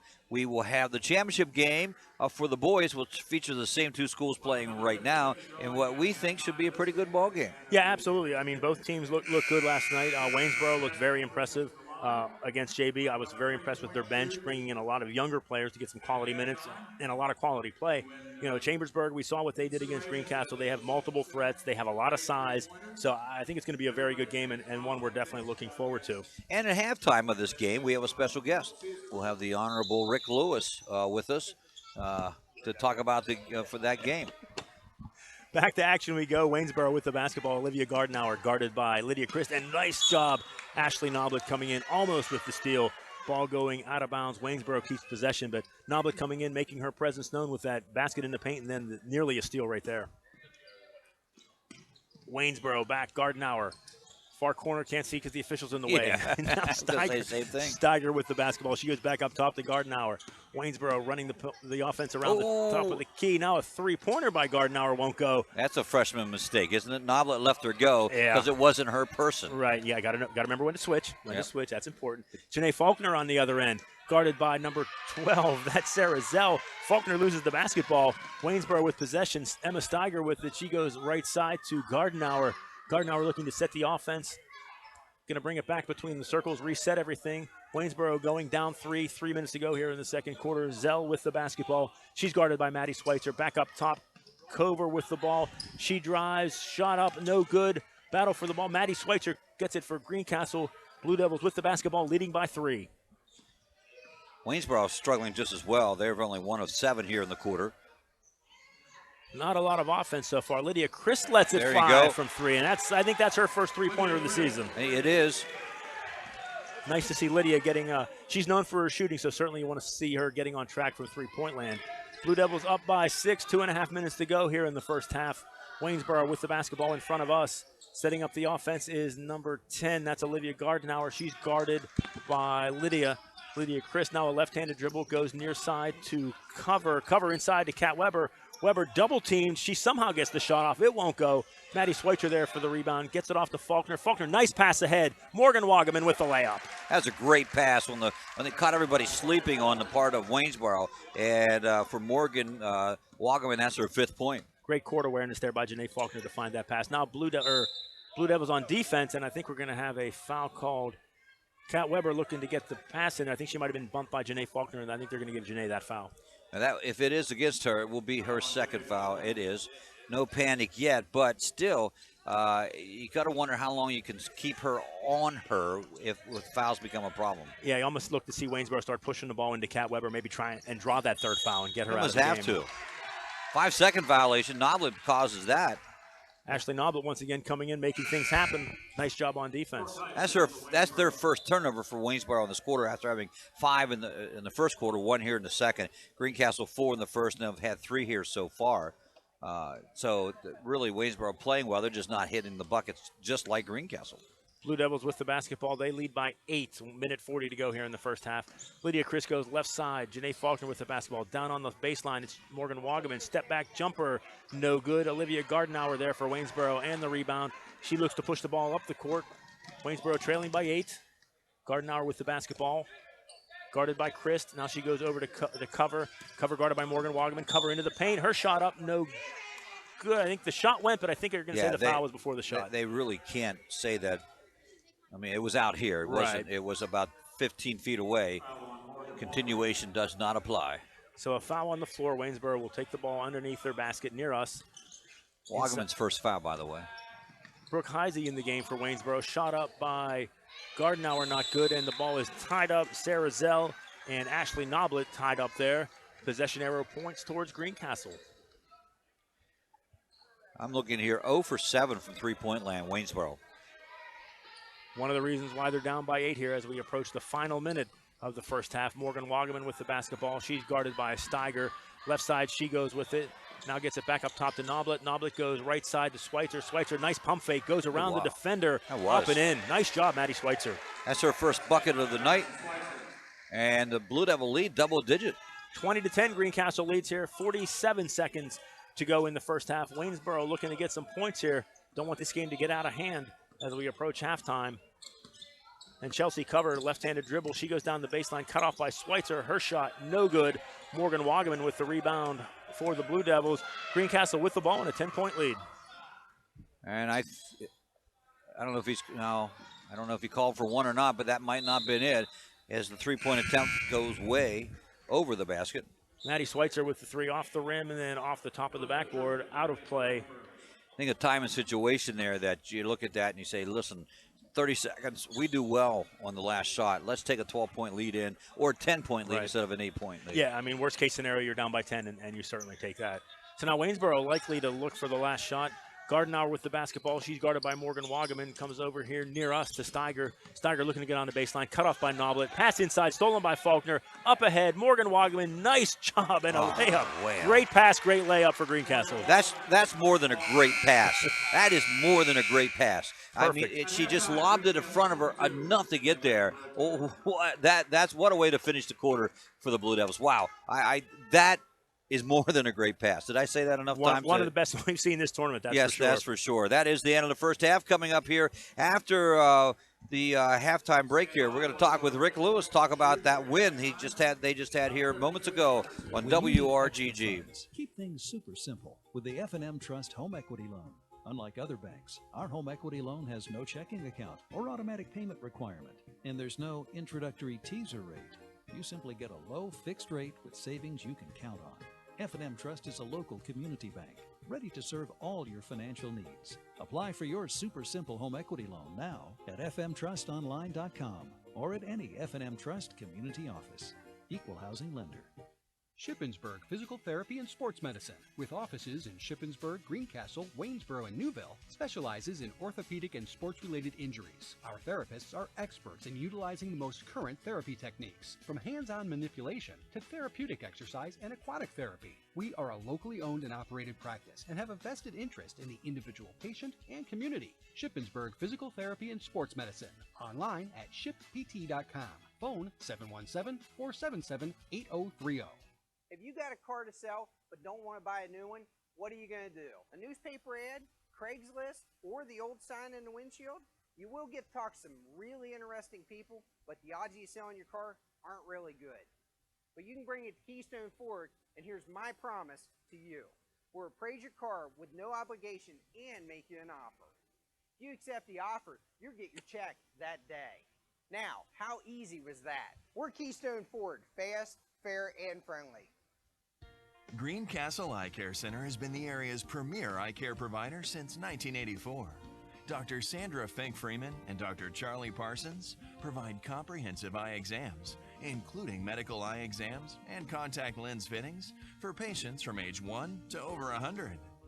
The office has a complete optical department with a wide variety of frames for adults and children.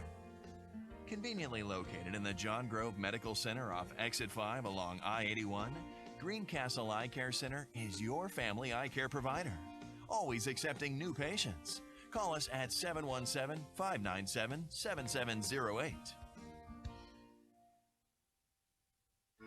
At Horace Mann, we believe educators are taking care of our children's future and deserve to have someone help take care of theirs. That's why we're here, to help educators protect what they have today with quality, affordable insurance and prepare for tomorrow with a variety of financial solutions. Visit your Greencastle representative, Jeff Coons, at 116 South Antrim Way, Greencastle, or call 717-597-4532. Horace Mann, founded by educators for educators. Chalk Talk. We talk high school basketball every Thursday night at 7:30 on MidPennBroadcasting.com.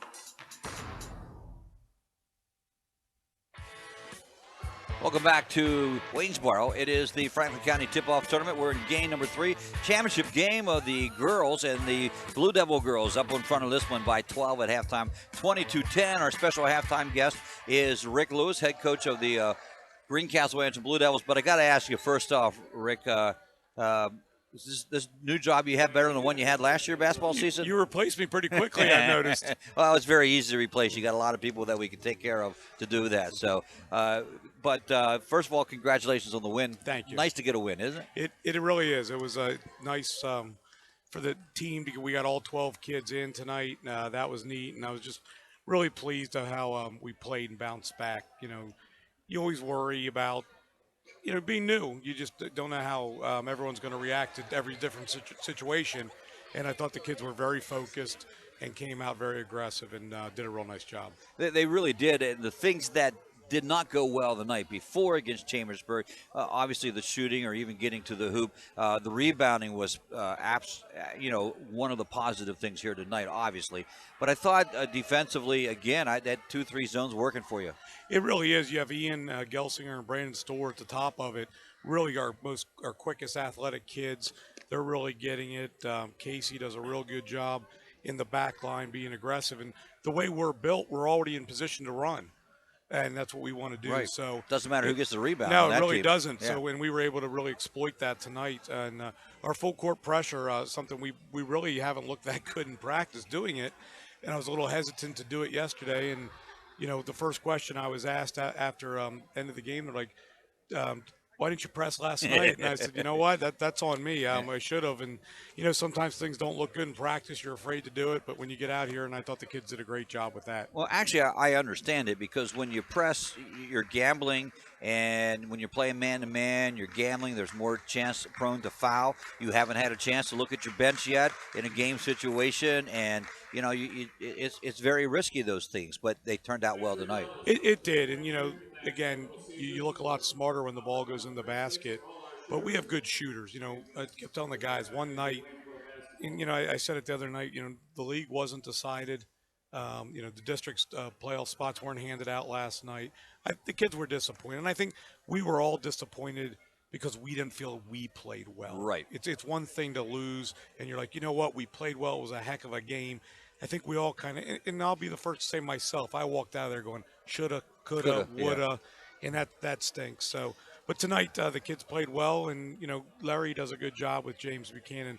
I don't care what anyone says; he'll have them ready to roll, and they'll play us real hard on Friday night again. I say that all the time. I've said it you watch them here, they lose 2 games here. They did that a couple years ago. We blew them out. I swear it was 30 points. We came back and got beat up there mid-January, So give Larry a chance, and he'll come. But they're really, really young ball club, and again, that was really hurt them a lot. But today, it just had a lot of I thought you moved the ball well. I thought you hit the open man. It's a very unselfish ball club. It really is, Greg. And I think what we did today, actually, I give Coach Hanks a lot of credit. Our one assistant, he was really preaching this on the bus and in the locker room.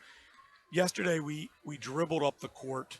We didn't throw the ball up the court. Today, we threw the ball up the court, and that just got everybody moving faster. And we really took advantage of that. And I thought, that really got us going. Brandon Storr came right in, hit a 3, made a steal. It was 5-0. And, you can do a lot more defensively when the ball is going through the basket because you can't set up anything. Right. The other, I do think the rebounding was after watching the video, was a little misleading yesterday. One of the biggest things that the rebounding got so far off is we didn't shoot well. Well, John said that too. I had the statistic, and it was a lopsided statistic. He said, yeah, but when you miss a lot of shots defensively, that's exactly right. You're going to give them a more opportunity, and you rebound more defensively than you do offense. I think the only thing that hurt you last night may have been the 6 putbacks off the offensive boards. You take 12 points away from that, but that's going to happen against a much bigger team. You see what you could do with a team of I'll call it normal height, which you'll see in the mid-pen, but you're going to run into some big teams here too. Yeah, we have Central Dauphin coming down right before Christmas. Red Lions a big team. We play them. Northeastern's a big team. So our schedule's very good, and it'll get us primed hopefully for bigger and better things. Well, I think the win tonight is put you on the road. I always thought about this. I would hate to have Tuesday off after just playing 2 days, and then that's your bye week the first week. Right. But it might not be a bad idea. No, I think it works out pretty well because we go then Friday, Monday, Wednesday, Friday. Mm-hmm. So we hit a real big stretch here, and then you jump right into league. So it gives us kind of a chance to we'll review the video, and then Monday we'll probably go pretty light, and then Tuesday we'll start preparing again, and then for JB. So we'll probably put a wrinkle or two in just because they got to see us, so gives us time to do that as well. Well, I always think it's hard to play a team 3 times. You're going to get James Buchanan.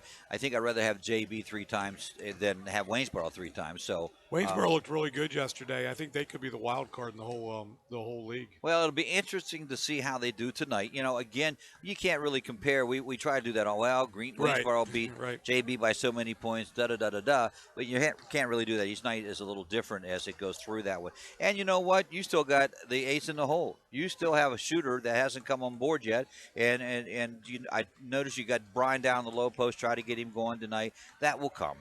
It will. I put my arm around him at the end of the game and just explain. There's a lot of things he can do to help us win basketball games. Yep. We run a lot of our offense through him at the high post. He's a very good passer. He took the ball to the bucket. It's just one of those days that just wasn't going in. And, basketball's all sports are very mental. They are. And, but then he hit that big 3 at the end and felt good about that. So I'm very confident he'll have a great season. He'll come around. Yep. Well, Rick, congratulations. We look forward to the rest of the season. So you come out of here 1-1 and a chance to go against James Buchanan on Friday night. Again, congratulations. Thank you, Greg. Appreciate it. Very good. It is that's the buzzer at halftime here. We'll get our attention back to the girls' ball game. Blue Devils up by a 12-point lead, 12-10 here at 22-10 at halftime. And for Greencastle, their scoring has come where it was expected to come. 10 points from Janae Faulkner. She has 2 fouls. Wagaman has 5 points for the Blue Devils. 3 from Chris, 2 from Schweitzer, and then and 2 from Noblet. For Waynesboro, 3 points from Churchman. You got 5 points out of Weber, and it's got to be somebody else that scored here. And 2 points out of Ebersole, and that's how it looks. Go back to the play-by-play as Waynesboro has the ball in bounds. Here's John Freeman. Thanks so much to Rick Lewis filling in there at halftime for me. I could grab a quick hot dog. Waynesboro with the basketball, trailing by 12. On the far end now, that's Steiger with the basketball for Waynesboro. She goes over.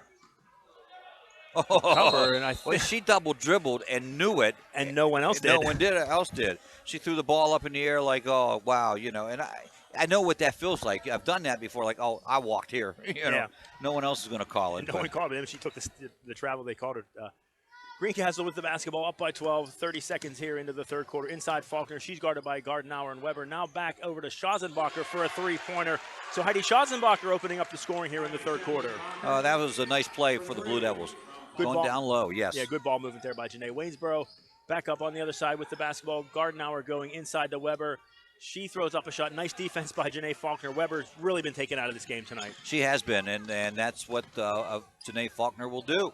Back on the other end, Lydia Christ, short jumper won't go. Rebound cleared by cover for Waynesboro. Back up the court they come, looking to cut into this Greencastle 15-point lead. 7 minutes to go here in the third quarter. Waynesboro, Gardenauer with the basketball, lobs it inside, looking for Zell. She's triple-teamed. Her shot off the boards won't go. Finally, rebound cleared by Greencastle. And Schweitzer just pulled it down and ripped it out of her arms. Nice job by Maddie Schweitzer on the defensive end. Now she has the basketball into the paint. Turnaround, jump shot, and the foul is good. Blue Devils looking like $1 million here in the first minute and 20 seconds. And if those first couple minutes are any clue to what's going to happen the rest of the half, Blue Devils are rolling well. And I'm not the only one who thinks that. Schweitzer thinks that also. She's going to take a timeout. Waynesboro will rest things here and talk things over, try to get back on the into the ball game, and we'll be right back after these messages. Feel like you just can't get ahead because of high-interest credit card debt? Relief is here. Transfer your balance to a new Patriot Visa credit card and get a low rate for a full year. Learn more at patriotfcu.org. Subject to credit approval, member NCUA. Live and local. This is MidPennBroadcasting.com. And we are back, 6:40 to go. Third quarter here in the championship game for the girls in the Franklin County Tip-Off Tournament. John Freeman here along with Greg Hoover bringing you the action. We're coming back into action with Maddie Schweitzer at the free throw line for Greencastle. Schweitzer shot up and good, 28-10. Greencastle with the lead here, a minute and a half into the third quarter. Back on the far side, Waynesboro with the basketball. Gardenauer running things now down into the far left corner, looking to go inside, nothing there. Back up top to Steiger. Steiger goes to number 2, that's Abby Ebersol just into the game. Number 22, Kat Weber with the basketball, guarded by Faulkner. Back to Ebersol, far corner to Steiger. Greencastle, nice defense right here, keeping the Maidens from getting the ball inside. So finally, Ebersol throws up a long three-pointer, won't go. Nice job by Greencastle on the defensive end. And Greencastle throws it away coming down. Faulkner just ahead of herself a little bit. A little bit behind Heidi Schausenbacher. Ball goes out of bounds and to the Maidens as they bring the ball across the half-court line. 6 minutes to go here in the third quarter. Greencastle leading by 18. Now Gardenauer down the right baseline. She tries to go across, and the ball is deflected out of bounds by Blue Devils. Maidens keep possession. I don't know if this is right, John, but I only have Waynesboro shooting 3 of 17 in that first half. They only had 10 points, so that was a good possibility that is right. And we saw a lot of missed shots from the Maidens in that first half. Mainly Greencastle defense being very strong here. And Olivia Gardenauer, just as we say that, she throws up a long three from the left wing. It's good. So Waynesboro with their first points here of the second half. They trail Greencastle by 15. Greencastle, on the other hand, 16 to 25. Not the best shooting percentage, but certainly better than 3 for 17. Turnover on the other end. Chelsea Cover with the steal. She's down the left side, takes it to the basket, runs into a Greencastle player and gets rid of it. Waynesboro keeps possession. Gardenauer trying to go inside. Kat Weber with the basketball. Back to Cover. Cover with a short jumper from about 15 feet is good. That's nice fake. Nice job by Cover there. Waynesboro offense coming to life a little bit here. Yeah, they get 4 straight points after not having many at all in the whole ball game. 28-15 your score, 5 minutes to go in the third quarter. Blue Devils with the basketball in front of us. Lydia Christ for 3, no good. A fight for the rebound. Janae Faulkner comes away with it. She dribbles out to the three-point line, puts up a shot, back of the rim, no good. Waynesboro with the rebound. Abby Ebersol brings the ball up. Left-handed dribble, taking it into the paint, losing control, getting it back. Then she throws up a shot that's blocked. And I believe we're going to have a foul coming back the other way. I think Chelsea Cover may have been the guilty party on that one. Yeah, and that'll be her third foul. And for them, for Waynesboro, well, they have her 2 up on the board. I had her at 2 the first half. So they're the official board. I'm just along for the ride. We're just here. Churchman into the game for the Maidens. She replaces Emma Steiger. Now here's Lydia Christ with the basketball for Greencastle. She's denied her drive. Back to Faulkner, now to Christ. Christ left-handed dribble down the baseline, no good with the shot. Chelsea Cover comes away with it, bringing the ball into the Blue Devil territory. Now Cover going down the lane with a drive and a shot. Nicely done, Chelsea Cover. 6 straight points.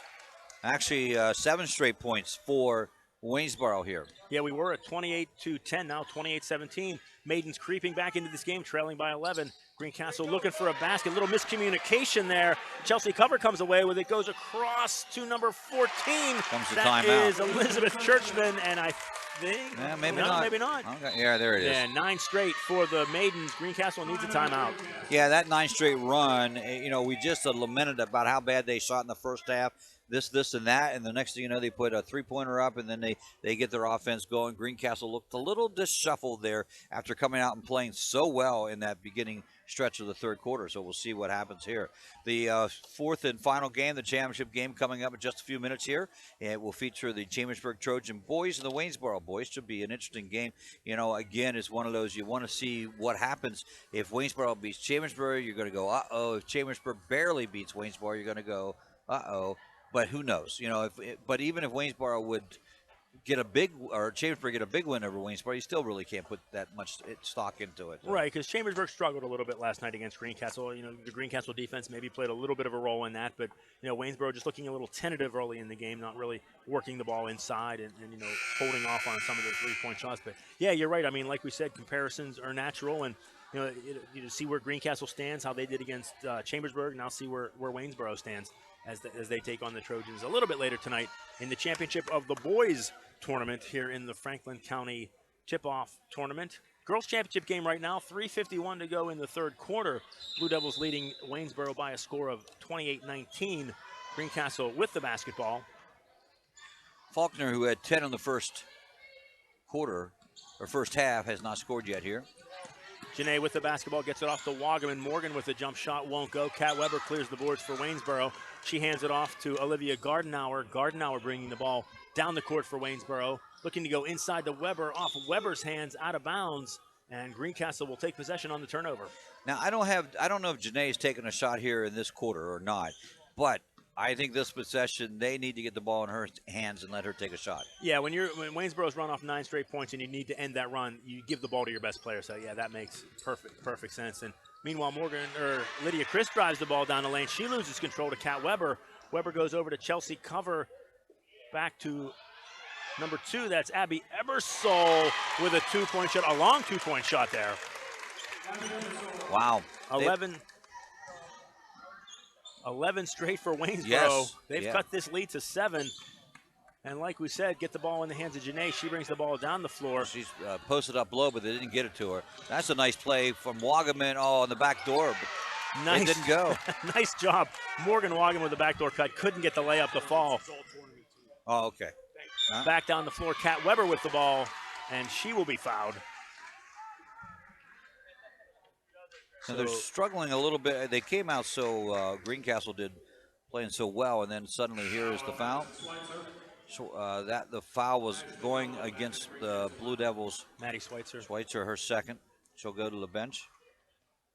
Into the game for Greencastle, Ashley Noblet, who came in and created a little bit of a spark in the first half for Greencastle. See if she can do it again. Kat Weber with a shot, no good. Janae Faulkner brings down the rebound and brings the ball back up the court for the Blue Devils. Greencastle giving up 11 straight points to Waynesboro. And we're going to have a hand check foul. Yeah, we are. So Janae coming through the paint is fouled. Only the 3rd team foul here in the game. Faulkner with the basketball near us. Goes back out to Wagaman on the left wing. Wagaman looking to drive, nothing there. Gets to Noblet. Noblet with a left-hand dribble. Faulkner, long 3-point shot. Ooh, no. In and out. About as close as you can come to making a shot and then not make it. Oh, and they're going to give the ball to Waynesboro, and we may talk about this. Yeah. Yeah, Mike Ryan, generally a pretty quiet, low-key guy. He came off the bench for there. That's usually something you don't see from him. So they're going to talk it over, and they're going to give it to Greencastle. I think that was the right call. Yeah, it was. It's awful tough, though, for another official to come to that official. You know what? You screwed that up. You're wrong. Right? And that's not what you say to him. But right. Well, ultimately, though, you want to get the call right, yep. and that's what happened. So good job by the official to talk that one out. So Greencastle keeps possession of the ball. Lydia Christ on the left wing. A shot will not go. Rebound pulled down by Elizabeth Churchman for Waynesboro. Gives it off to Gardenauer. Left-handed dribble to Kat Weber down on the left baseline. Back to Churchman. She'll dribble between the circles, reset the offense. Waynesboro down by 7, under 2 minutes to go here in the 3rd quarter. Biggest lead was 15 for the Blue Devils, and this little stretch run for the Maidens. And you knew it had to come sometime. Right. As poorly as they shot in the first half, things kind of tend to even out, and that's exactly what's happening here in the 3rd quarter. Waynesboro still with possession, trailing by 7. Going over to Churchman, now back to Gardenauer on the right side, down in the corner, and a whistle, and apparently a foul on Greencastle. Not sure who that was on, but a push foul. Ooh. That's what I thought it might be. Faulkner, that will be her 3rd. Reporting back into the game, Heidi Schazenbacher for Greencastle. She will replace Lydia Christ, who will go to the bench. Waynesboro with the basketball, trailing by 7. Looking to get the ball inbounds. They get it to Weber. Weber underneath, triple team, now working it around. Nice ball movement by the Maidens, and another whistle. And another foul on the Blue Devils. It's going to go against Schweitzer, I believe. I think he said 2-4. I think you're right. That's her 3rd. The Blue Devils 2 with 3. Faulkner and Schweitzer. Late in the 3rd quarter, 3 fouls, not a huge problem, but you certainly don't want to get to 4, and that's Abby Ebersole. I think that was a 3-pointer. It was. I think they're going to only going to give her 2 on that. I think the score table wasn't sure. You can't stop it, though. You can't stop. They did. I know they did. That's and you can tell your kids that, and they hear the horn, they're going to stop. That's just the way it is. So what was it? A 2 or a 3? I think they're going to stick with a 2. Okay. I think they'll stick with a 2. 28-23 as we'll get back to action. Greencastle will take the ball here on the sideline near us. Heidi Schazenbacher gets the ball inside in the court to Faulkner. 1:15 to go, 3rd quarter. Greencastle by 5. Faulkner down the lane. She is hammered. Goes to the court. She will shoot 2. That's okay. Get her to the line because she can shoot the free throws. It's going to go against Gardenauer, her second foul. And Janae on the night is 3 for 3 from the free throw line. Faulkner to shoot 2 for the Blue Devils. She has yet to score in this quarter. Janae gets the ball from the official. Wastes little time, puts the first shot up, and it is good. Yeah, not going to think about it. 29-23, Blue Devils lead. 1:11 to go in the third quarter. Lydia Christ into the game for the Blue Devils. Faulkner's second shot good. 12 points for her in the night, leading all scorers here. Blue Devils lead by 7. Waynesboro with the basketball. Coming down to about a minute to go here in the third quarter. That's number 4, Chelsea Cover with the basketball. She is guarded by Lydia Chris, goes cross court to Ebersol, left-handed dribble. She loses control. Schazenbacher comes away with it, hands it off to Lydia Chris, who will bring the ball up for the Blue Devils. Under a minute to go here in the third quarter. Now Janae with the basketball. She's guarded by Gardenauer, slowing the pace down a little bit. Now she goes to the basket, surrounded by 4 maidens, kicks it out to Schweitzer. Her shot won't go. Nice job by Janae distributing the ball. Yeah, it was. She gathered everybody, which is what they should do. Right. They definitely closed in on her. Waynesboro with the basketball. Ooh, 30 seconds. she pushed off. Yeah. It's got to be called that way, yeah. You saw, when you see that much space underneath it, it's usually because somebody's pushed off. I mean, it was really evident. Second foul for her, and that is team foul number 5 for the Indians here in the second half. That's 3 on Kat Weber. She will come Oh, out. 3, good.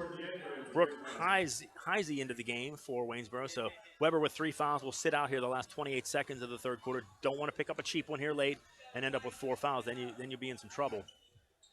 Blue Devils with the basketball. Ashley Noblet dribbling between the circles. And we have a collision between Lydia Christ and Abby Ebersol. And I think they're going to get Christ for the foul.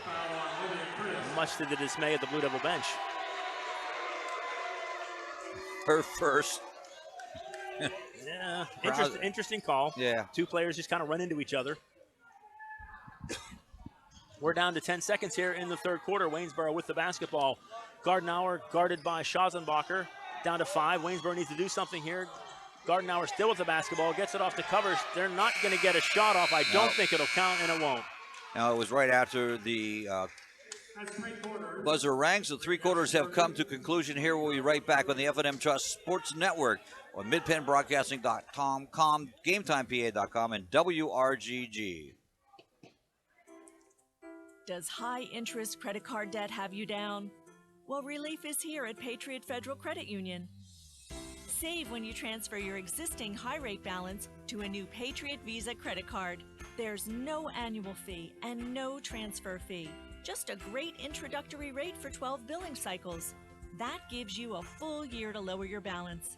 Learn more at patriotfcu.org. Subject to credit approval, member NCUA. There's nothing like being at the game. The excitement, the fun, the food, and all the waste. Whether it's popcorn boxes, hot dog wrappers, or this soda cup.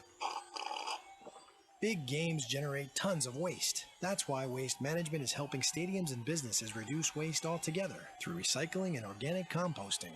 To learn more, talk to your local waste management representative or visit thinkgreen.com. Your home for Franklin County sports. This is MidPennBroadcasting.com. Back to action here in the fourth quarter, just underway. Greencastle inbounding the ball on the near sideline. Janae Faulkner now, little dribble drive, gives it off to Morgan Wagaman. Now back to Lydia Christ, left-handed dribble drive, shot no good. Rebound pulled down by Brooke Heisey for the Maidens. They trail by 7 as we start the fourth quarter. Inside the ball goes number 23, Emma Steiger, and I think they're going to get her for a double dribble. They are. Only 3 turnovers for Waynesboro in that quarter. They outscored the Blue Devils 13-8. They only had 10 points in the first half, so they doubled that, or not doubled that, but surpassed that, looking for the right term. Yeah, the offense definitely coming together for Waynesboro there in the third quarter. Now the Blue Devils with the basketball. Leah Christ, 3-pointer, top of the circle is good. Big bucket for Leah Christ. Yeah, definitely needs some 3-point output from her, just like her older sister used to do back here for Greencastle the past 4 years. So good to see Lydia on the scoreboard. Waynesboro now with the basketball, number 14. That's Churchman. She goes over to Gardenhauer. Little runner won't go. Rebound pulled down by number 35, just now into the game for Greencastle. That's Aniston Cree, and I think they're going to say she stepped on the baseline. Or she walked. I thought he did the travel signal. First turnover of the quarter for the Blue Devils. They had 4 in that third quarter. Cree with 2 points last night, seeing her first action this evening. Shot by Heisey, no good for Waynesboro. Rebound pulled down by Lydia Christ. Christ brings the ball down the far side for the Blue Devils. Now gets it back to Faulkner. Cross court to Morgan Wagaman. She looked to shoot. Thinks more wisely of that. Faulkner now with the basketball. Faulkner guarded by Gardenauer. Janae surveys the scene. Now she goes down the baseline. Nice move past Heisey and in. Beautiful layup. Little English on the ball, double hand, underhand scoop, and it goes. Almost a mistake there by Waynesboro. They threw the ball into Chelsea cover. She wasn't looking. Ball hit her in the back, but fortunately Waynesboro able to keep possession of the basketball. Now Emma Steiger, far side on the left wing. She goes back to Gardenauer. Gardenauer with a left-hand dribble into the corner. Gets it back out to Steiger between the circles. Now near side to number 4. That's Chelsea cover. She's checking out the Blue Devil defense. Greencastle in the zone. Gets it back to Heisey. Heisey goes it back to Gardenauer. Left-handed dribble into the paint. Kicks it out to Steiger. She gets it back to number 4, Chelsea cover, who hits the 3. So nice ball movement there by Waynesboro, finally resulting in a 3-point shot by Chelsea Cover. She has 10 points on the night, and that brings it within 10 to a 9-point lead. Blue Devils up 35-26, 5:40 to go here in the fourth quarter. Janae Faulkner for 3 is good. Well, the offense just didn't move around enough, and she just took the shot. When in doubt, let Janae shoot a 3. That's not a bad offensive strategy, to tell you the truth. Now Waynesboro with the basketball. Gardenauer gets it off to Cover. She goes back to Gardenauer, left-handed dribble down the baseline. Little floater won't go. Faulkner once again there for Blue Devils to clear the rebound. That's 17 points for Faulkner, and an errant pass out of bounds for against the Blue Devils. Another turnover. Janae pushing the ball up court, looking cross court for Aniston Cree. She couldn't control that pass. It goes out of bounds. Waynesboro will take possession of the basketball back into the game for Greencastle. Number 24, Maddie Schweitzer. Out of the game is Aniston Cree. Blue Devils 1 of 10 in that third quarter, and 1 of 7 from the three-point line. Yeah, things definitely reversing course there in the third quarter. Waynesboro finding the shooting touch. Greencastle definitely struggling. Now here in the fourth quarter, Blue Devils by 12, under 5 minutes to go, and a foul is going to be called. That's going to be on number 10, Morgan Wagaman, a little bit too aggressive on the defense. And Waynesboro was 5 of 7, and they were 2 for 3 from three-point.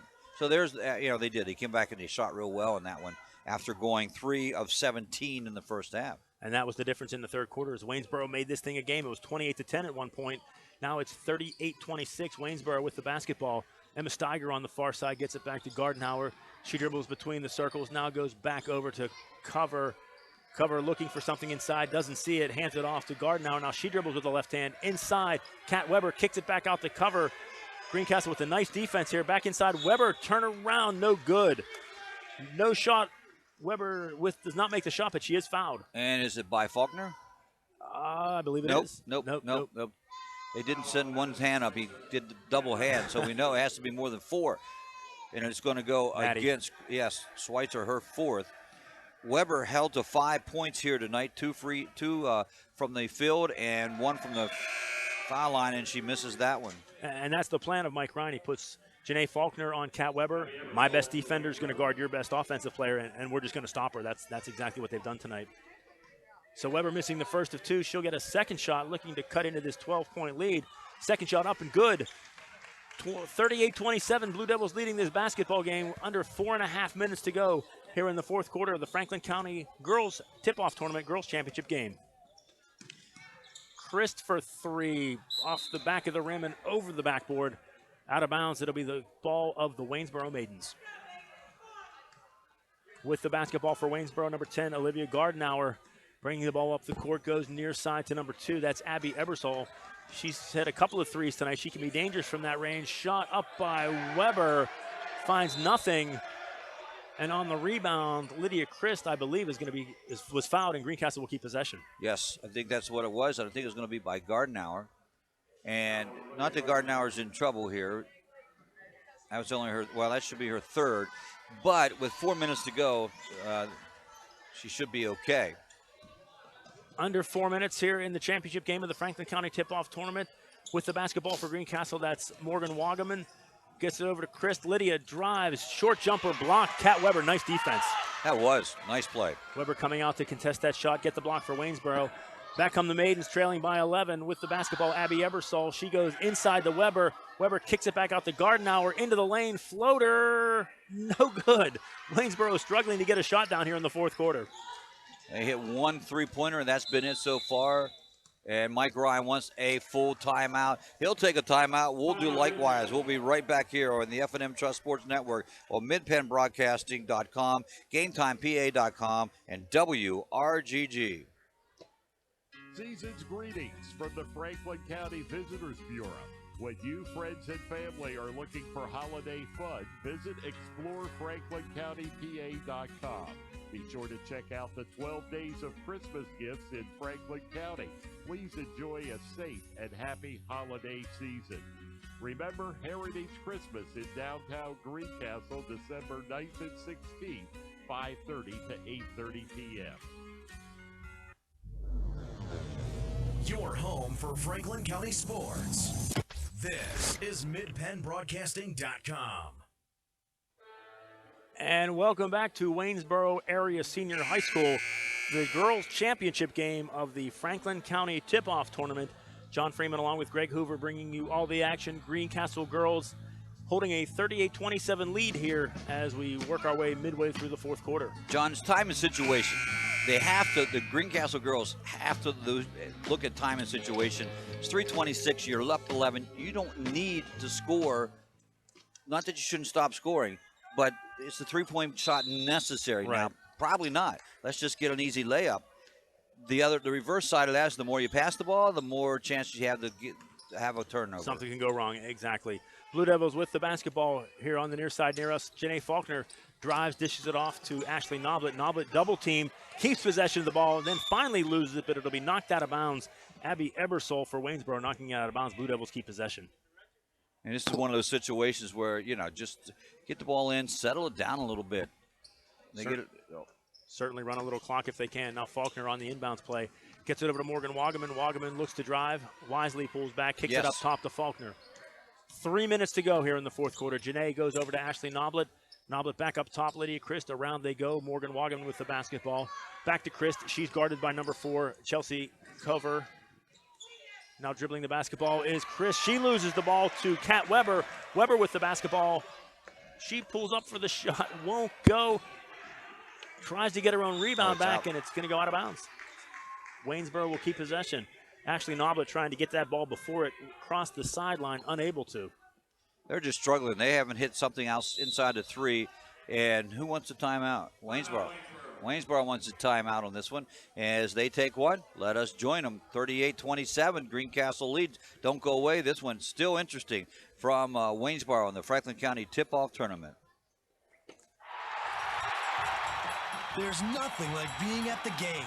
The excitement, the fun, the food, and all the waste. Whether it's popcorn boxes, hot dog wrappers, or this soda cup. Big games generate tons of waste. That's why Waste Management is helping stadiums and businesses reduce waste altogether through recycling and organic composting. To learn more, talk to your local waste management representative or visit thinkgreen.com. MidPennBroadcasting.com. And we are back. Waynesboro Area Senior High School Franklin County Tip-Off Tournament. John Freeman, Greg Hoover bringing you the action. Greencastle holding a 38-27 lead as we come out of the timeout. Waynesboro with possession of the basketball on the sideline, far from us. Well, now the enemy of Waynesboro is not only Greencastle, but the clock with 2:38 left. Yeah, Waynesboro in a position now where they need to start thinking about if they can't get a quick three, they got to work the ball around and try and get a shot off quickly as the clock ticks down to 2.5 minutes. Emma Steiger with the basketball, guarded by Schweitzer, gets it inside to Weber over Janae Faulkner. Shot won't go. Faulkner is there for the rebound for the Blue Devils. It was one of those where she would have made that against anybody else, but she altered it as she went up. Nice job by Lydia Chris there, passing up the shot, getting it back out, trying to set the offense, run a little time. Ashley Noblet puts one up.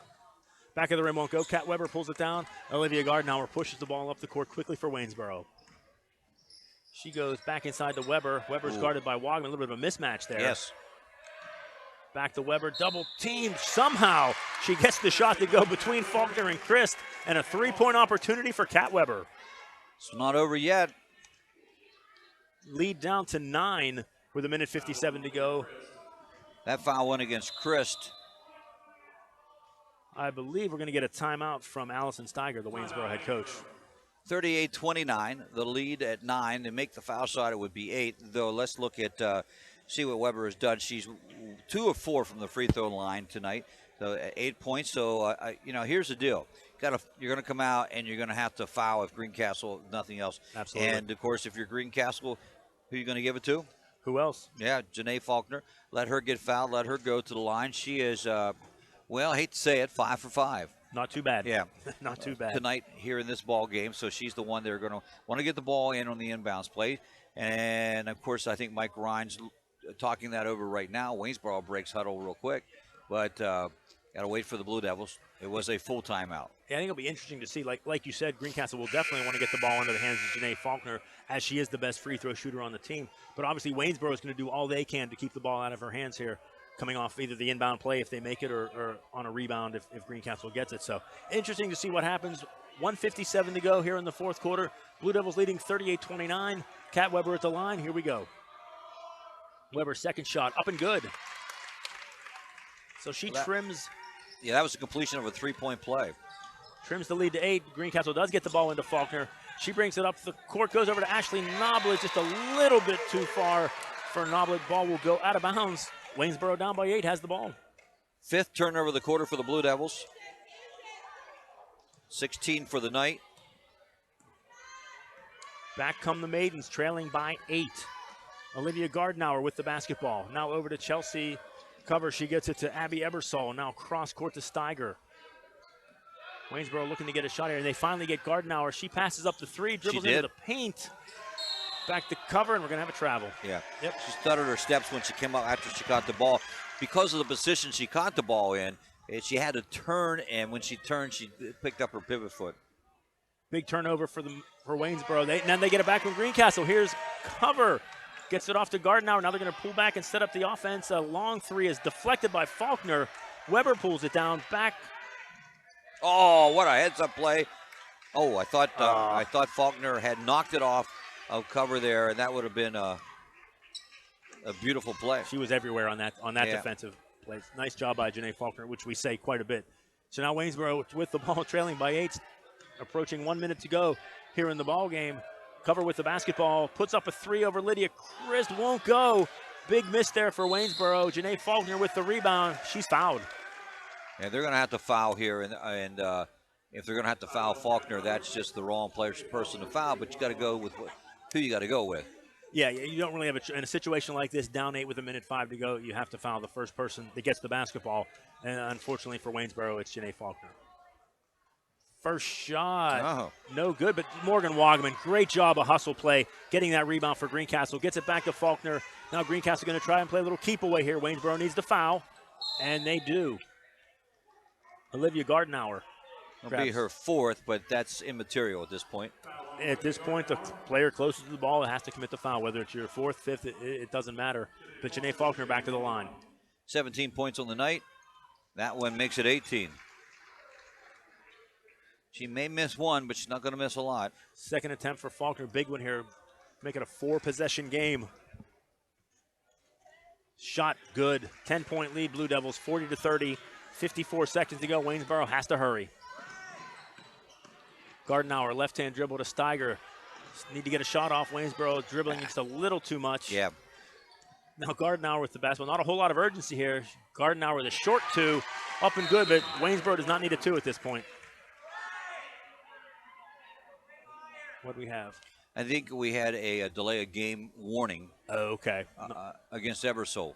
Knocking the ball out of the way. Yeah. It's their first 2-pointer of the quarter for Waynesboro. They get the ball to Faulkner. What else? Now to Schweitzer. She's going to pull it back to Faulkner down the lane. Easy left-handed layup for Janae Faulkner. 42-32.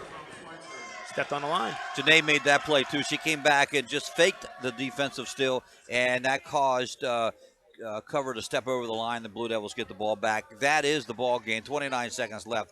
It's going to be hard pressed for Waynesboro to come back on this one. Yeah, that should pretty much do it. Waynesboro not even going to foul anymore. I think they're just going to concede the basketball game as we tick down under 20 seconds, almost a steal there by Gardenauer. Blue Devils with the basketball. Janae Faulkner on the far wing. She's guarded by Cover with the foul with 11.9 seconds to go. And I think it's pretty safe to say for the 4th straight year, yes, Blue Devils champions of the Franklin County Tip-Off Tournament. Faulkner to the line. She has 21 in this one. First shot, no good. Morgan Wagaman battling for the ball. As always. Almost came away with it, but Ebersol gets it for Waynesboro over to Cover. Her three-pointer good. Too little, too late for the Maidens. As the clock ticks down inside of 5 seconds, Janae Faulkner with the basketball. Appropriate, it's in her hands. She lets one fly at the buzzer. The one didn't go in, huh? Yeah, the weekend she's had, I'm surprised it didn't. So congratulations to Mike Ryan and the Greencastle Blue Devil girls basketball team, champions of the Franklin County Tip-Off Tournament for the 4th straight year. And did it in fine fashion. There was some doubt after that win last night that are they that good? Right. And tonight, I think they proved that. They did, and even this evening, Waynesboro had that run in the 3rd quarter. They cut the lead to 4 points at one point, but a nice job by Greencastle composing themselves, coming back and walking away with the 42-35 win. We'll be back with the postgame and the pregame show right after these messages on the F&M Trust Sports Network. You need extra funds, keep things super simple with the F&M Trust Home Equity Loan. Unlike other banks, our home equity loan has no checking account or automatic payment requirement, and there's no introductory teaser rate. You simply get a low fixed rate with savings you can count on. F&M Trust is a local community bank, ready to serve all your financial needs. Apply for your super simple home equity loan now at fmtrustonline.com or at any F&M Trust community office. Equal housing lender. Season's greetings from the Franklin County Visitors Bureau. When you, friends, and family are looking for holiday fun, visit ExploreFranklinCountyPA.com. Be sure to check out the 12 days of Christmas gifts in Franklin County. Please enjoy a safe and happy holiday season. Remember Heritage Christmas in downtown Greencastle, December 9th and 16th, 5:30 to 8:30 p.m. There's nothing like being at the game. The excitement, the fun, the food, and all the waste. Whether it's popcorn boxes, hot dog wrappers, or this soda cup. Big games generate tons of waste. That's why Waste Management is helping stadiums and businesses reduce waste altogether through recycling and organic composting. To learn more, talk to your local waste management representative or visit thinkgreen.com. Have heating or air conditioning needs? Look no further than Lecron's Comfort Solutions. We service all brands: heat pumps, humidifiers, system replacements, gas, oil, electric heat, and ductless systems. Lecron's Comfort Solutions is your authorized Terrain dealer. Call Corey at 717-597-3768 for a free estimate. We are licensed and insured. Lecron's Comfort Solutions. Local company, local name. Serving Greencastle and all of Franklin County with professional service and installation.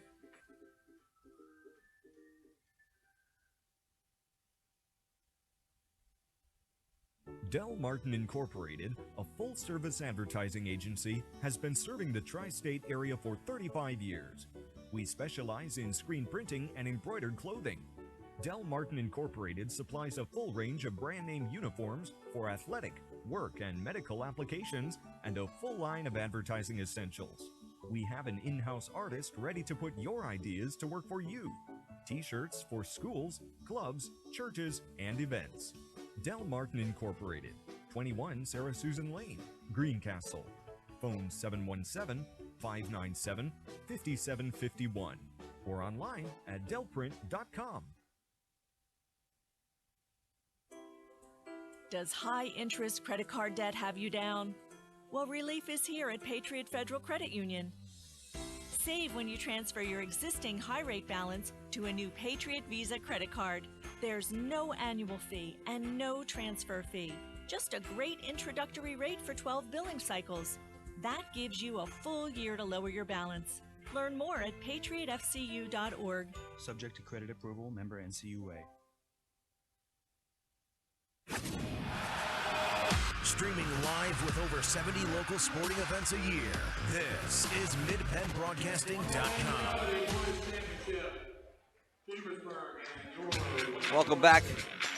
And the final of this one, again, 42-35. The girls pulling off the championship. And surprise, surprise, guess who the MVP was, John? I'm going to go out on a limb and say Janae Faulkner. Yeah, good guess on your part, on anyone's part.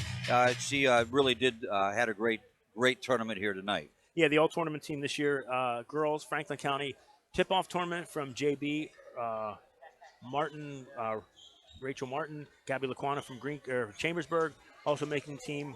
Chelsea Cover from Waynesboro, the third member of the team. And then the final two members, Morgan Wagaman from Greencastle. And, of course, the tournament MVP, Janae Faulkner, 4 years playing in the tournament, 4 championships. Yeah, that's pretty impressive. And I can't tell you, I'm sure she might have won it all 4 years, the MVP here. It's possible. That's a great possibility without knowing for sure. But I would put my money on that one. The likes of who we haven't seen too much around this area, but she certainly is a player and proved herself. And all her accolades came true here tonight. Absolutely. Tonight for the Blue Devils, who else but Janae Faulkner leading the way. 21 points in the game for the Blue Devils. Also chipping in Morgan Wagaman. She had 5 points. 6 points was Lydia Christ on a pair of 3-pointers. Maddie Schweitzer with 4. And Ashley Noblet with 2. And finally, Heidi Schazenbacher with 3 points for the champion Greencastle Blue Devils. Waynesboro tonight. Chelsea Cover, who made the all-tournament team, she led the maidens with 13 points. Kat Weber, who's normally their leading scorer, but she was guarded by Janae, which took her out of her game a little bit. She still chipped in with 8 points for the maidens. 5 points in the game for Elizabeth Churchman, Olivia Gardenauer, and Abby Ebersole. So now we switch our attention to the boys. And we'll do so. We'll be right back. We're going to leave our broadcast at WRGG, but we will be here on Game Time PA, so stick around, and we'll have the full Waynesboro-Chambersburg boys basketball game, the championship game, on MidPennBroadcasting.com, GameTimePA.com, all part of the F&M Sports Network. Back to regular programming on WRGG.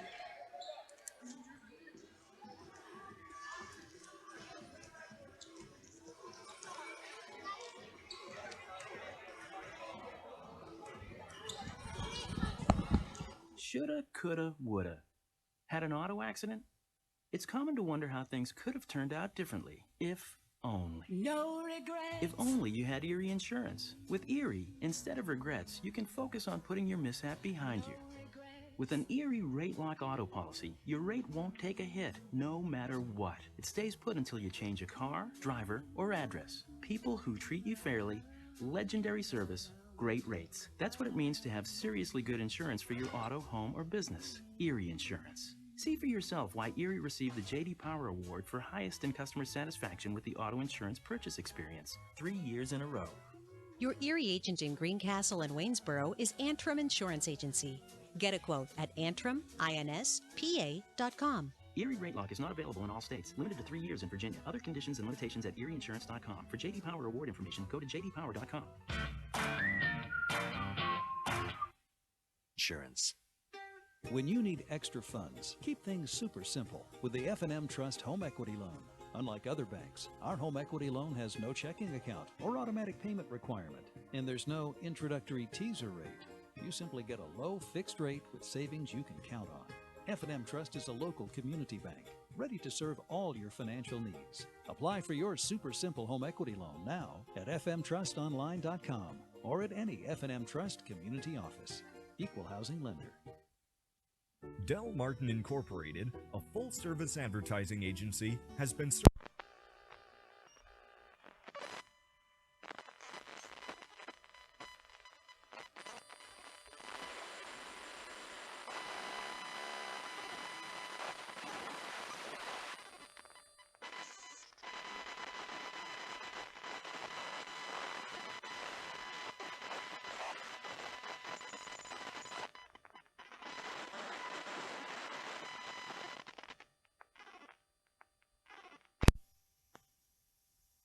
$7.51. or online at delprint.com. Okay, what you got here is your basic Ford Escape. You can buy it right here. This baby doesn't mess around, and it drives the competition crazy. See this hands-free liftgate? We have it. These guys don't. Need help parking? Escape has it. Do they? No, no, no. Got jet skis or a boat?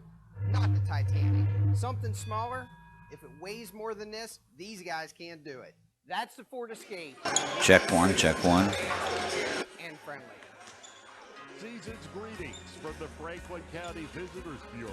When you, friends, and family are looking for holiday fun, visit explorefranklincountympa.com. Check 1 2, check 1 2, check 1 2.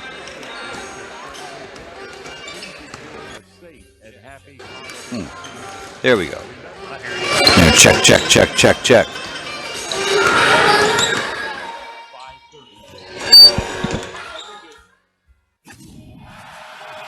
Streaming live with over 70 local sporting events a year. This is MidPennBroadcasting.com. Ladies and gentlemen, let's get ready to rumble!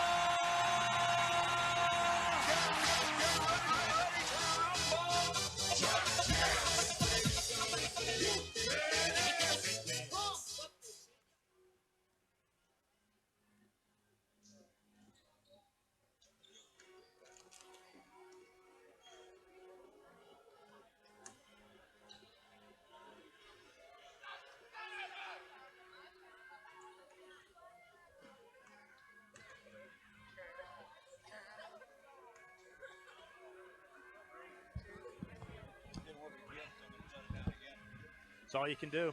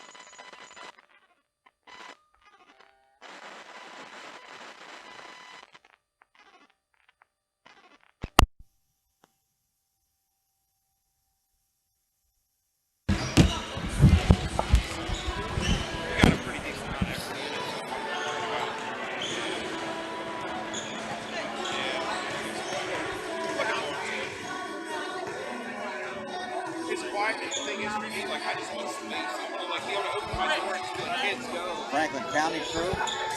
What's that? Yeah. Hear that? Yeah. All right. How comes?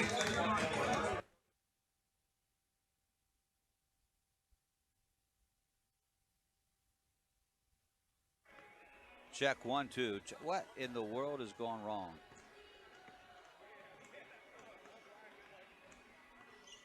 Audio.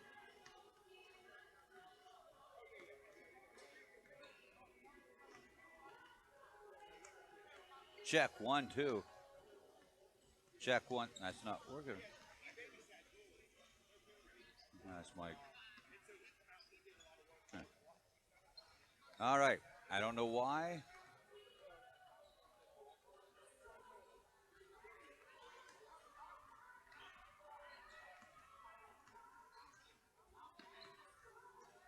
Check 1.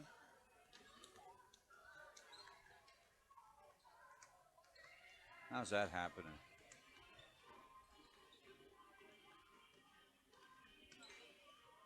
Check 1, 2, 3.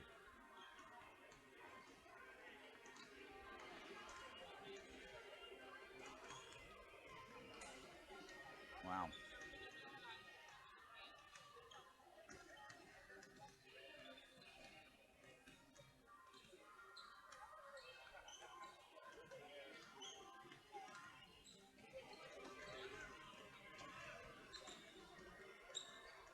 It keeps playing our radio station. Who is? I don't know why. Shoulda, coulda, woulda. It's Had an auto accident?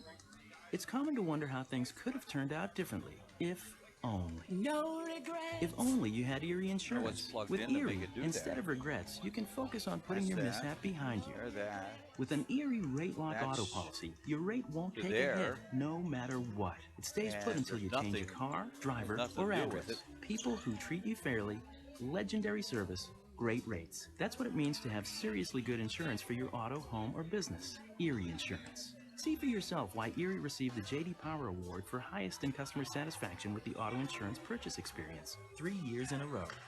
Your Erie agent in Greencastle and Waynesboro is Antrim Insurance Agency. Get a quote at AntrimInspa.com. Erie Rate Lock is not available in all states. Limited to 3 years in Virginia. Other conditions and limitations at erieinsurance.com. For J.D. Power Award information, go to jdpower.com. Erie Insurance. When you need extra funds, keep things super simple with the F&M Trust Home Equity Loan. Unlike other banks, our home equity loan has no checking account or automatic payment requirement, and there's no introductory teaser rate. You simply get a low fixed rate with savings you can count on. Check. F&M Trust is a local community bank ready Not to gonna serve happen. all your financial needs. Apply for your super simple home equity loan now at fmtrustonline.com or at any F&M Trust community office. Equal housing lender. Del Martin Incorporated, a That is so full-service strange. advertising agency, has been serving the tri-state area for 35 years. We specialize in screen printing and embroidered clothing.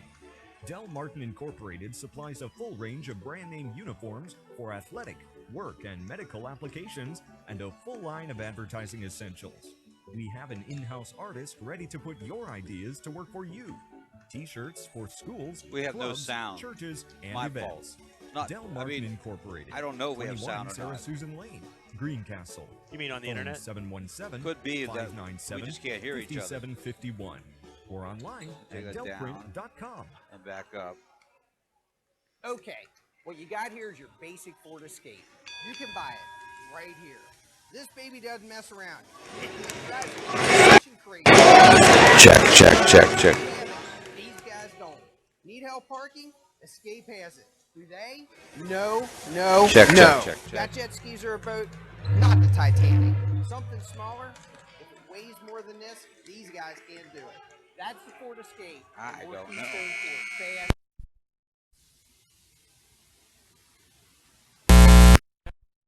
Bureau.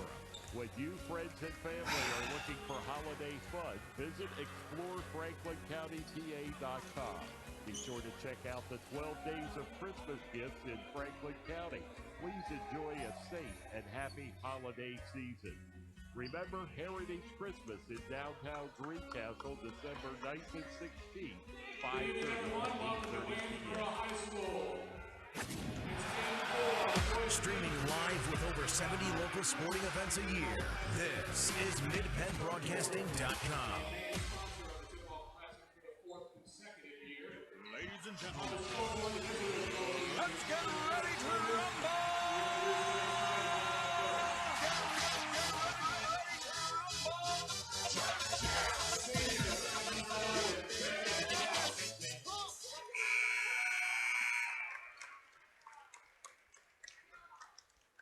Senior number 5, Cole President. Sophomore number 15, Tyler Collier.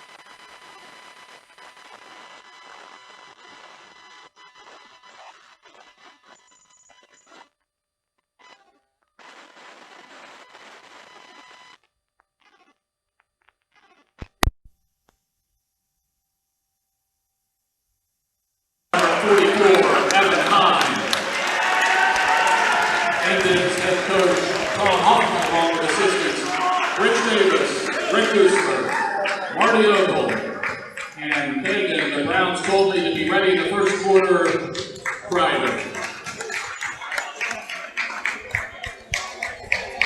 Check, check. That's a little better. Check 1, 2, 3. Check 1, 2. Check 1, 2, 3. Check 1, 2.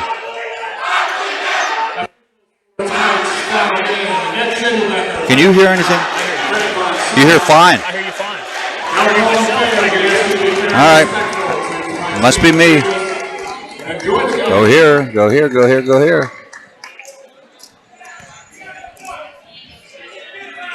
You can hear me fine? I can't hear you, but we'll... I don't hear myself either.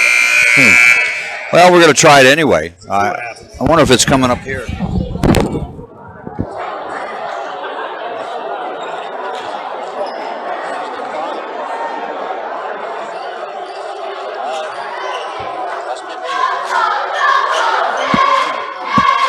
There's some audio on that.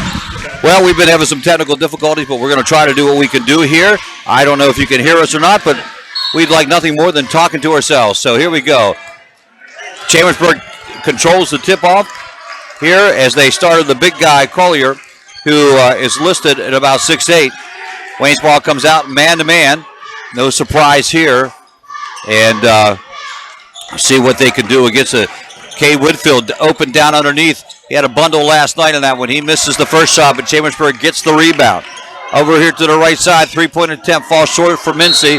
And a rebound as it appears that Jacob Browse, blocking out on the foul. Yeah, Kyle Hoffman had nice position on that, going for the rebound. Browse had to go back to try and get it, and he was whistling for the foul. I can't hear a word you say, John, but I believe you. I can't hear myself either. Cal Huffman against the man-to-man, the full-court pressure. He'll bring it up court, and they'll see what they can do. Knocked away, but saved by Waynesboro as they get it to Webler, Logan. It is once again Huffman, the point guard. They've made a shift in there. They've gone with Trevor Jones in the starting lineup here tonight.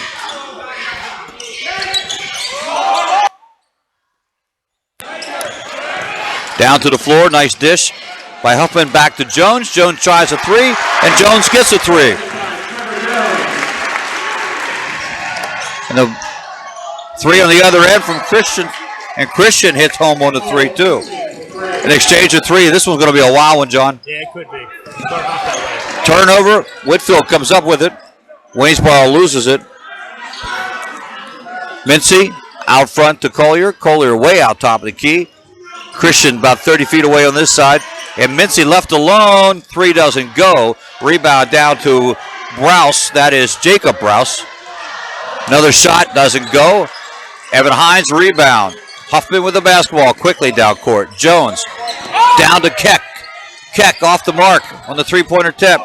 Christian with the rebound. He's up court quickly. Takes the baseline, jumps off the Cade, and gets the offensive foul charged against him as Evan Hine was there.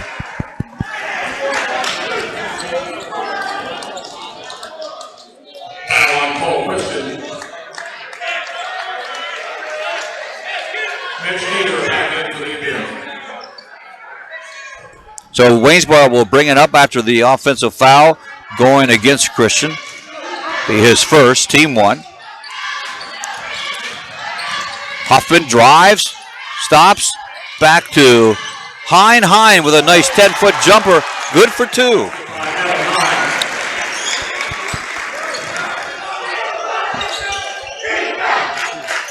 Chambersburg and Waynesboro with a full court press. They did that the other night against Greencastle, or against James Buchanan, was very successful against them. Working the perimeter, trying to get something to happen. Little hand check on the part of Keck. He'll be called for the personal foul. Foul on Cameron Keck.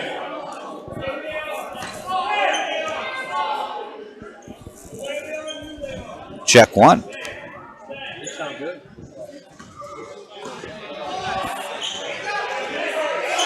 Check 1. Still checking some things out here. Oh, I think what happens here.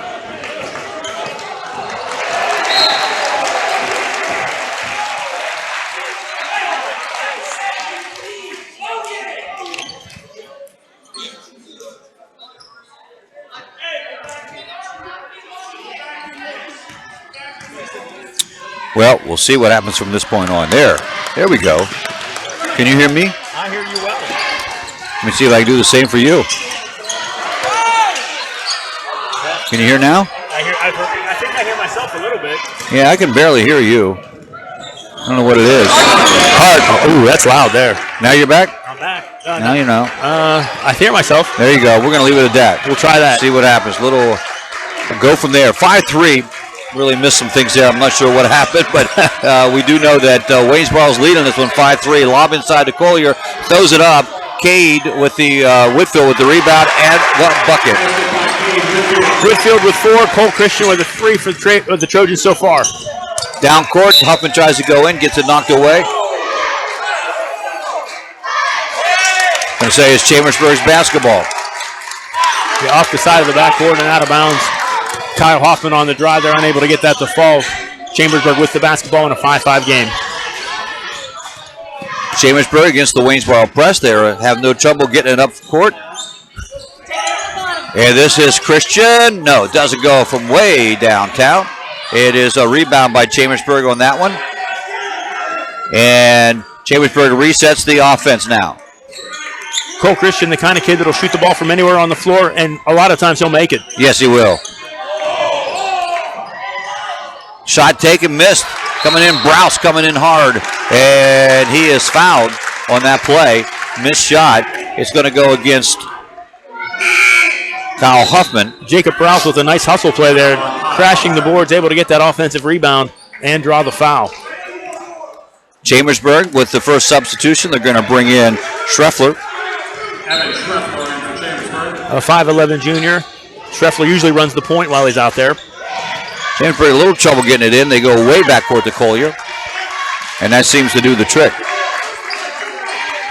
So here they go. Setting up the offense again. Chambersburg, Waynesboro last night was throwing substitutes in there every 2 seconds.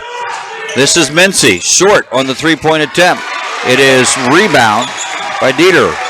Chambersburg struggling a little bit from 3 here tonight. Last night they were pretty effective against Greencastle. Keck went driving in, but he couldn't convert it. So he misses on that one. Foul underneath again from Waynesboro. Mincy on the other end, pushing it hard to the basket from the left side. Misses the shot, but he will go to the line to shoot two. Now that is Huffman's second foul here early on. It's sort of the catalyst of this ball club. Gets him up and down, handles the ball well, dishes well, and can score. He'll be, will not be good if he has to go to the bench. Yeah, I think they're gonna pull him out for now. Into the game, Jay Alvarez, one of the sophomores that does an outstanding job. Derek Berman also in for Waynesboro, another sophomore that's going to be a special player before it's all said and done. Second one of two is good. Berman will run the point for Waynesboro. Berman out front with it now. Berman, Nieder, Weebly with the ball into Nieder's hand. He's on the wing. Out front, they get the ball to Berman.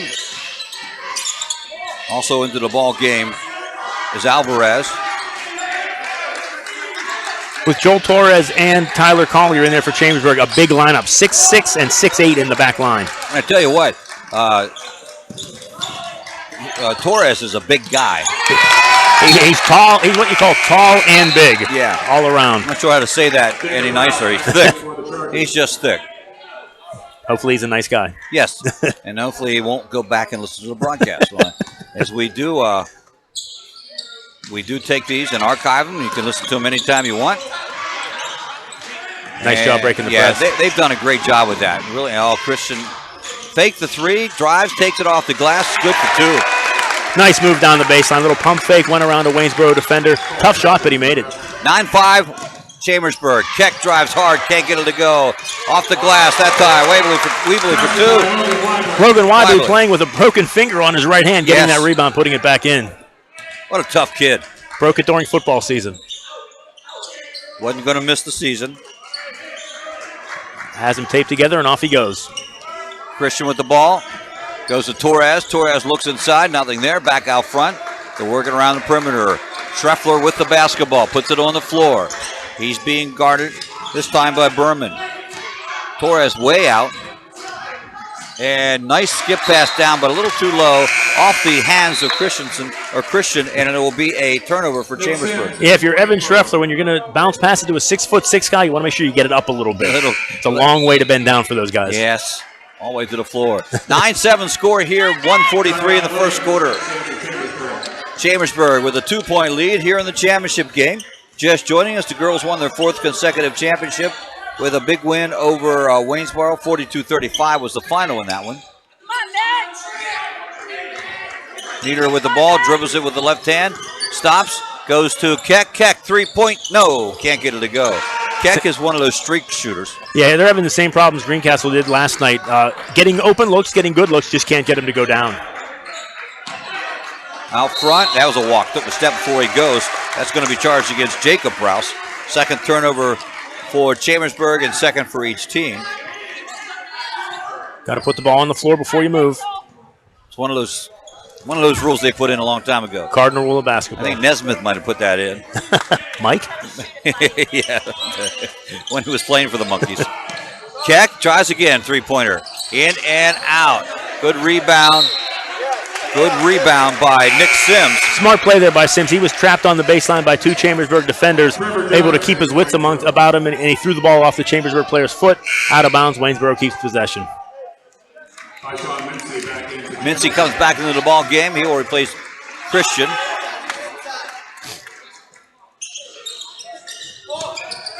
Trevor Jones back in for Waynesboro. Keck puts it to the ground, gives it to Jones. Jones fakes the three. Gives it to Alvarez, dumps in and throws it away right into the hands of Jacob Rouse. Rouse closing on defense. Nice job there to get that steal. Out front with the basketball is Tyrone Williams down in the ball game for Chambersburg. There's the offensive foul. Now, you think it was a flop? Let's call that by a little bit of contact and a lot of falling backwards. Yeah. I think nice job by the Waynesboro player to sell that and get the charge call. Did a nice job of selling it, though. I will give him credit for that. Yeah, I don't think there was that much contact to throw him back 5 feet like that. Could be wrong. Could be wrong. Yeah. 3 team fouls on both teams here early on in the ball, or late in the first quarter. 27 seconds to go. This one a close one, 9-7. They have brought back in Huffman. Both coaches have sons who play point guard. Imagine that. Works out well. Yes, it does. Huffman with the basketball being guarded by Schreffler. Huffman to the right side to Keck. Keck trying to get something good, but they call it on Browse, Jacob Browse. Going to be a blocking foul. Foul on Jacob Browse. That's his second. The kind of the ironic thing was the official that called that charge on the far end, when he came back up the other way, he ended up positioned right in front of the Chambersburg bench, and Sean Schreffler gave him an earful on that call. Oh, yeah. Inbounds play, they run it, they get it to Huffman. 5 seconds, 4 seconds. Oh, my goodness, he got killed. Wow. He got killed and no whistle on that one. And that is the end of the first quarter. 9-7 our score here as the Chambersburg Trojans lead by 2 on the FNM Trust Sports Network here on MidPennBroadcasting.com, GameTimePA.com, and we're done with that one. We don't have to go that route. Got that taken care of. We'll be right back.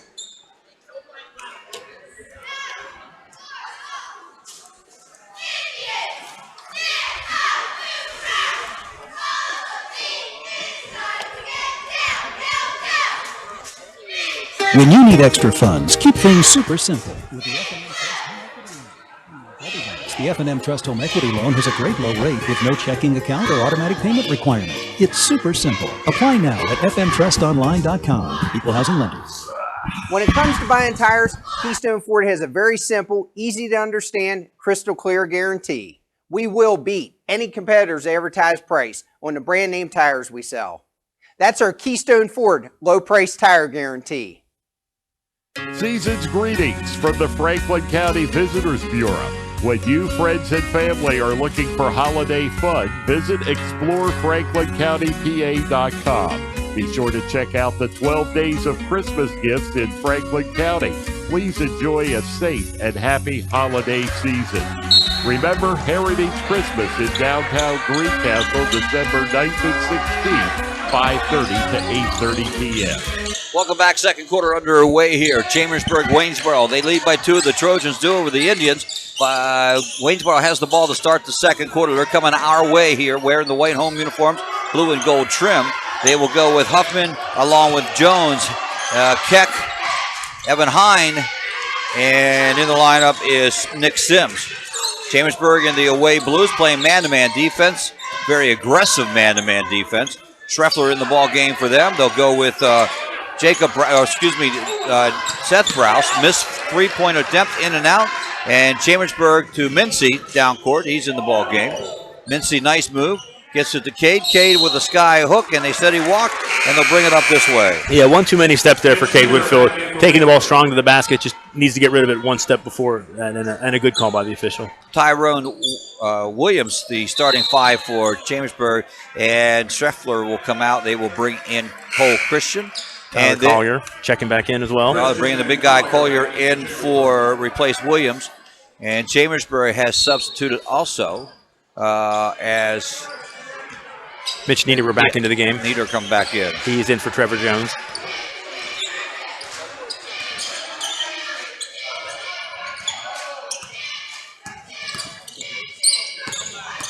With the shot, Nieder takes that one a little strong, and Cade comes down with the rebound. Chambersburg very aggressive on the defense tonight, doing a nice job shutting down Waynesboro, forcing them to take the outside shot, not going to the basket like a lot of these players like to. Now you're right. Oh, nice pass inside. Collier can't bring it down, and then Whitfield with the foul as Huffman got in and got the rebound.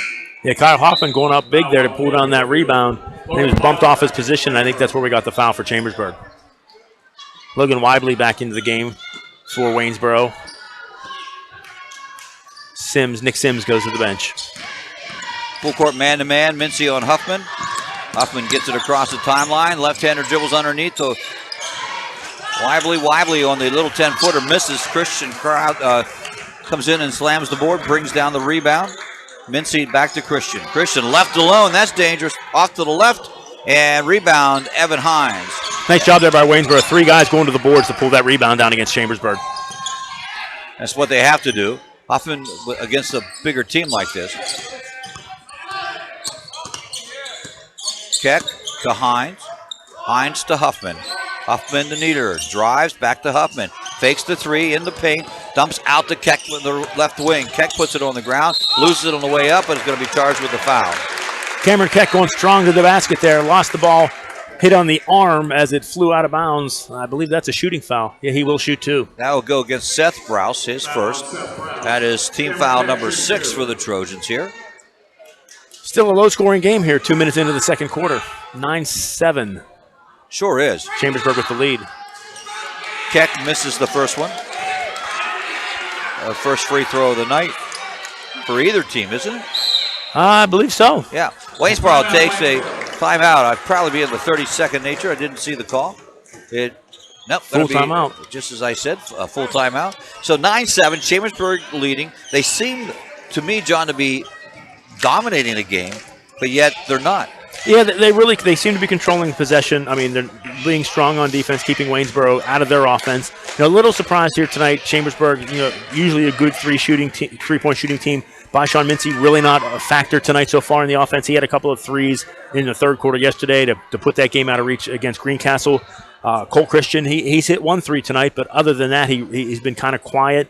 Chambersburg with definitely with the size with Tyler Collier at 6'8" in there, not really working the ball into him. So they kind of an interesting game so far. Both teams trying to feel each other out, but here we are into the second quarter, and both teams still in single digits.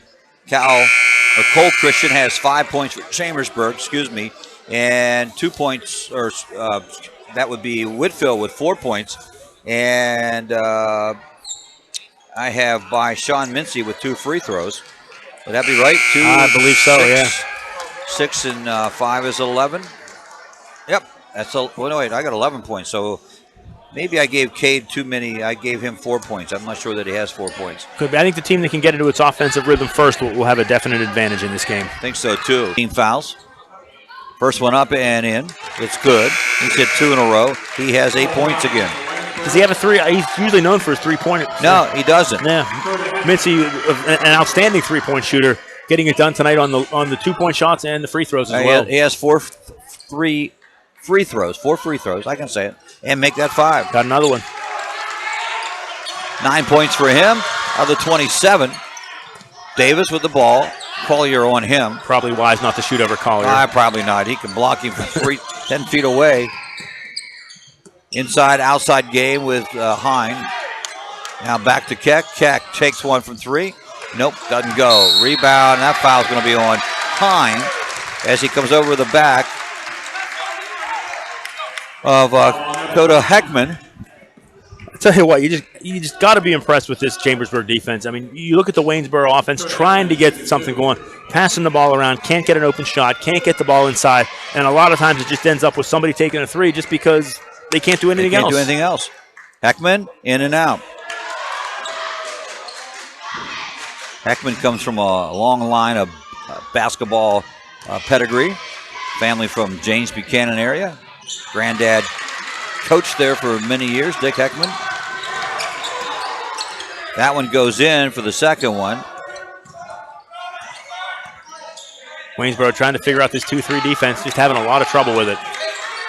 28-11, 6 seconds, 5 seconds. There is Davis from downtown. Can't get the ball to go down as the buzzer comes to an end. That one almost on the tip in from Weibly almost went in. Yeah, that kind of sums up the Waynesboro Yes, first it half. does. A smart play by Logan Wiley. He knew he didn't have a time to catch the ball, come to the ground, and go back up. So he literally jumped in the air and kind of like a volleyball player, just pushed it up towards the basket, rolled around the rim, and just couldn't fall. Just a rough half for the Waynesboro Indians. It was a rough fourth quarter or second quarter, that is for sure. We'll be back with the Antrim Insurance halftime show right after these messages on the on the F&M Trust Sports Network here on midpenbroadcasting.com, GameTimePA.com.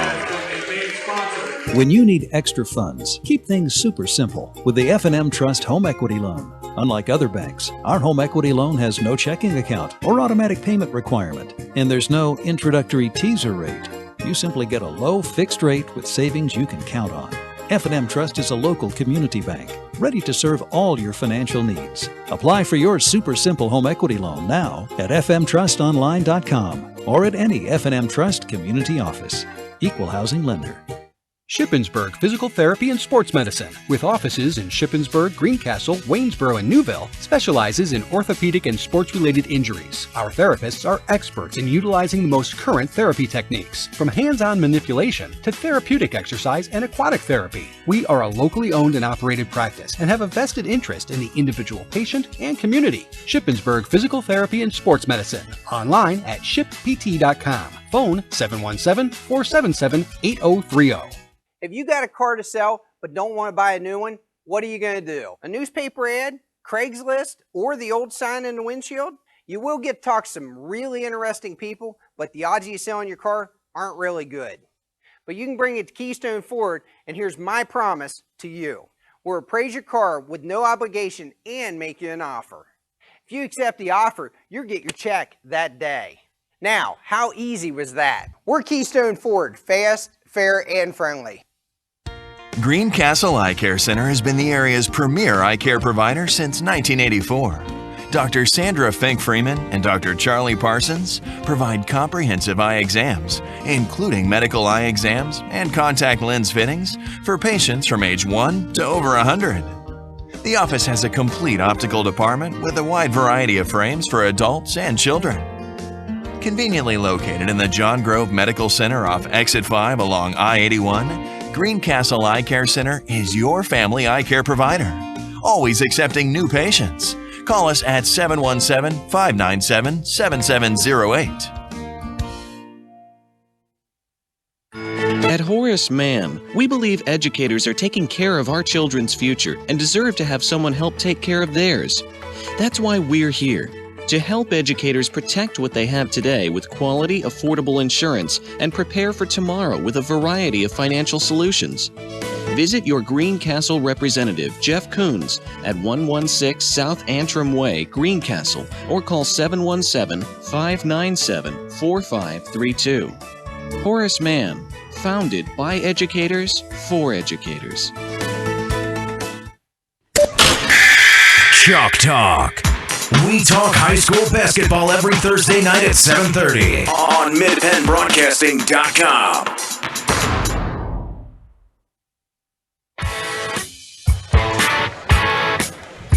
Halftime show brought to you by Antrim Insurance, your local area insurance agent serving Greencastle, Waynesboro, Chambersburg, Mercersburg, and surrounding Pennsylvania and Maryland areas. Antrim Insurance, 169 South Antrim Way, Greencastle, 1685 East Main Street in Waynesboro, 28-11 at the half, Chambersburg over Waynesboro in the boys' championship game.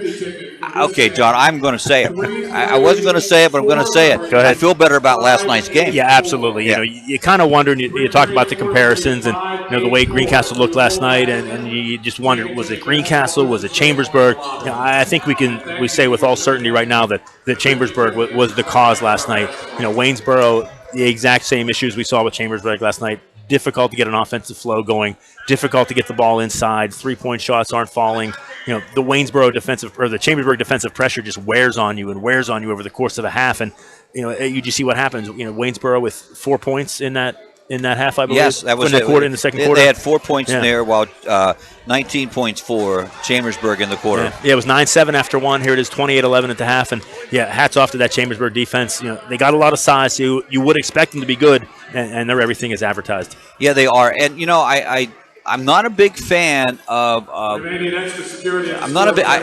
John Wooden used to say, you find 7 players, you play them, right, and you rotate those in. And John knew a little bit about basketball, a little bit. But there's another way to skin the cat, and that is getting a lot of people in there. And when you're playing that type of pressure that Sean Treffler is, he's using his kids wisely. Can't argue against that. Right. I think sometimes that hurts you in an offensive flow type of game. For instance, let's use Cole Christian. He gets out there, he hits 2 or 3 threes, and then he has to come out. So, you know, you keep him in while they're hot. But from that standpoint, you know, the defense, and that's what drives them, that works out well for them. So it has been a defensive type of game here for Chambersburg and Waynesboro. Big question is, can Waynesboro get something going here soon enough? I mean, they might be able to get something going here in the second half, but, you know, to make up a 17-point deficit, you know, against a very difficult Chambersburg team, I think it's going to be very difficult to Waynesboro to get back into this. If they do, it's going to have to start with defense.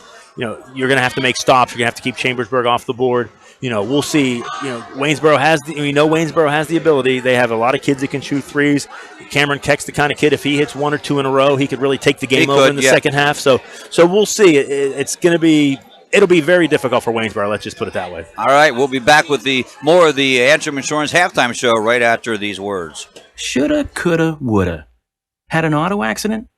It's common to wonder how things could have turned out differently, if only. No regrets. If only you had Erie Insurance. With Erie, instead of regrets, you can focus on putting your mishap behind you. With an Erie Rate Lock auto policy, your rate won't take a hit, no matter what. It stays put until you change a car, driver, or address. People who treat you fairly, legendary service, great rates. That's what it means to have seriously good insurance for your auto, home, or business. Erie Insurance. See for yourself why Erie received the J.D. Power Award for highest in customer satisfaction with the auto insurance purchase experience 3 years in a row. Your Erie agent in Greencastle and Waynesboro is Antrim Insurance Agency. Get a quote at AntrimInspa.com. Erie Rate Lock is not available in all states. Limited to 3 years in Virginia. Other conditions and limitations at ErieInsurance.com. For J.D. Power Award information, go to JDPower.com. Erie Insurance. Feel like you just can't get ahead because of high-interest credit card debt? Relief is here. Transfer your balance to a new Patriot Visa credit card and get a low rate for a full year. Learn more at patriotfcu.org. Subject to credit approval, member NCUA. Del Martin Incorporated, a full-service advertising agency, has been serving the tri-state area for 35 years. We specialize in screen printing and embroidered clothing. Del Martin Incorporated supplies a full range of brand name uniforms for athletic, work, and medical applications, and a full line of advertising essentials. We have an in-house artist ready to put your ideas to work for you. T-shirts for schools, clubs, churches, and events. Del Martin Incorporated, 21 Sarah Susan Lane, Greencastle. Phone 717-597-5751 or online at delprint.com. There's nothing like being at the game. The excitement, the fun, the food, and all the waste. Whether it's popcorn boxes, hot dog wrappers, or this soda cup. Big games generate tons of waste. That's why Waste Management is helping stadiums and businesses reduce waste altogether through recycling and organic composting. To learn more, talk to your local Waste Management representative or visit thinkgreen.com. Okay, what you got here is your basic Ford Escape. You can buy it right here. This baby doesn't mess around, and it drives the competition crazy. See this hands-free liftgate? We have it. These guys don't. Need help parking? Escape has it. Do they? No, no, no. Got jet skis or a boat? Not the Titanic. Something smaller? If it weighs more than this, these guys can't do it. That's the Ford Escape, and we're Keystone Ford. Fast, fair, and friendly. Have heating or air conditioning needs? Look no further than Lecron's Comfort Solutions. We service all brands: heat pumps, humidifiers, system replacements, gas, oil, electric heat, and ductless systems. Lecron's Comfort Solutions is your authorized Terrain dealer. Call Corey at 717-597-3768 for a free estimate. We are licensed and insured. Lecron's Comfort Solutions. Local company, local name. Serving Greencastle and all of Franklin County with professional service and installation. Live and local. This is MidPennBroadcasting.com. Our halftime show has been brought to you by Antrim Insurance, your local area insurance agent serving Greencastle, Waynesboro, Chambersburg, Mercersburg, and surrounding Pennsylvania and Maryland areas. Antrim Insurance, 169 South Antrim, Greencastle, and 1685 East Main Street, Waynesboro. I'm Greg Hoover. He is John Freeman. We are here. It's our fourth game. We've survived so far with a half to go. Huh? 5.5 hours in. Yeah, okay. 5.5, 1 half to go. The marathon, double day marathon. And but happy to bring you the ball games here tonight. This one 28-11 at the half. A little surprising that, as we talked about, that Waynesboro is down by that many. Trevor Jones, 3 points. He opened up the game with that. Huffman has not scored, and Nieder has not scored, and Cameron Keck only has 2 points, and Weibly has 2, and Evan Hines has 3. Not going to win many ball games with scoring like that for the Waynesboro Indians. 7 points for Cole Christian, and also 6 points for Whitfield, 9 points for Mincy, and Torres has 4. And once again, Waynesboro with trouble on the offensive end, losing possession, a tie-up. Chambersburg will get the ball.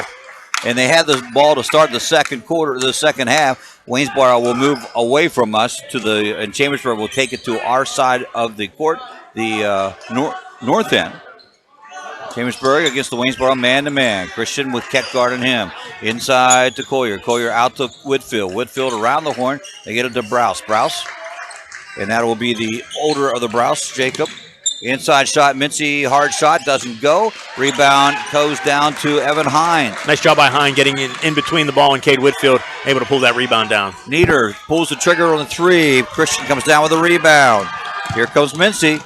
Stops and pops. Nice decision, doesn't go. Collier on the tip back, and Hines comes down with the rebound. Second straight rebound for Evan Hine. He's in there battling against those Chambersburg big men. Another 3-point from Nieder. That one doesn't go. And Mincy on the long rebound. Shuffle pass beautifully to Cole Christian. Well done there. Well done by Sean Mincy, finding Cole Christian streaking down the right side for the easy layup. Keck goes in. They're going to call that. Ooh, they're going to give it. I actually thought Collier was there. And Keck went into him. But they're going to say he wasn't. 2 shots. That's always a tough call. It is. That block charge, yeah, that's one of the toughest calls in basketball. Yeah, and they've tried so hard to, and again, a lot of times with things that are tough to call, they try to make it easier for the official, right? Which is a great idea. That one, I don't know how you do it. Yeah, it's a 50-50 call one way. No matter what you call it, somebody's going to be upset. So you just call it as you see it and hope you got it right. Keck to the line to shoot 2 as he was in the act of shooting. He hits the first one. He's now 3 for 5 from the foul line and 3 in a row. Trevor Jones into the game. Mitch Niederer takes a spot on the bench for the Indians. Keck to shoot this second one. Like we said before, you got to make these free throws. Tough enough to score on the offensive end. Got to make them when they're free. And he does. So he has 4 points. 30-13. Waynesboro coming out in the press, looking to cut into this 17-point Chambersburg lead. Trojans break the press pretty easily. Yeah, they do. They have enough guards that can do so. Inside to Whitfield. Whitfield goes up hard, doesn't get it to go. It is Evan Hine, 3rd rebound in a row. Hine playing big underneath right now for Waynesboro. Yeah, that's amazing, though. It's a one-shot offense and Greencastle sort of did that in a way, too, last night. Right. Hine left alone, 18-footer. No, doesn't go. Knocked out of bounds against Waynesboro, and it'll go to Chambersburg. Yeah, every time Waynesboro takes a 3, you think it's got to fall eventually and just continuing to struggle from beyond the arc. Into Christian's hands. He crosses the midcourt stripe. 6:22. Oh, and then takes a 3 from downtown. Doesn't go. Little battle for the rebound. That's a tough one. I think it might be Chambersburg ball. Heads-up play from Jacob Browse. Yeah, going out of bounds in the air, was able to grab the ball, turn around, and throw it back off Trevor Jones. So Chambersburg keeps possession. Collier to inbounds, gets it to Mincy, goes by a Whitfield pick, still has the ball, gets it to Browse. Browse, little 15-footer, doesn't hit anything. Collier goes for it, but it hits out of bounds. I tell you what, right in front of us, Tyler Collier and Logan Weibly are going at it. And give a lot of credit to Logan Weibly. He's given up probably 5 inches and quite a few pounds as well, so he's doing a nice job battling underneath. Mincy comes up to play full court pressure against Huffman. Evan Hine, nice pass to Weibly. Weibly double dribbled with both hands on the second dribble. They throw it out of bounds. Waynesboro will retain it. Yeah, sometimes you slip one by the officials. Yeah. You heard the Chambersburg bench. Ooh, ooh, ooh. Yeah, usually the crowd, you'll hear some sort of reaction from the crowd. You know something went wrong. Jones into the ball game, tries to go down low to Hine. Hine can't bring it in. It's knocked out of bounds by both Mincy and Whitfield. They were all over that. So inbounds underneath the Waynesboro basket again. Yeah, Chambersburg keeping up that defensive pressure. Both guys jumping into the passing lane there. 30-13. Chambersburg with the lead here, third quarter championship game. Way back. Keck be in the backcourt, brings it to the front court. Huffman with Mincy again, out front. Hine one in the set of pick, pulls him off and goes back. Keck gets an open 3 look, and it doesn't go. Got a nice pick out of Hine on that one. Mincy strong on the rebound on that play, on that end.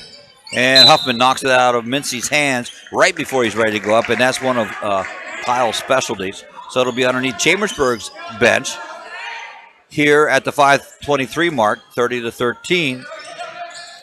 Waynesboro still struggling to find that offensive rhythm, just can't get the shots to fall, and that's why they're down by 17. Well, it's 2-2 here in the third quarter. Yeah. Well, unfortunately for Waynesboro, they need to win some quarters. Yes. Not just tie them, and a foul there.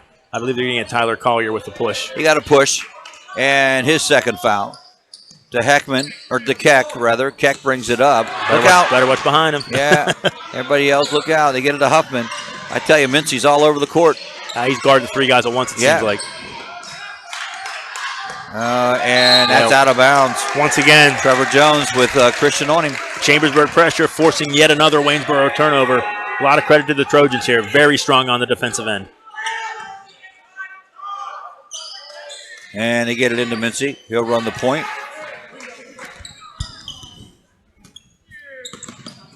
Christian with the basketball, gets a pick, goes around, double team. Now both left, and he goes up, and he's going to get fouled. It was one of those, I don't know if they're supposed to switch or they didn't call a switch, but Keck and Hine left him go around. Keck gets called with a personal foul. It will be his third, and Christian will go to the line to shoot 2. Yeah, kind of got stuck there on the switch, and both were beaten, and he just had to kind of foul him to keep him from getting the easy layup. He gets the free throw to go. He's 3 for 3 from the line. Mitch Niederer back into the game for Waynesboro. He replaces Trevor Jones, who returns to the bench. More substitutions. Yeah, sure, let's bring everybody in. Evan Schreffler into the game for Chambersburg. Also Seth Browse, the younger of the 2 Browse boys, into the game for Chambersburg. 31-13. 32-13 as Cole Christian makes the second one. 11 points for him on the night. And with the ball, Niederer now back out front to Huffman. Huffman is being guarded by Schreffler. We mentioned before, that's not the 2 coaches playing, just their kids. Coaches on the floor. Yeah, Niederer inside, had a nice little look at the basket, couldn't make it go. Chambersburg brings down the rebound. Comes over, Christian goes to the hoop, doesn't get it to fall, and Hine on the floor, and is knocked out of bounds. Chambersburg keeps it. Nice defensive help there, Logan Weibly, as Cole Christian had gotten around Seth Hoffman going uncontested to the basket. Weibly able to step in and contest the shot, and Cole Christian not able to make it. Inbounds, 4:20 to go here in the third period. 32-13 our score. Trojans in the lead here of the championship game. Huffman knocks it away on the pass to the wing Browse from Schreffler. And Collier will inbounds right in front of his bench. Takes a little trouble getting it in. That's close to a 5-second. It is a 5. Yep. Oh, they call a timeout. Yeah, not a whole lot of movement there by Chambersburg. Waynesboro a little aggressive on the defensive side, forcing Sean Schreffler to call a timeout. You know, I know some coaching philosophies on the inbound play is just get open. Right. Run and get open. There's no set play here. But at that time, you can see when no one runs and gets open, it makes it a little difficult. Yeah, when everyone stands still, it makes it tough to throw a ball inbounds. But again, Chambersburg defensive pressure, we keep talking about it. Here we are almost halfway through the third quarter. Waynesboro only with 2 points on the scoreboard, and even those coming from free throws. And the good thing, Chambersburg's only scored 4. True. And 2 of those are on free throws. Yep, that's true. Or, let me look here. Maybe they're all on free. No. Christian has 4 points. He has a field goal and 2 free throws. Yeah, that's it. Yeah, the nice pass from Bashan Mincy on the fast break for Christian there. Collier to inbounds again. This time they go way back, and Schreffler takes it about 10 feet behind the half-court mark. Inside high post, they try to get the back door. Nothing there. Good defense, Waynesboro. Browse with the ball. Count began, but he got rid of it in time. Schreffler going against Huffman. Collier, top of the key. Schreffler, nice fake, stops, goes across court to Browse. Browse looks inside, that's Seth Browse, and nothing there. Whitfield will take it from the wing and look inside, nothing there. Now they get it to Collier. Tough shot, but doesn't get it to go, and ball on the ground. Everybody going for it, and Waynesboro will take a timeout. Yeah, they had Mitch Niederer dove on the ball. He had possession. When you have possession, you're allowed to call a timeout. Nice job by Tom Hoffman there to call the timeout. Waynesboro will have the ball when we come back. Now, I always say I'm not a big fan of them calling it in that situation unless it's late in the ball game, because you could be taking away valuable timeouts you need later. It's best to give the ball up. True. And then to get to lose the timeout. But in that situation, it's just so ingrained. You see it in you see it in college. And it's very easy in college because they get 5 timeouts, but they never use 5 timeouts because they got all the media timeouts. Yeah, every 4 minutes you have a media timeout, so that allows you to save those 5 for the last 2 minutes, which is why a lot of college basketball games, the last 2 minutes takes 20 minutes. Right, exactly, because they have all 5 timeouts. Actually, I think they reduced it to 4 at the college level. Because of that, yeah. Waynesboro will inbound here with 3:34 left, trailing 32-13 against the Chambersburg Trojans. Trojans looking to win again here. Yeah, Waynesboro desperate, looking to get something going on the offensive end. Keck to Nieder. Mitch to Cameron. Cameron now drives, and Collier with the blocking foul down low. It's only the second foul against the third foul, team foul-wise. No shot on that, so Waynesboro will take the ball out of bounds from underneath their own basket, or underneath the Chambersburg basket, I guess you call it. Oh, it should be. No, it's Waynesboro's basket. Well, they're shooting at, Chambersburg's defending. And three-pointer. Keck hits one from just a step from the sideline, and that's a big bucket for Chambersburg. Yeah, nice little play off the inbounds. Got Cameron Keck open for a 3. Finally knocked it down. We'll see if that can turn the tide a little bit for Waynesboro. Inside pass. Everybody on the ground after that one. Torres gets 2. He now has 6. And just that quickly, they answer. Hine, three-pointer. Yes! 2 in a row for Waynesboro. Getting back, cutting the lead to 15. Now they're going to put the press on, try and get another stop.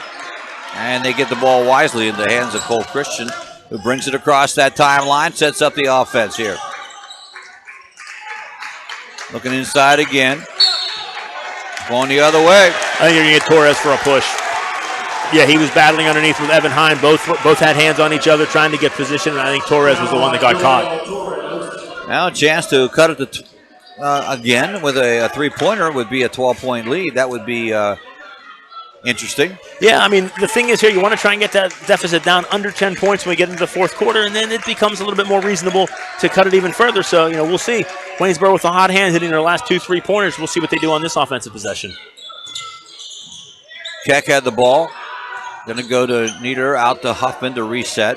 Man-to-man defense. Well, there's 2 on Huffman, and that leaves Nieder free for a moment. Inside pass to Weibly. Weibly hits it from inside the key for 2. That's 3 shots in a row in for the Trojans, or for the Indians, trying to get the offense going here again. Down by 13 now, 34-21.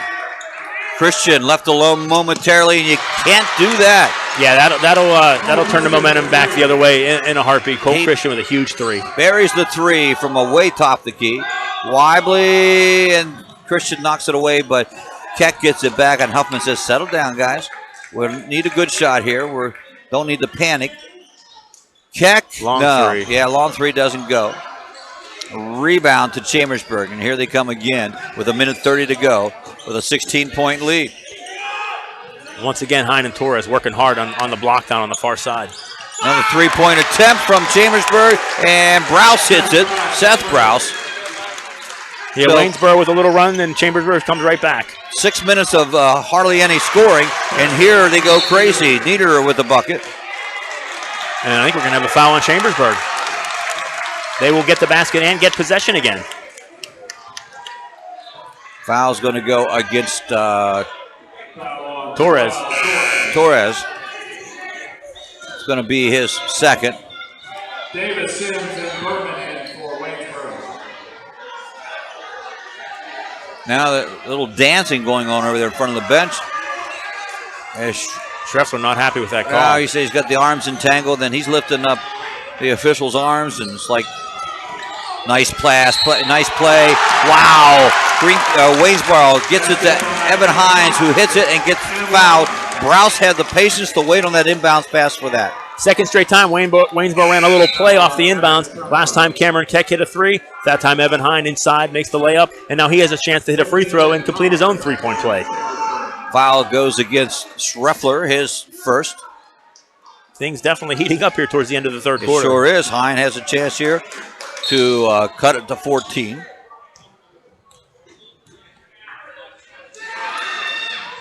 And does. Back to 14 points. Inbounds, full court pressure. It's more of a zone as they try to double team, but now they have some numbers. That was a drive, and Evan might have been there, but no charge called. A lot of contact. Yeah, a lot of contact that time. Whitfield gets hammered as he goes up, I think by Hine. Yeah, I think that was, or it might have been Nick Sims that might have got him. Sims did get him. Sims got him. So Sims will be charged with the foul. It's his first. 6-2 in fouls here. And in and out for Winfield. Out and in for Winfield. In and out and right back in. Yeah. He's 7 points tonight. 3 for 3 from the free throw line for the senior. And that one is short. I think they're gonna get Tyler Collier with a push on that. Yeah. Foul on Tyler Collier. Yeah, he put two hands into the back of Evan Hine and just shoved him right off his spot. Yeah, that was pretty obvious foul on that one. That's the 7th foul. That's a big one. That'll send Waynesboro. Waynesboro shooting 1-1 the rest of the way now. Hine hasn't missed. 3 for 3. He has 9 points on the evening. Evan Hine shooting 1-1. Waynesboro still hanging around, down 15 here late in the third quarter.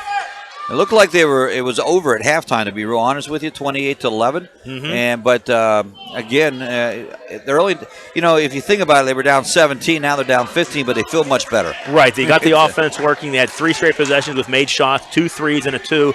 So yeah, things looking a little bit more up here for Waynesboro.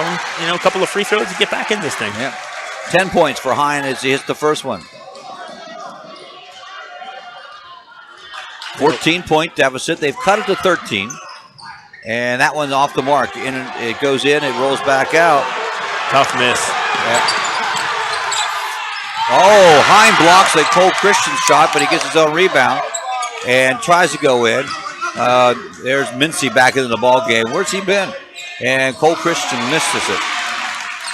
Wow, what a physical game this has turned into. Yep. Both sides, both teams pushing and shoving, trying to get position. Ball loose on the floor.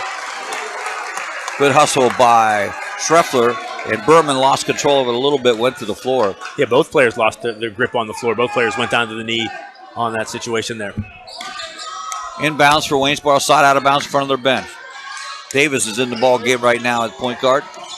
Nieder to Hine. Hine inside Mincy, steals it away. Yeah, Mincy does it again. Just steps in front of the Waynesboro player, gets in that passing lane, and gets yet another steal. He'll run the point now as Schreffler's still in the game, but they move him to a wing. 4 seconds, Mincy with a three-pointer and the foul. Wow. And that brings the Chambersburg student section to life. Yeah, that was a big three-pointer. Mincy. And I think they might get a visit from security. Stay down, guys. Now, the only trouble is they jumped up and went 5 feet out. Now, they had a lot of room here, but... yeah, they like that play by Sean. Nice three-pointer can make it a rare 4-point yes, play. And he does. Yeah, that's a big one. That's a big one there. Yeah. That's a big one. Suddenly it's back up to 18, and that's the biggest lead of the game. Yeah. Yeah, Waynesboro fought back here late in the third, but Chambersburg equal to the task. Davis heaves it. Ooh. Close it may be, but it doesn't count. 45-27. That is our third quarter score. Chambersburg on top of this one of the championship game of the Franklin County tip-off tournament. We'll be right back after these words on the F&M Sports Network. Does high-interest credit card debt have you down? Well, relief is here at Patriot Federal Credit Union. Save when you transfer your existing high-rate balance to a new Patriot Visa credit card. There's no annual fee and no transfer fee. Just a great introductory rate for 12 billing cycles. That gives you a full year to lower your balance. Learn more at patriotfcu.org. Subject to credit approval, member NCUA. There's nothing like being at the game. The excitement, the fun, the food, and all the waste. Whether it's popcorn boxes, hot dog wrappers, or this soda cup. Big games generate tons of waste. That's why Waste Management is helping stadiums and businesses reduce waste altogether through recycling and organic composting. To learn more, talk to your local waste management representative or visit thinkgreen.com. Your home for Franklin County sports. This is MidPennBroadcasting.com. Back at Waynesboro, it is the final 8 minutes here, final quarter of this 8-game tournament. Waynesboro with possession of the basketball to start. And into the ball game is Campbell for Waynesboro. Also along with Alvarez, misses a 3. Rebound by Campbell, but he throws it away and turnover for Waynesboro. Here's an interesting thing. Waynesboro scored 16 points after only scoring 11 points in the first half. 16 points, but they gave up 17. Yeah, the offense came to life, but unfortunately for Waynesboro, Chambersburg did the exact same thing. And outscored them, and like you said, largest lead of the game. And that came, I swear, 4 minutes went by, or 6 minutes went by. It was 4-2, and then they broke it open. Yeah, we had a stretch there where both teams were going up and down the floor, scoring each possession. Long shot from Chambersburg doesn't go. Keck comes down with a rebound for Waynesboro. Gets it to Alvarez and throws it away. Yeah, hurried that pass a little bit, trying to get it over to Kyle Hoffman. Just threw it away from him. Hoffman couldn't get the ball, and another turnover for the Indians. Inbounds, they get it to Mincy.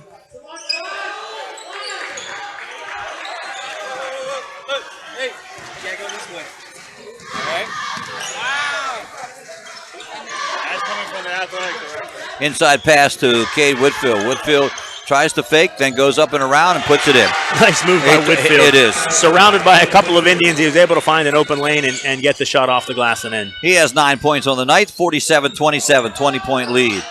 Alvarez to Campbell. Campbell puts the ball on the floor out to Huffman. Resets the offense. They have Nick Sims in there along with Cameron Keck. Cameron left go for the 3. Nope, doesn't go. Hit hard. Good rebound from Alvarez, but he throws it away. Yeah, nice hustle there. Yeah, nice hustle by Alvarez to get that rebound, but then kind of making the pass to Kyle Hoffman, where it was knocked out of bounds by Browse by Chambersburg, the younger Browse. Younger Browse is both Brouses are in the ball game right now with Mincy and Collier and Whitfield. As Lively comes back in, he'll take the place of Alvarez for Waynesboro. Going to have a hold on Mincy. Yeah. Yep. That's just his first. Little grab of the jersey, got caught with it.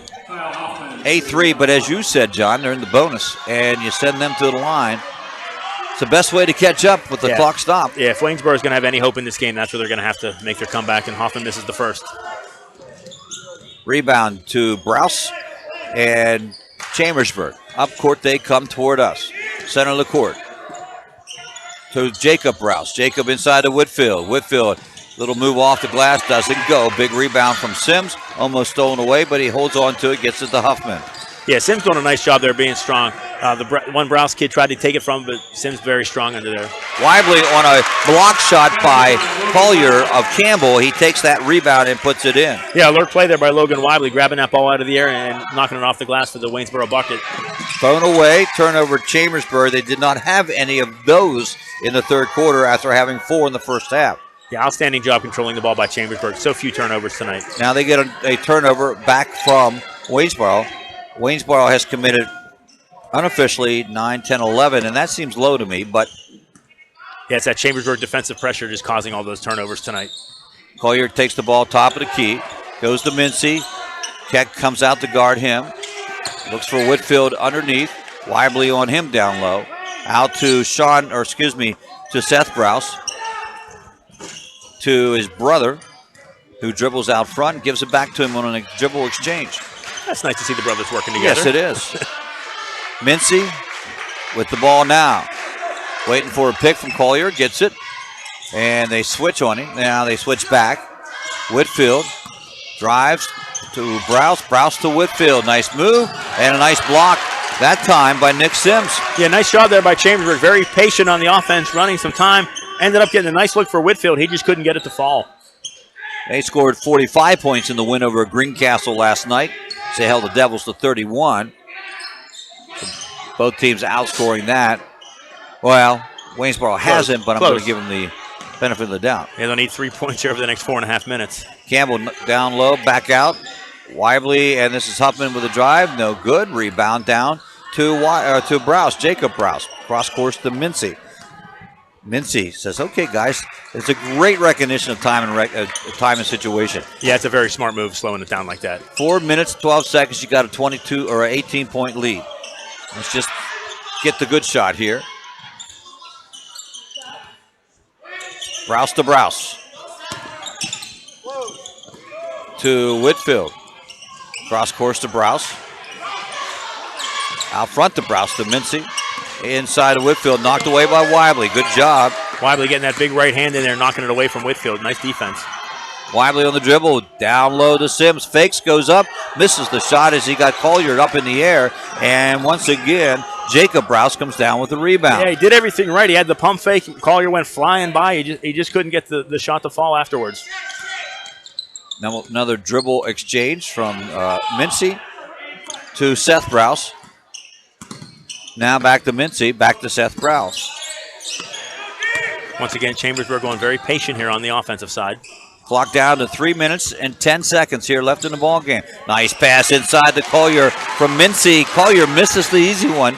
Up court quickly to Weibly from Huffman, and Weibly scores on that one. That was a nice pass from Kyle Huffman. It was. Weibly caught that over his shoulder like a wide receiver and was able to knock in the short basket. Perfectly placed by Huffman. 16 points now is the lead. The question is, would they have enough time? And I don't think they do. Nah, 16 down 16, 2.5 to go. I think it's over for Waynesboro, but yeah, you never know. We'll see. We'll see. Weibly with a drive, and they're going to call that against Weibly. 2 shots, or Browse with a drive. I saw Weibly stationed there, and I thought it on him. Everybody has Christian set to come back in for Mincy. It appears, but they'll shoot 2. So Browse will try to get it in the scorebook here. And doesn't on that one as he's off the mark. Wholesale changes for Waynesboro, bringing in 4 new guys. Berman, along with Jones, along with Nieder, along with Hines. Logan Weibly staying on the floor as the 5th man, and now he's going to come out. Oh, no, I take that back. Now they bring Hines out. They're going to send in Hunter Clever as Browse tries to hit the second one here. Clever making his first appearance of the night. Shot is good. So 48-31, 17-point lead with 2:30 to go in the game. Chambersburg in command, looking to just ride out the last 2.5 minutes and take the championship trophy home with them. Nieder misses. And it was Clever with the rebound, but he can't hold on to it and turns it over. And Chambersburg walks it up. Mincy calls out the play. Yeah, Mincy's a senior. He's played a lot of basketball. He knows what to do in this situation. Walk the ball up the court, take a little bit more time off the clock. Working around, Mincy fakes, drives, lays it up. I'm not sure what happened there. I don't think it was blocked. I thought Trevor Jones got a hand on it, and then the ball came down into a large crowd of players, and we had a tie-up, and Waynesboro or Chambersburg will keep possession of the ball. Cal Davis in for Nieder as Huffman has gone to the bench completely. Chambersburg still with, of course, they play 9 guys, so it's hard to say they're starters or not. Mincy and Christian also in the ball game for them is Anthony Alvarez for them. First time he's seen action. Not too many people that hasn't played for Chambersburg. Yeah, they do have a very deep bench and a very solid bench, too. They go to the bench and good players come in, which is definitely a plus for Sean Schreffler. They're taking time off the clock, 1:32, and almost thrown away, and it is thrown away. So 3rd turnover of the quarter. They're only 7th in the ball game. Yeah, Seth Browse caught that. I thought he was going to try and throw it back into the court, but he just held onto the ball, went out of bounds, and they'll give the ball to Waynesboro. Damian Swisher comes into the ball game. He will replace Weibly, who leaves with 8 points. And almost a steal. It's going to be off of Chambersburg as Whitfield almost came up with one. Yeah, once again, Chambersburg jumping into those passing lanes, doing a nice job making it very difficult for Waynesboro to run their offense. Whitfield's coming out of the ball game right now. He will leave with 9 points here in this ball game. Christian will exit also as the senior guard comes out with 14 points. Mincy will take a seat on the bench. He has 12 points on the night. I think Sean Treffler's going to call off the Dogs. He has his second team in. Going to let his starters enjoy this last minute 15. So both teams now with a full slate of subs.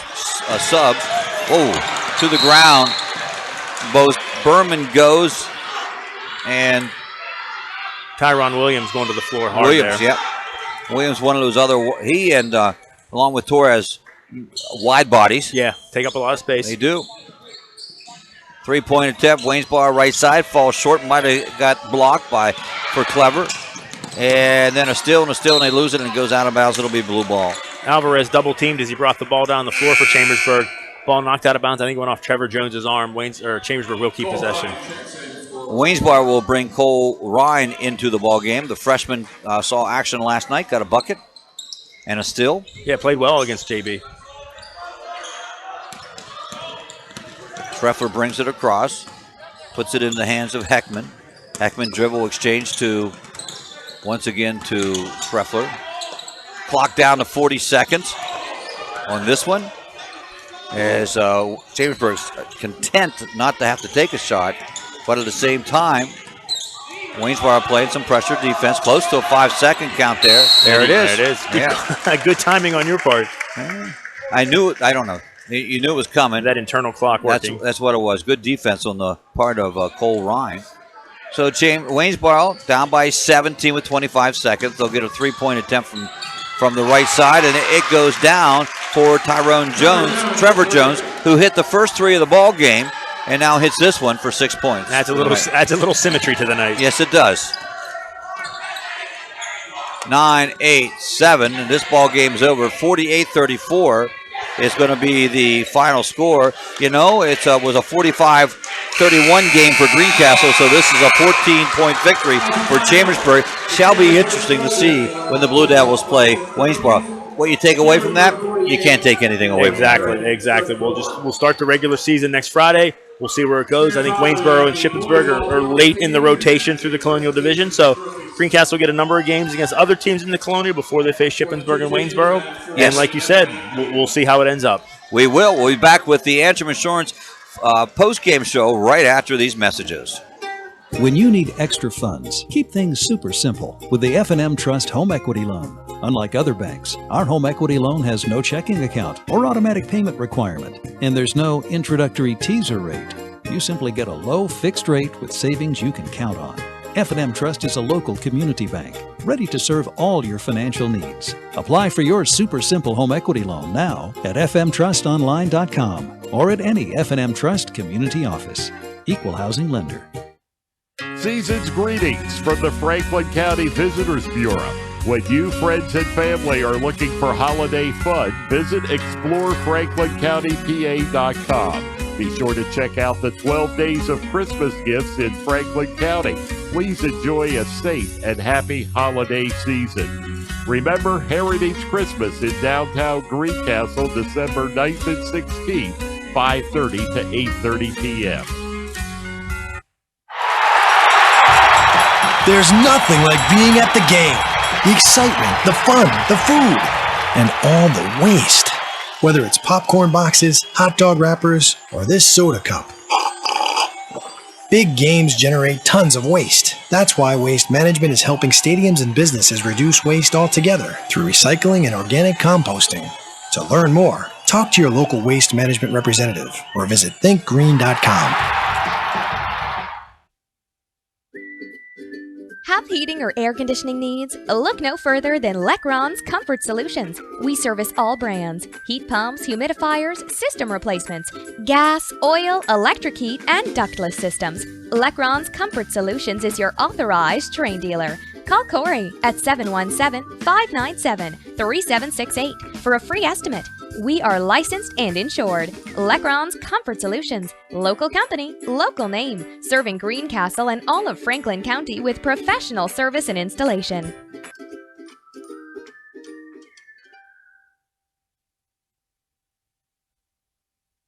Del Martin Incorporated, a full-service advertising agency, has been serving the tri-state area for 35 years. We specialize in screen printing and embroidered clothing. Del Martin Incorporated supplies a full range of brand name uniforms for athletic, work, and medical applications, and a full line of advertising essentials. We have an in-house artist ready to put your ideas to work for you. T-shirts for schools, clubs, churches, and events. Del Martin Incorporated, 21 Sarah Susan Lane, Greencastle. Phone 717-597-5751 or online at delprint.com.